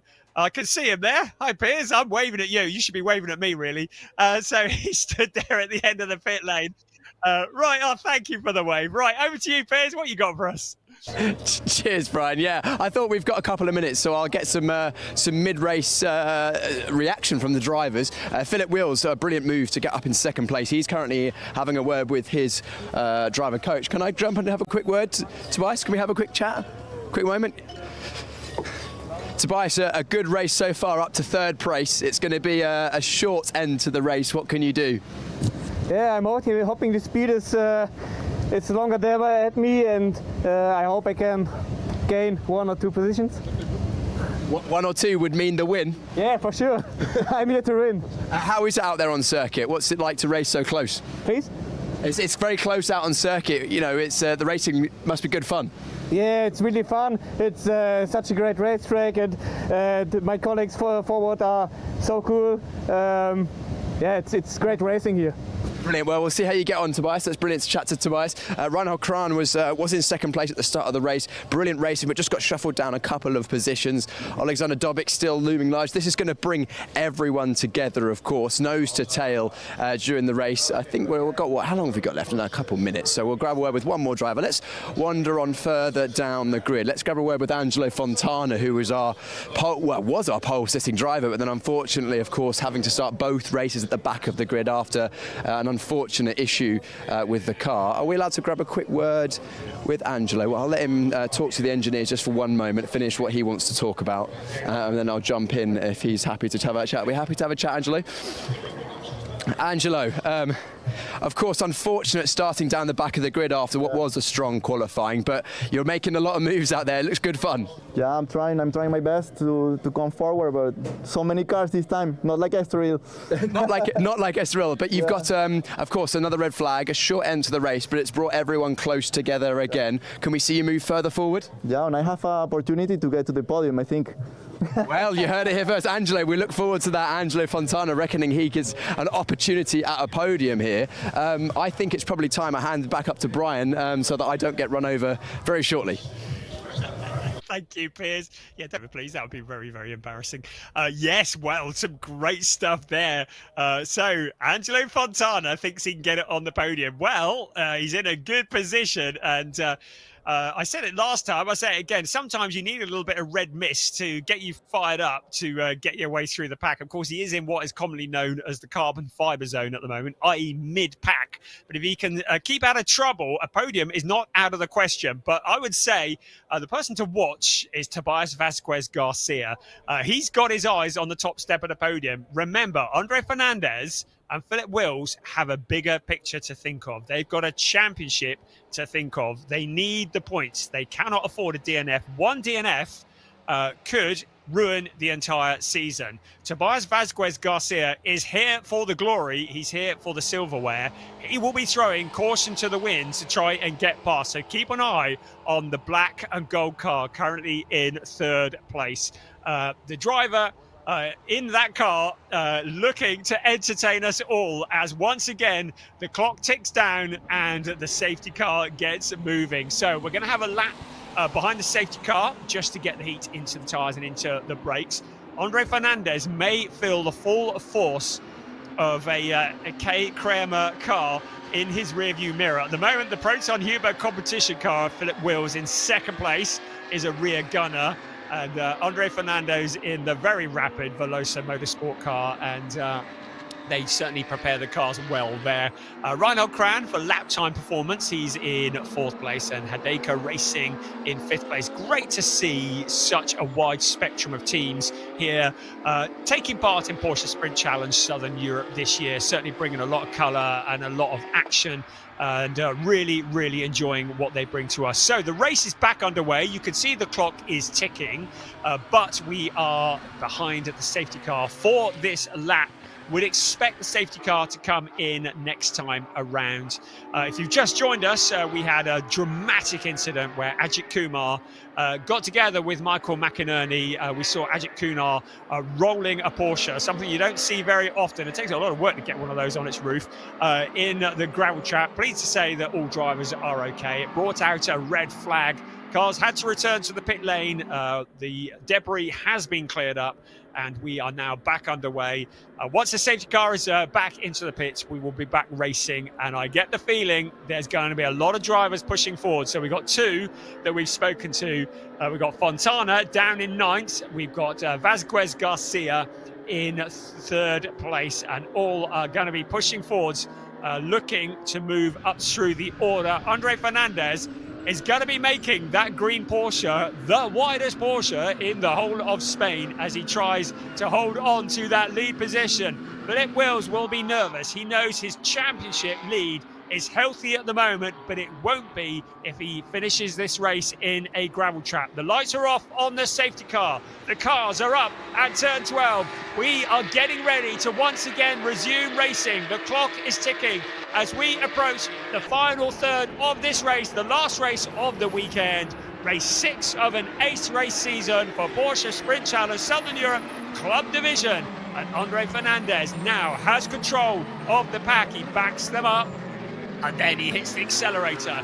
Does exactly what he needs to do out of turn 14 onto the pit straight. Right, here we go in towards turn 1. Are we going to see any challenges while they're bunched up? Potentially from Tobias Vasquez Garcia. Looks to the outside of Philip Wills. He said he fancies the win of this race. Now, as long as Philip Wills is having to defend, it's allowing Andre Fernandez to break clear.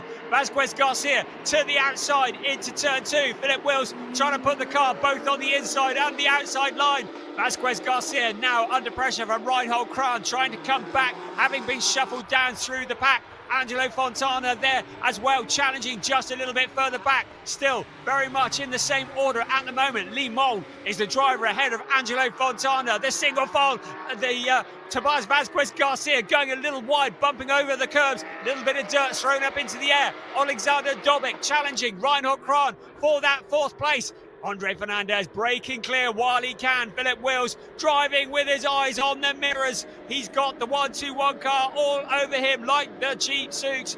1, 2, 3 running together. A challenge for position further back, and that is Carsten Kramer coming through as well. So Carsten Kramer trying to challenge for positions.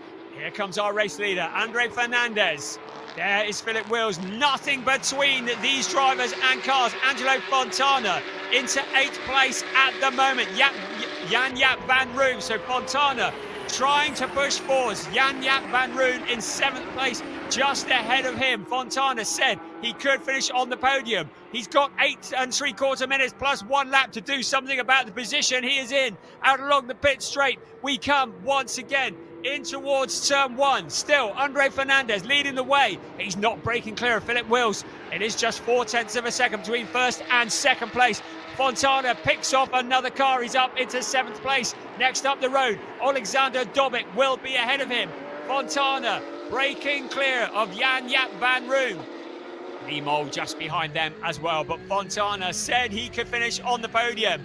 Can he do it? With 8 minutes plus 1 lap remaining. We're riding on board with him at the moment. You can see how hard he is fighting, how hard he is concentrating, fighting the wheel at every corner, trying to get the number 80 S1 Racing car to the end of the race in a podium position.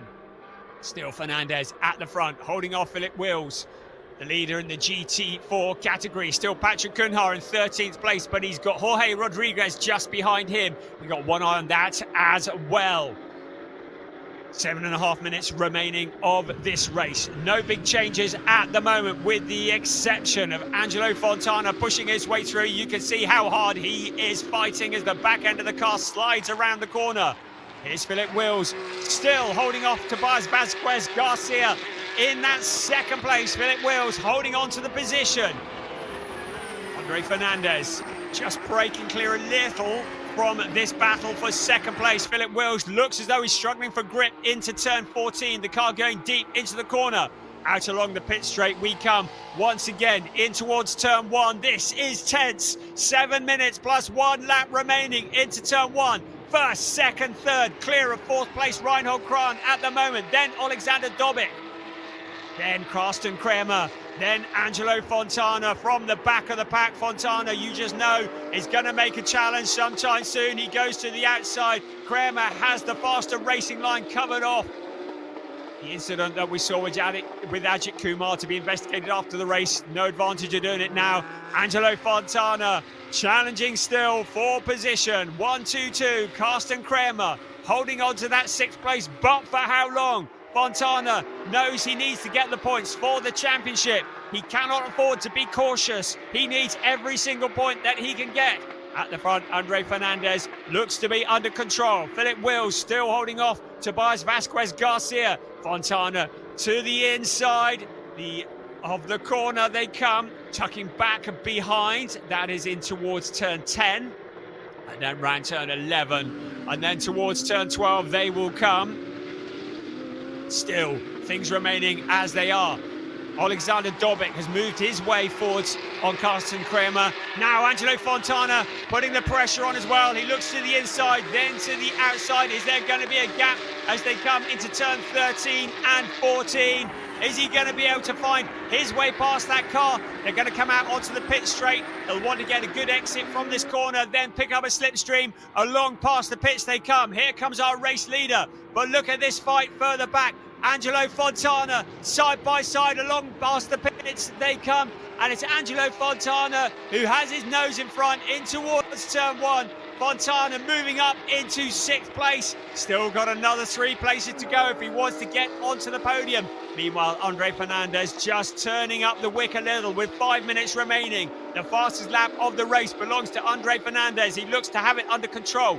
0.8 of a second ahead of Philip Wills in 2nd place. Tobias Vasquez Garcia, has he got anything else up his sleeve? 0.3 of a second back from Philip Wills. And still, the charge from Angelo Fontana as he pushes his way forwards. We're riding on board with Philip Wills. In the graphic on the left-hand side of your screen, you can see how much he is focusing. It's allowing Andre Fernandez to break clear while he is defending as much as he can. A track limits warning has been awarded to car 56, Lee Mole, so he is under investigation by the stewards. He's had a warning. He cannot exceed track limits anymore, otherwise he will pick up a time penalty. We're looking again at the 1-2-1, the 3rd place car. He's not done yet, is he?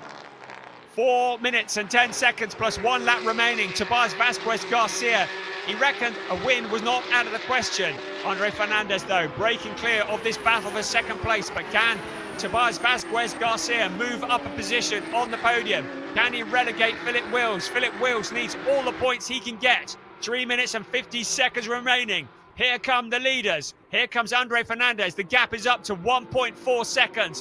While Philip Wills is defending that 2nd place, it's allowing the leader to break clear. Again, a challenge to the inside, to the outside. It's turn 1, out of turn 1, up towards turn 2. Once again, absolute flat out, then heavy braking. The 2nd gear corner, a gap on the inside. Philip Wills has the momentum around the outside into turn 3. Then down towards turn 4.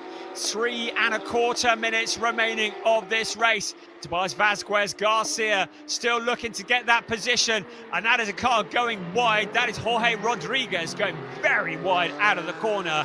He drops back in, but that's allowed Patrick Coonhard to break clear. It's allowed Corrado Costa to get in between him and his rival. So the GT4 race very much in favour of Patrick Coonhard once again. Coonhard in the red and white car, but now it is Corrado Costa who tries to pressure for position. Coonhard not really in a fight with the 24 car. That is a Porsche 718 Cayman against the GT3 Porsche 911. His big occupation is keeping Jorge Rodriguez behind him. And Philip Wills' big attention is on holding on to that 2nd place. Again, Tobias Vasquez Garcia in 3rd place. Angelo Fontana now the fastest man on the track with the fastest lap. But time is running out. 2 minutes and 20 seconds of this race remaining. Andre Fernandez has a comfortable gap at the front. It was 1.438 last time across the line. It's now 1.785, so he continues to stretch his legs. 2nd place may well be as far forwards as Philip Wills is going to be able to get. And it is Tobias Vasquez Garcia who will want to demote him a position further. The 2 cars running together. What else has Vasquez Garcia got up his sleeve that he can do to get past Philip Wills? You can see on board with Angelo Fontana, a view from the inside, a view from the outside. He's in 6th place. Alexander Dobic is ahead of him in 5th place. So he could catch up with him, but can he get past with 1.5 minutes remaining? A podium position now starting to look a little less likely for Angelo Fontana, but he still could pick up valuable points here. Alexander Dobic in the number 33 car, just ahead of him. Dobic, who finished the last race in 3rd position on the podium, his first ever podium in this series. Now with Angelo Fontana bearing down on him. Fontana going very deep into the corner, leaving the braking as late as he dare. We're into the final minute of the race, plus 1 lap. Our race leader is up at turn 12, so I reckon we are going to get a couple more laps left of this race. Look at this for 2nd place. Philip Wills fighting with the wheel, on board with him. He has to focus on what's in front. He can't be looking at what's behind. Into turn 13, they will come in just a few moments, and then into 14, out onto the pit straight they come once again. Is there going to be a challenge for 2nd place? picking up a slipstream. Angelo Fontana with another fastest lap into turn 1. Garcia looks to the inside, tucks back behind Wills. Second place remains very much as it was at the moment.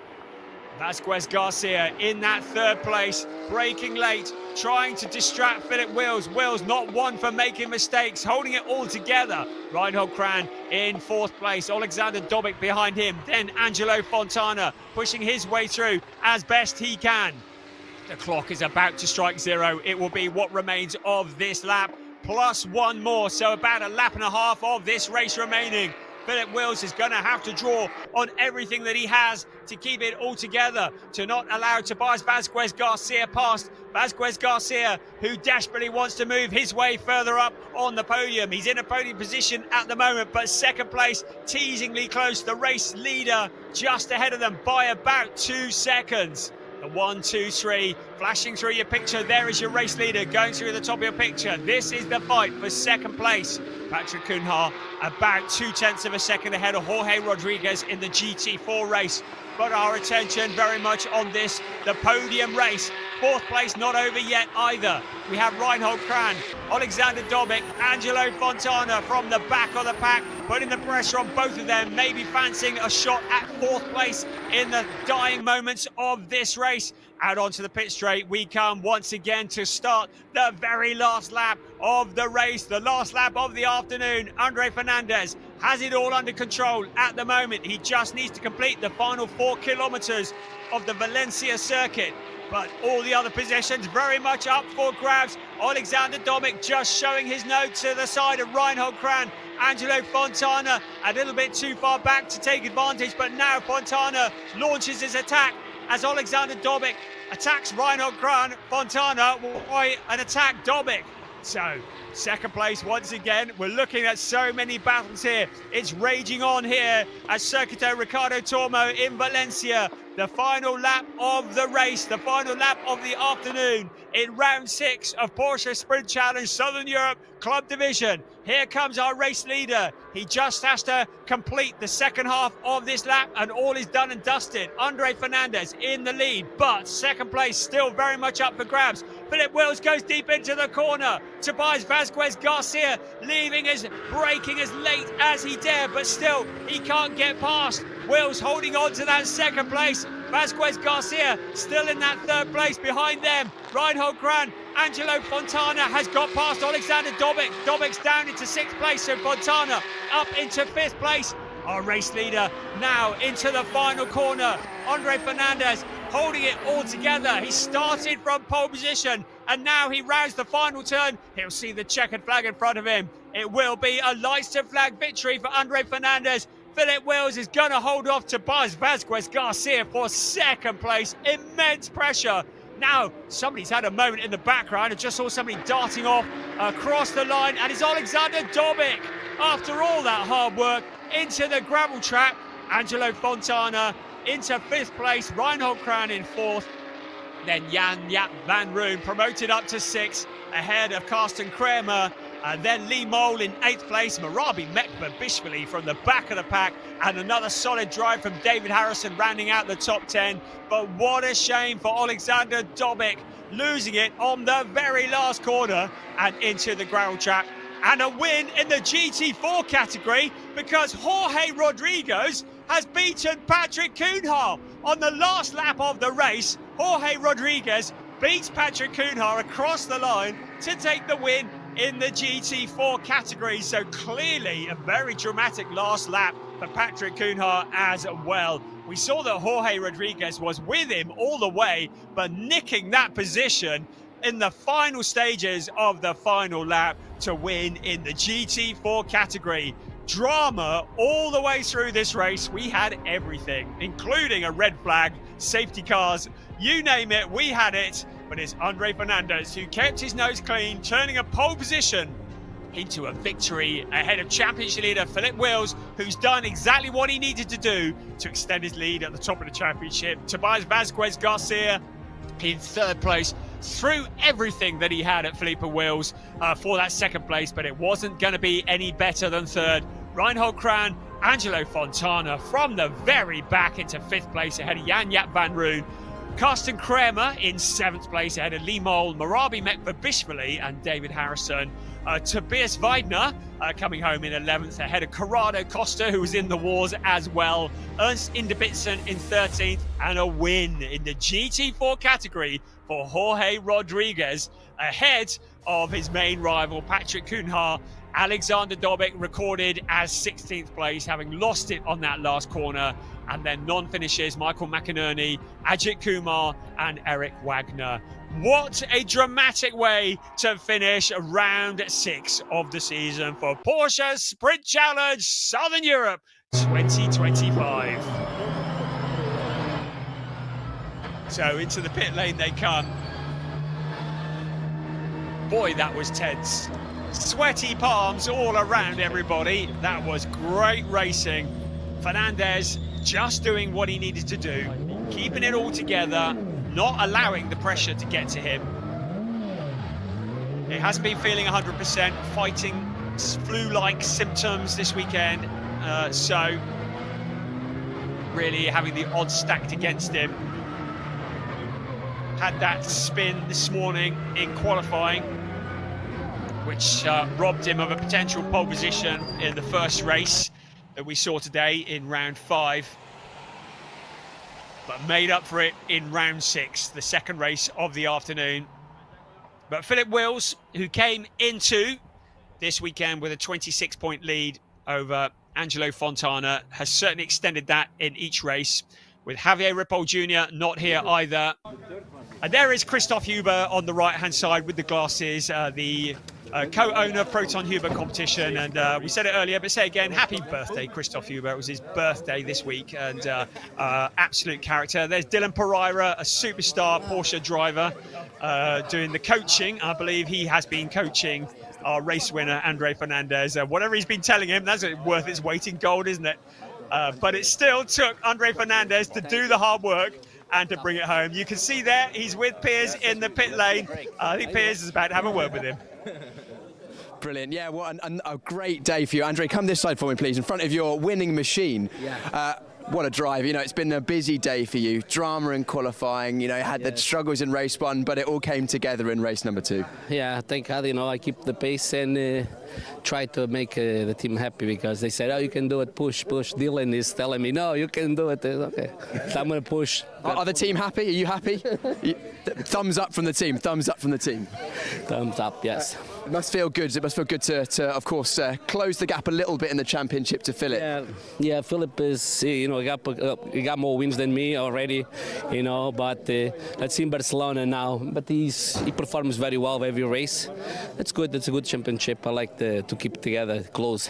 Very close racing at this at the front end, isn't it? Yeah, it is. It is very close, you know, but let's see in Barcelona now. We look forward to seeing you there, Andre. Congratulations on a win in the club division. I'll grab Philip Wills, our second place driver. Philip, if it's okay to come and grab a word with you. Second place, another podium. That's a lot of podiums this season so far. Yeah. Championships. It was a big fight this race, especially also 2 safety cars, restarts, and this Vasquez. He made my life difficult to keep him behind me and to defend myself. That's why I could not chase the first one anymore. It was too dangerous. And also I thought, yeah, okay, stay safe. And it's good for the points for the championship also. Absolutely. Because now, so everybody's happy. I'm also very happy because keep it all the time. Do your business, do your stuff all the time, and don't let your push up behind you or in front of you, or don't over push it, because it will not work. Yes. So that's what I did. It was a brilliant race to watch from our point of view. You were pushed all the way. It was great fun to watch. It must have been great fun in the car. Yeah. In the safety car restart, I found it I learned it now very good to pick up and pass the other guy, Kran, I think, in the first corner. So it was pretty aggressively, but I think he was slowing me down, and the other one was pushing all the time. So I think I have to pass him, otherwise I will lose my podium place. Yeah. So we manage it again. So you look like you're really enjoying this season in the championship. Yeah, of course. It's like a holiday, and the passion and everything is nice. The environment is nice, so it's a very nice championship. I will join next year for sure. Amazing. Philip, congratulations, another podium, extending your championship lead. We'll see you in Barcelona? Yeah. Of course, you need to win that championship. And our third place driver, who is Tobias Vasquez. Where is Tobias Vasquez? Where is he? Our third place driver.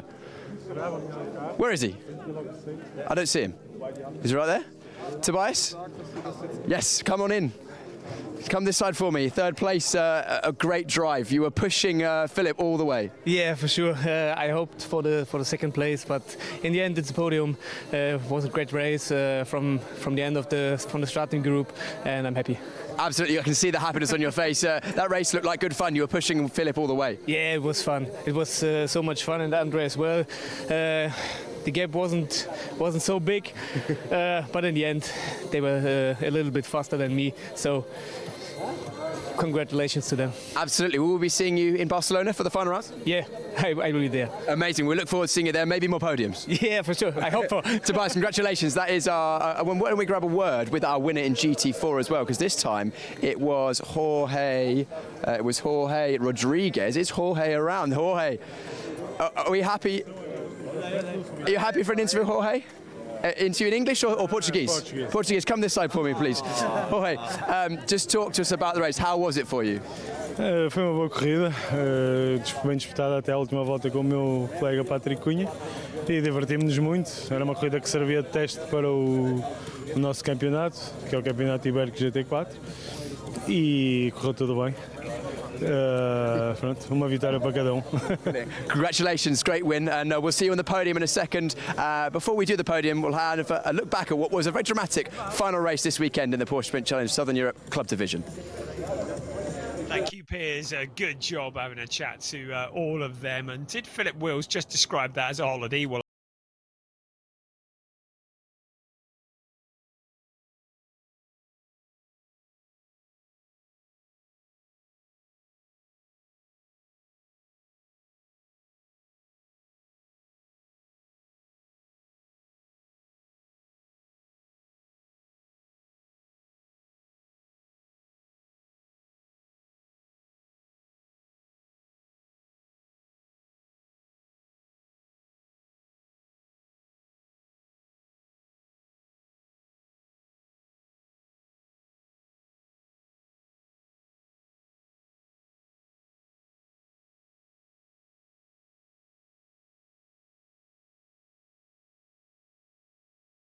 also going to have a dramatic end to his race, having a few moments early on as well.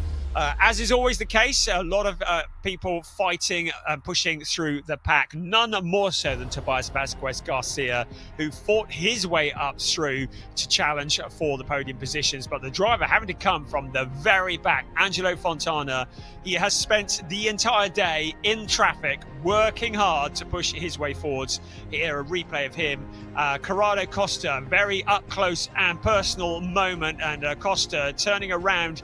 There were no penalties awarded there. Costa perhaps admitting responsibility on that one, maybe. Patrick Cunha looked to have the GT4 race under control, but that was all going to change in the latter parts.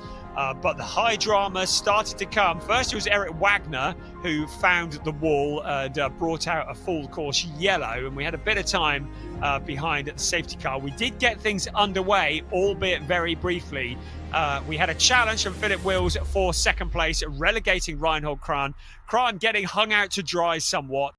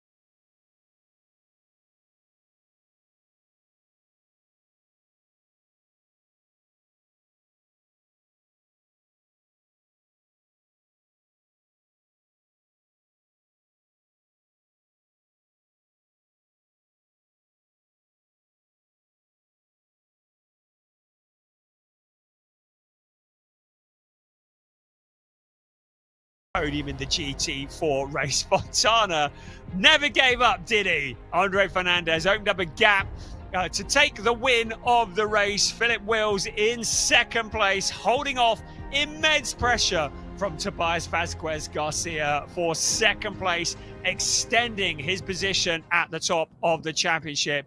He's going to have to do a bit of work next weekend in Barcelona, but clearly loving it. Philip Wills certainly with one hand on the trophy in the club division. But it ain't over till it's over. And for our final podium, it's back down to Piers. Brian, thank you so much for taking us through all of those races. We'll see you and hear your voice once again in Barcelona in just a week's time. But before then, we have our podium ceremony for the club division. And we'll start with the AM classification overall. And in third place, it was the 1-2-1 from Germany. No, not Germany. From Tobias Vasquez. Tobias Vasquez, everyone! Tobias Vasquez for K. Kremer Racing. He is from Germany. Great drive from Tobias, his first podium in this championship this year. Second place, our championship leader, the number 912 from Belgium, Philip Wills. Great drive from Philip Wills, soaking up the pressure. Philip driving for the Proton Huber competition team. But it was eventually our winner, the number 919 from Portugal, Andre Fernandez. Andre driving for the Veloso Motorsport team, who have come out in force to support the winner of the race. And we will now have the Portuguese national anthem for Andre.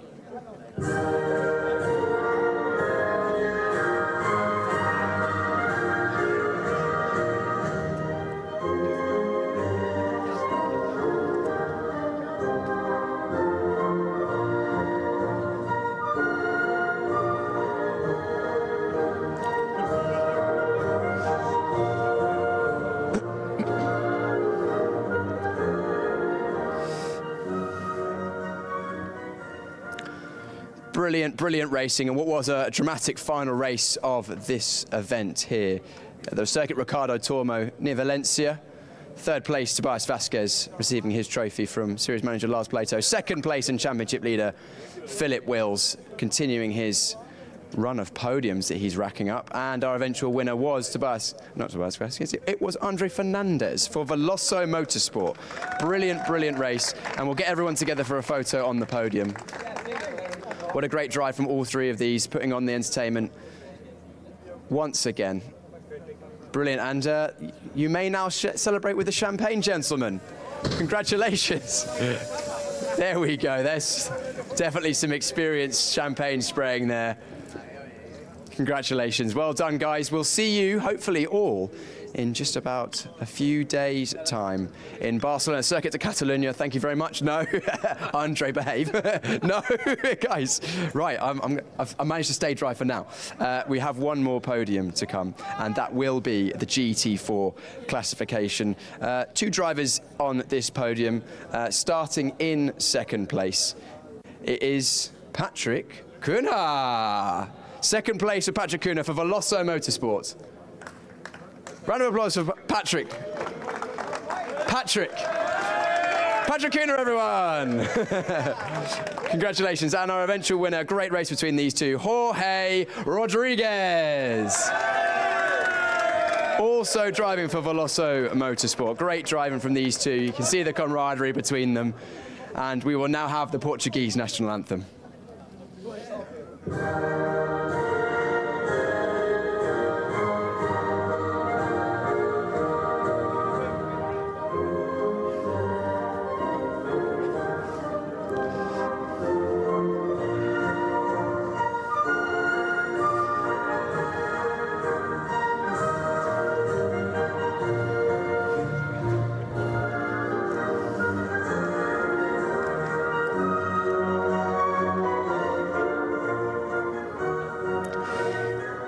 Congratulations, both of our drivers, Jorge in first and Patrick Kuhner in second. Patrick receiving his trophy now for second place, and the winning trophy also being handed to Jorge. So a win apiece this weekend. Hopefully we'll see some more great racing from those two next weekend.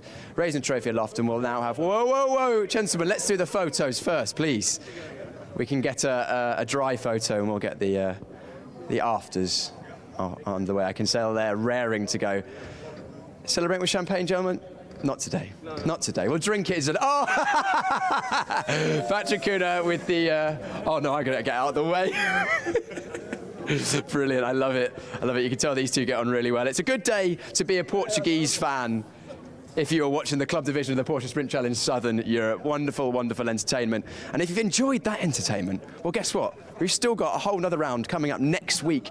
The 1st of March, next weekend, is when we're back racing once again. The Circuit de Catalunya, Barcelona, of course, a Formula 1 track. Produced great racing last year. Going to have great racing again, of course, this year. We'll be seeing all the same faces, maybe even some new faces as well. Thank you, everyone at home that's watched. If you have watched and you're watching on the online, make sure to drop us a like. If you've watched on television, then thank you very much for tuning in. Thanks to the circuit, Ricardo Tormo, always a great host. The rain stayed away. It was lovely weather. Thank you to all the organisers, the marshals, everyone at the track, Alpha Live for putting on the production. And we will see you all in a week's time, 1st of March, same place, same time.